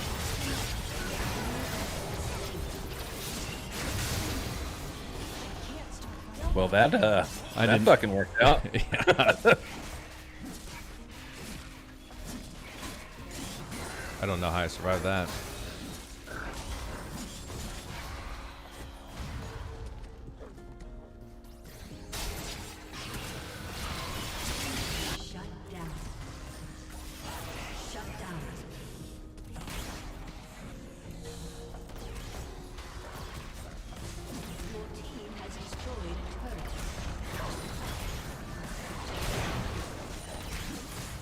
Maybe we should commit and get this tower while Jinx is down. So, Yep. not commit. We're gonna last minion dies. Get out. Yeah, we got it. Rail's gonna try to flash engage.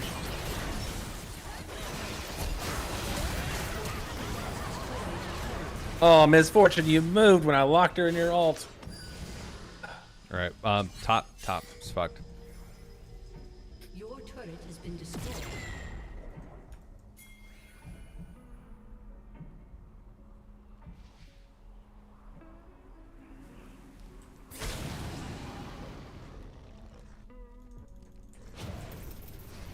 Fucker.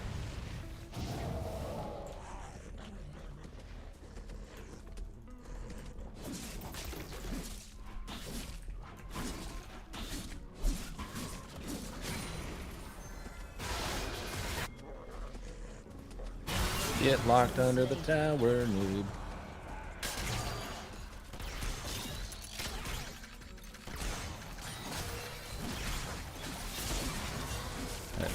Card slinging fuckhead down south. Well, we need to go answer that. Come on, let's go.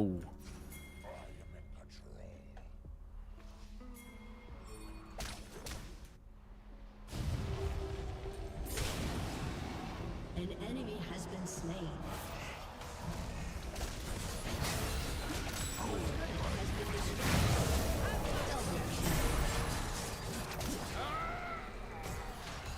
Bastard. All right. Oh, I'm gonna die. Fuck. Does he have the on face? How the fuck was I burning? Did he have red buff and I didn't notice?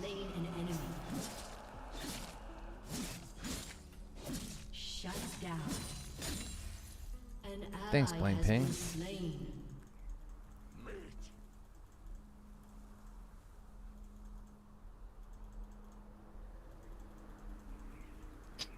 All right. Next dragon. Next time we have so many people dead, though, if we have Yoni up, we should go for Baron. Okay. We should get a thing on Baron. Oh, that fucking pike slinging shit. Ugh.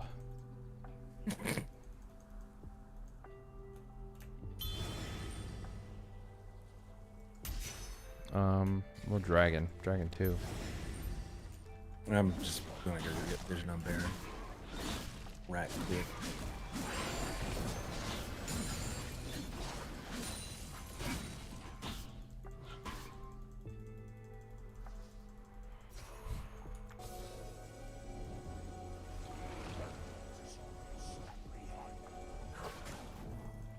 All right, you guys get Baron. I'll up. Just kind of hold these guys. Oh, we got people. The whole goddamn team's there. Yep.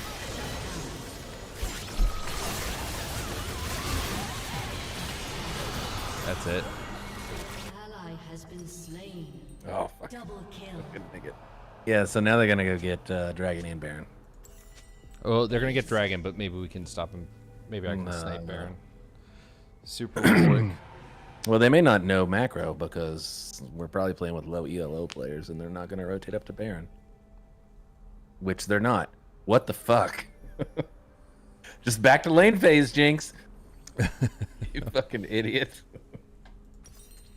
Your turret has been destroyed.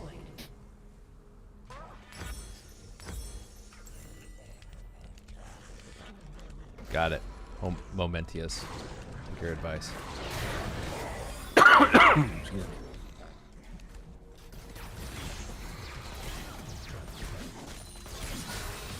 What was the advice? Get a weapon that I can't remember the name of. Tiamat? Divine Sunderer. Oh, yeah. But you don't have a mythic yet? Apparently not. You need to be knocking these buffs down, like, on cooldown. I do. Your blue's been up for, like, the last 20 minutes. That's obviously hyperbole, but you get what I'm saying. Mm-hmm.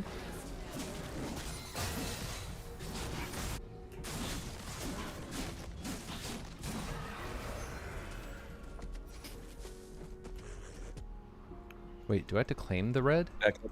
Nope, that's for the next person. 2 people can get it. We need to stay together. Like, All right, well, they're prepping for Baron, so.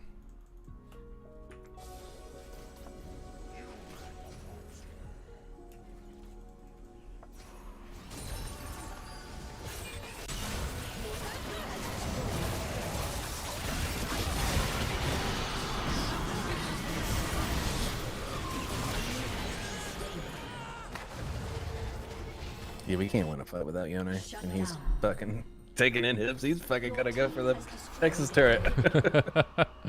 He's gonna get one. Are they back? They're not even backing. He might end the fucking game. Did they back? I think they backed. No, they're still not backing. Holy shit, he's gonna win the game.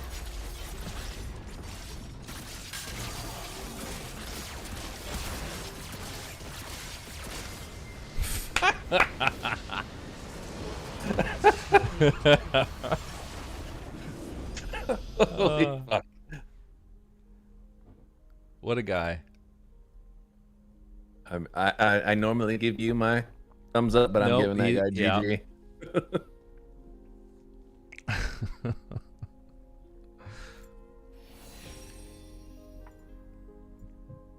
Fucking GG, man.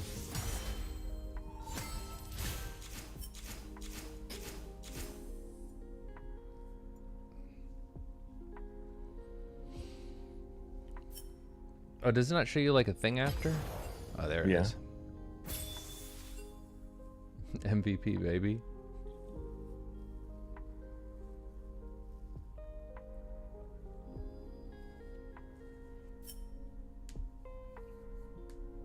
Someone said, play ranked. These feelings of happiness are false.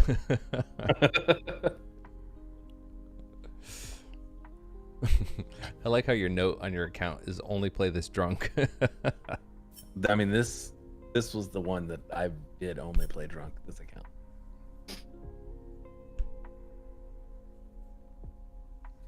Got it, Momentious. I'm gonna step away for a little bit because my food's about to get here and I'm gonna eat. What's a little bit? I don't know. Enough for you to play a game at least. All right, do your thing. Hurry back. Don't tell me how to live my life. Maybe I want to play WoW now instead. Fuck you. I said fuck League, not fuck you. All right, see ya. Bye.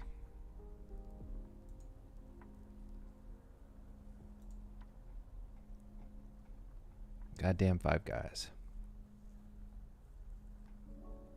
All right, we'll play a quick ranked game.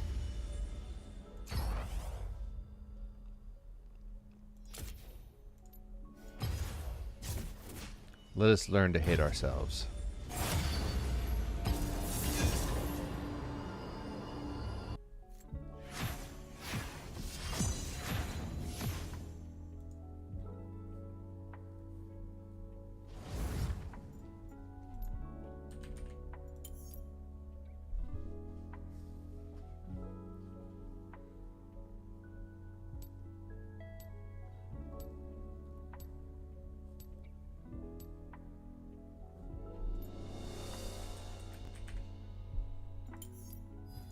The weak fear the shadows. Fear controls them.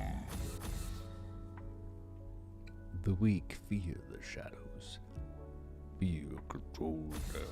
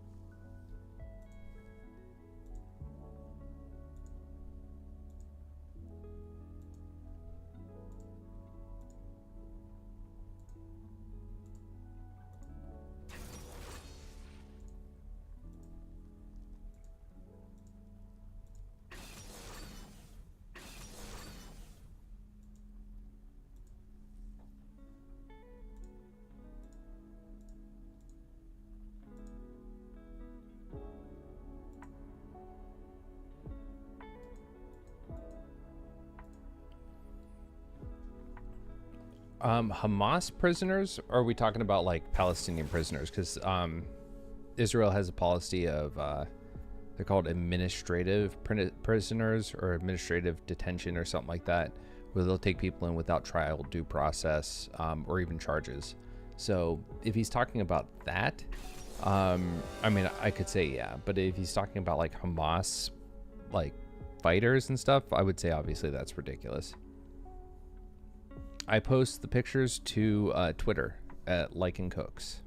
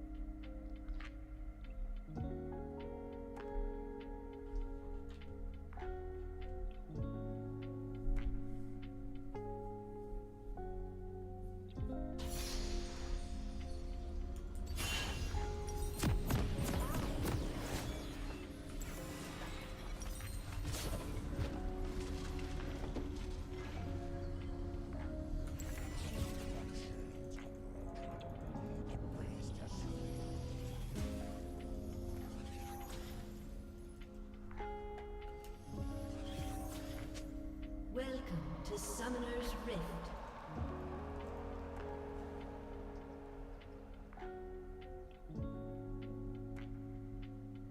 Seconds until minions spawn.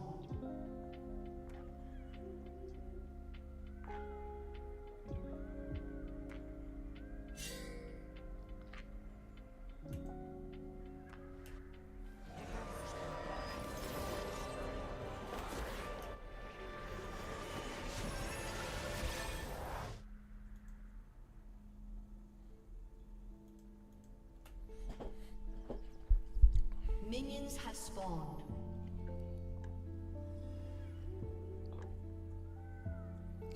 Draven.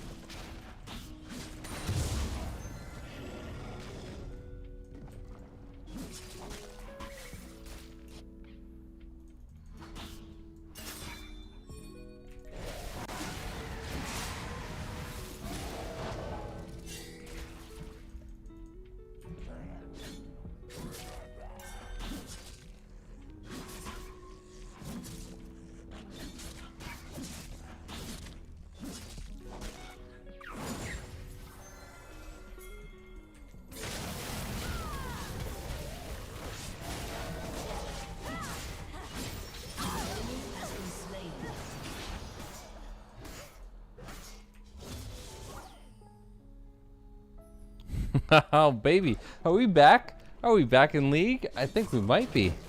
Don't let Steven see. Don't let Steven know. The Lycan's here, and we're good to go. Got that Warwick flow. All the junglers know. They need to run and hide when Lycan show. Gonna get those boots. Get that Tiamat. Curse those blames. Make them bodies splat.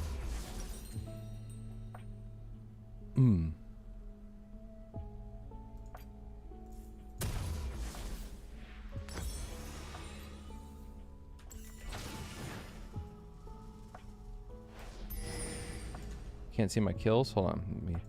Let me adjust.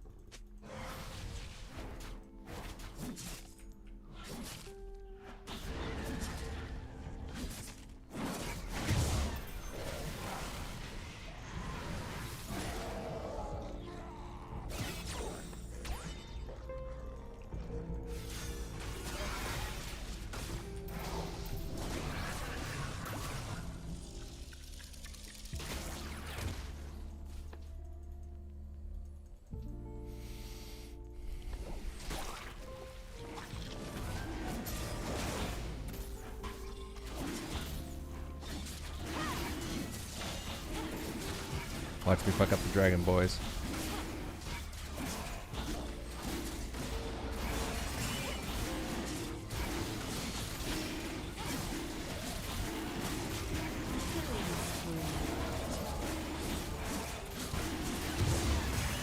Shut down.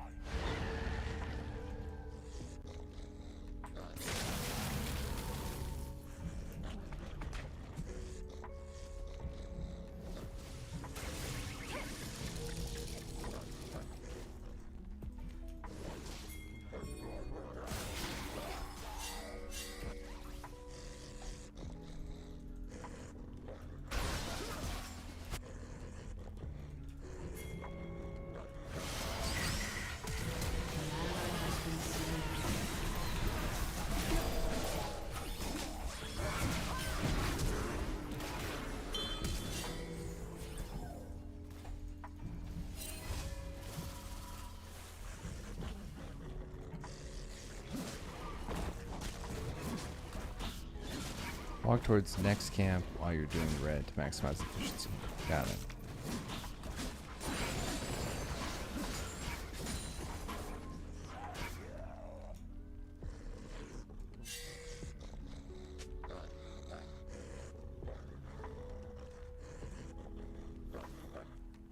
Well, I'm gonna go get Rift Herald while he's down there.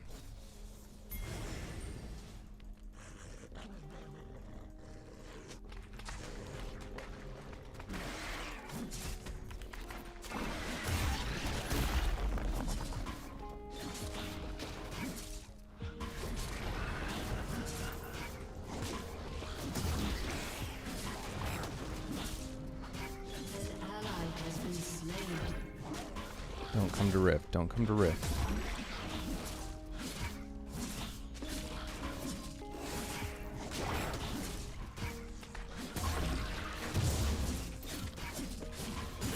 All right.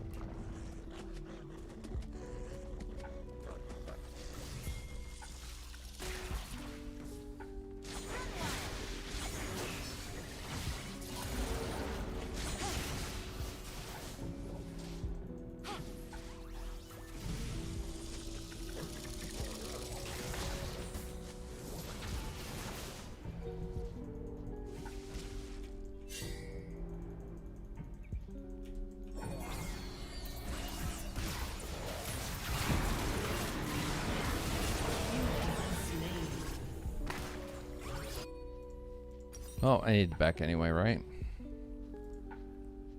What am I going for next? Yeah, I am roaming a lot. Oh, I'm gonna get these boots. I'm not gonna worry about my next weapon because I don't know what to get. Do I want to get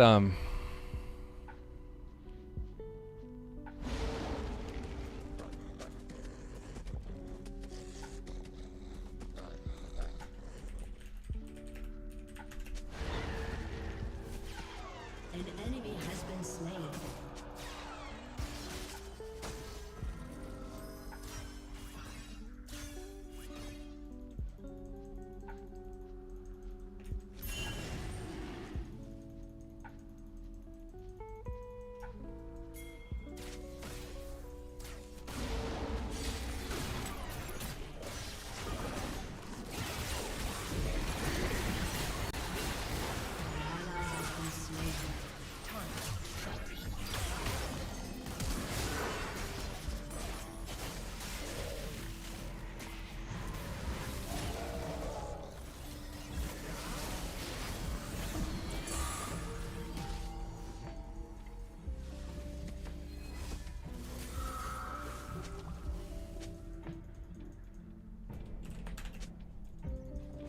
Alright, we're not playing as good as we thought we were.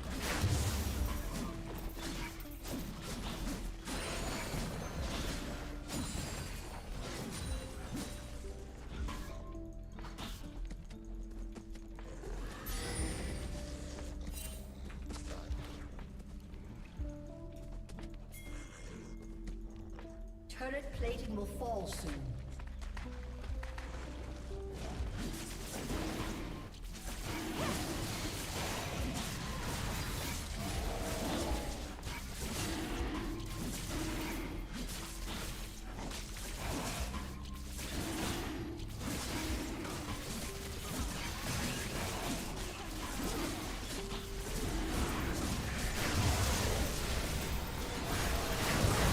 Ah.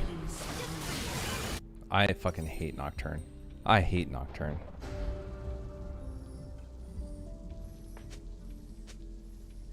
Double kill. Enemy killing spree. An enemy has been slain. Your team has destroyed a turret. Go top, go.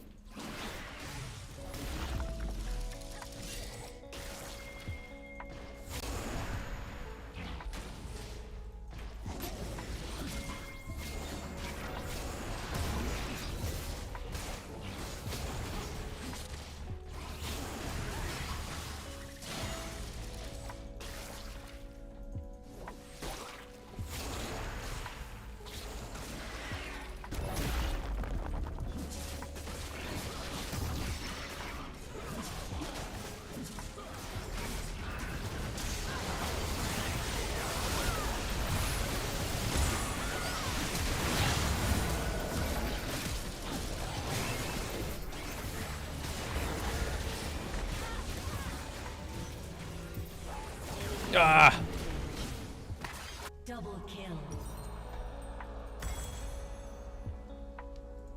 Enemy triple kill. We get it? We got it, right? Alright. An ally has been slain. Not worth, but...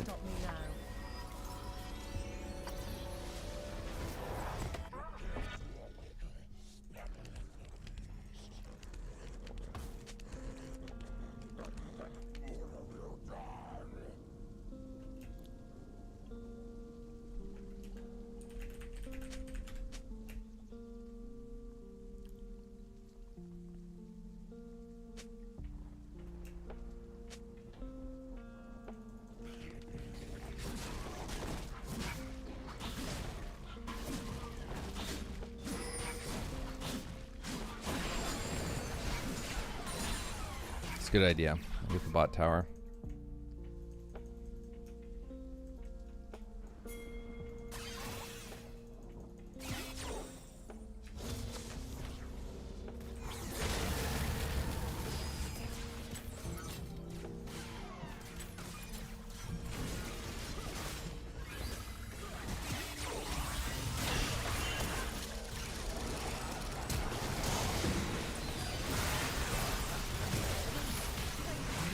I am squishy. An ally has been slain.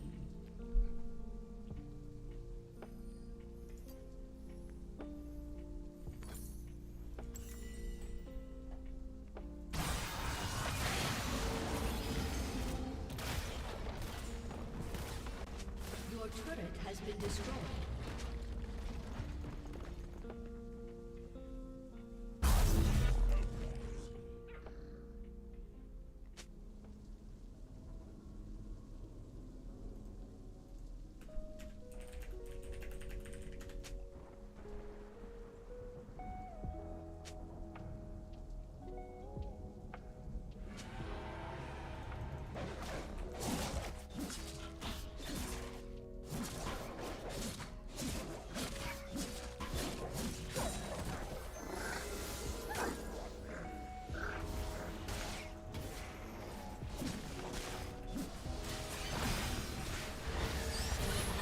Has been slain.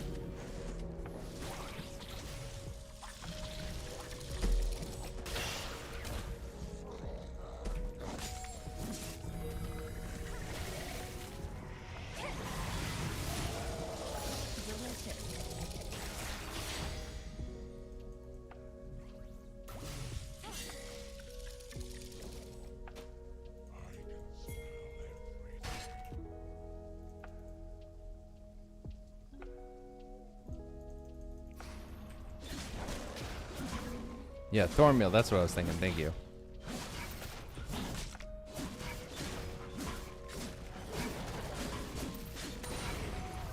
It was the red armor, right?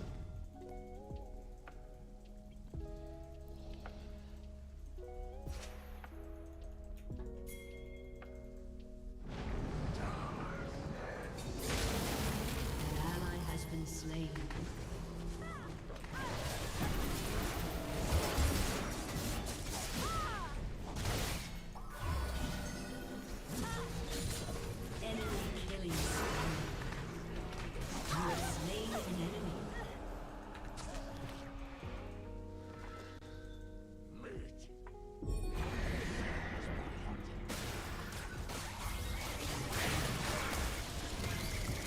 Nope. Enemy rampage.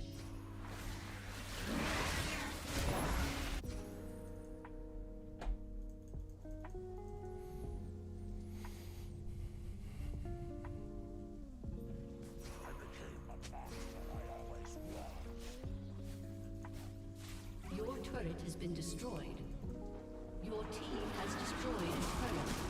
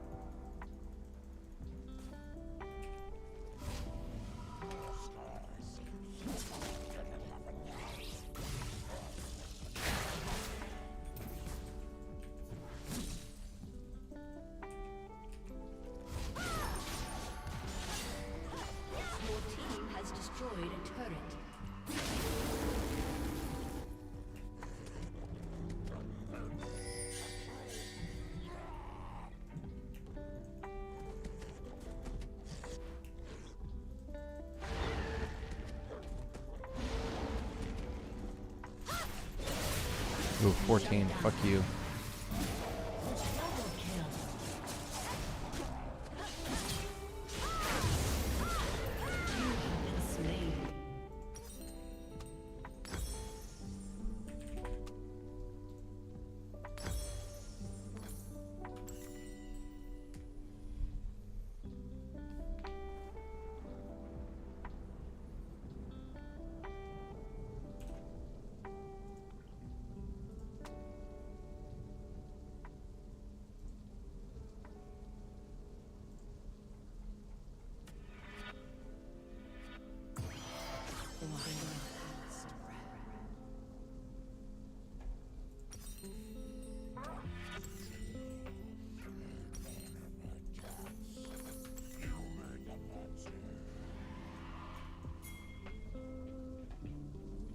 Perhaps a dragon.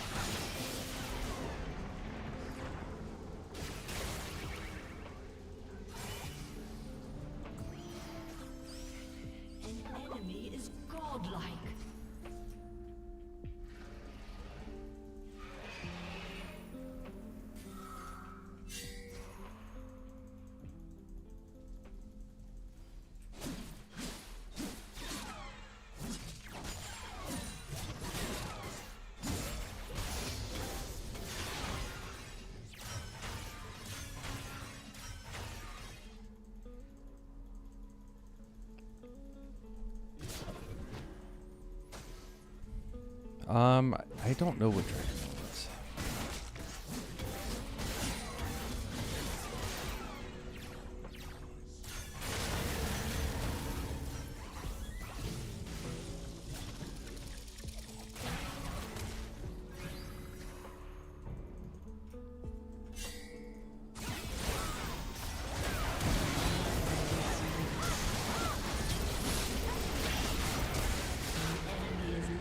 Yeah, we're done. An ally has been slain.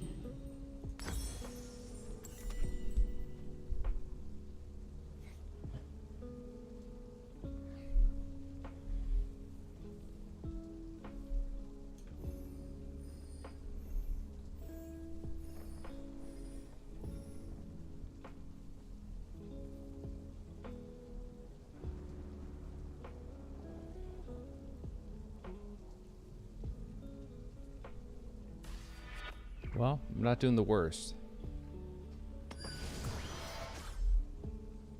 One more in Ocean Soul. Not bad. And they got Baron.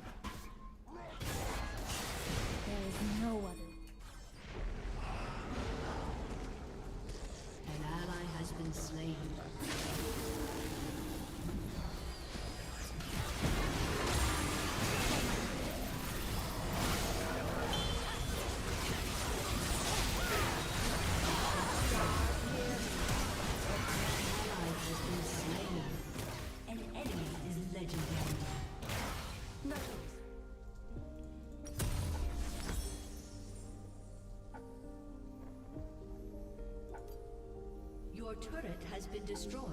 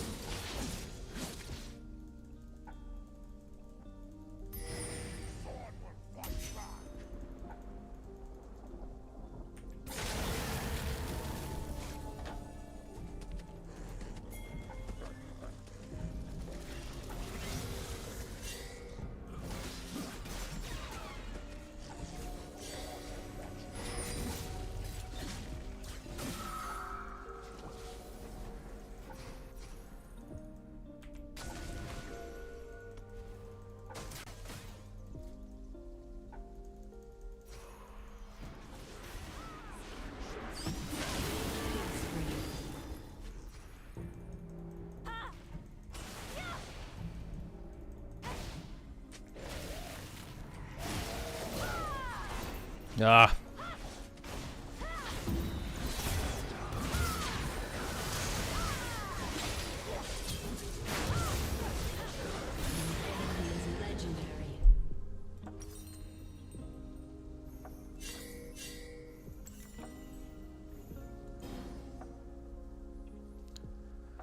You guys did not see that.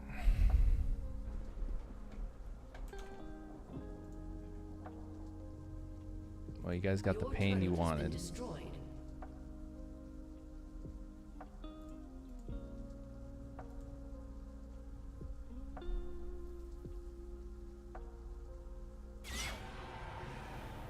I would consider that a throw. I consider that a whiff. I consider that fucking terrible. I'd consider this a lost game. I'm being honest.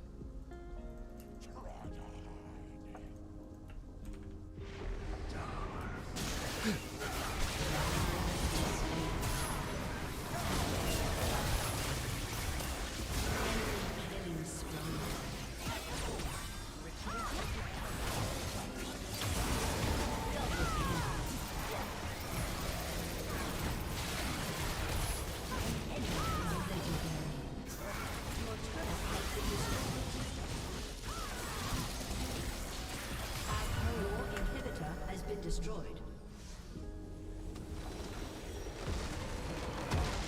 Defeat. Motherfucker saying jungle diff. Granted, I'm not good. But fuck y'all. I'm not rating any of you.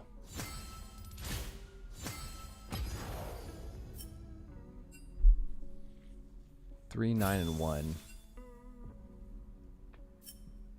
Like fucking 072 192. Go fuck yourselves.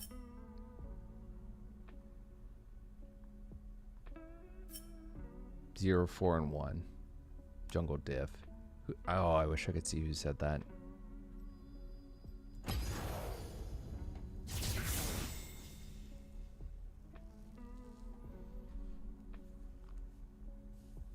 Well, thanks, Momentius. Appreciate the help.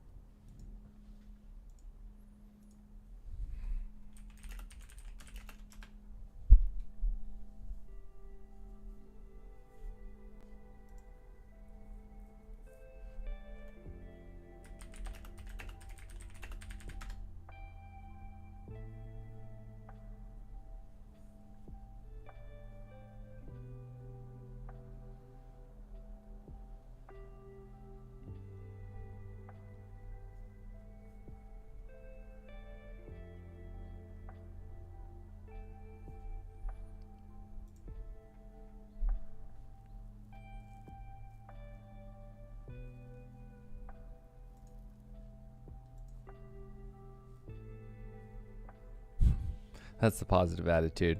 The strange one. Fucking every game's a learning experience.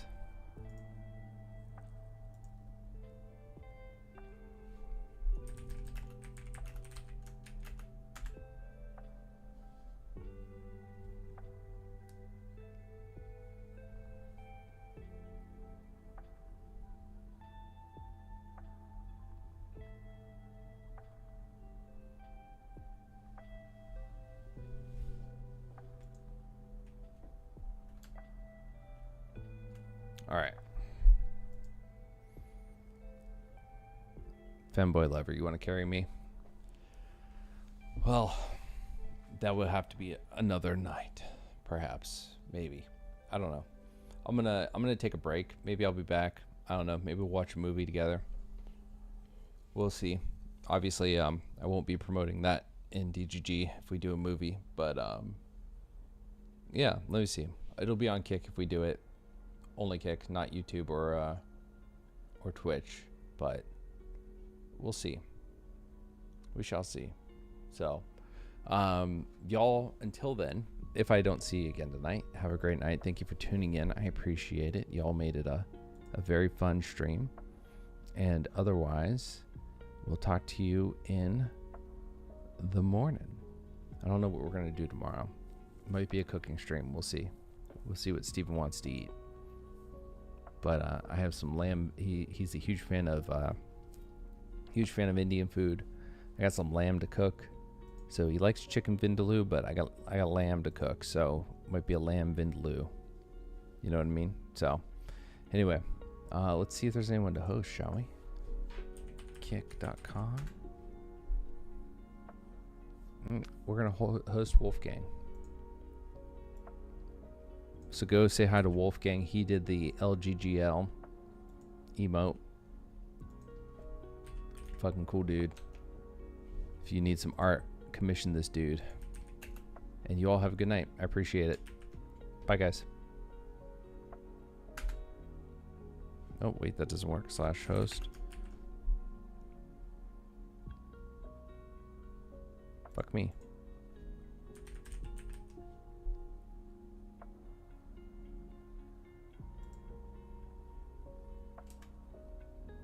Username doesn't exist.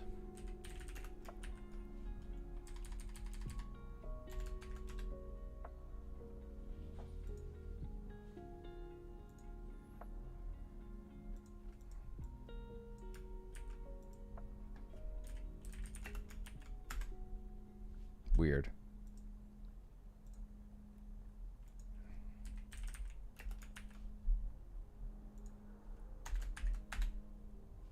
All right, well, I can't fucking host him, so go check out Wolfgang. I'm going to link him in chat. There you go. For some reason, the host isn't working for me. It says username doesn't exist. So y'all have a good night. Tell him I said hi. Later, folks.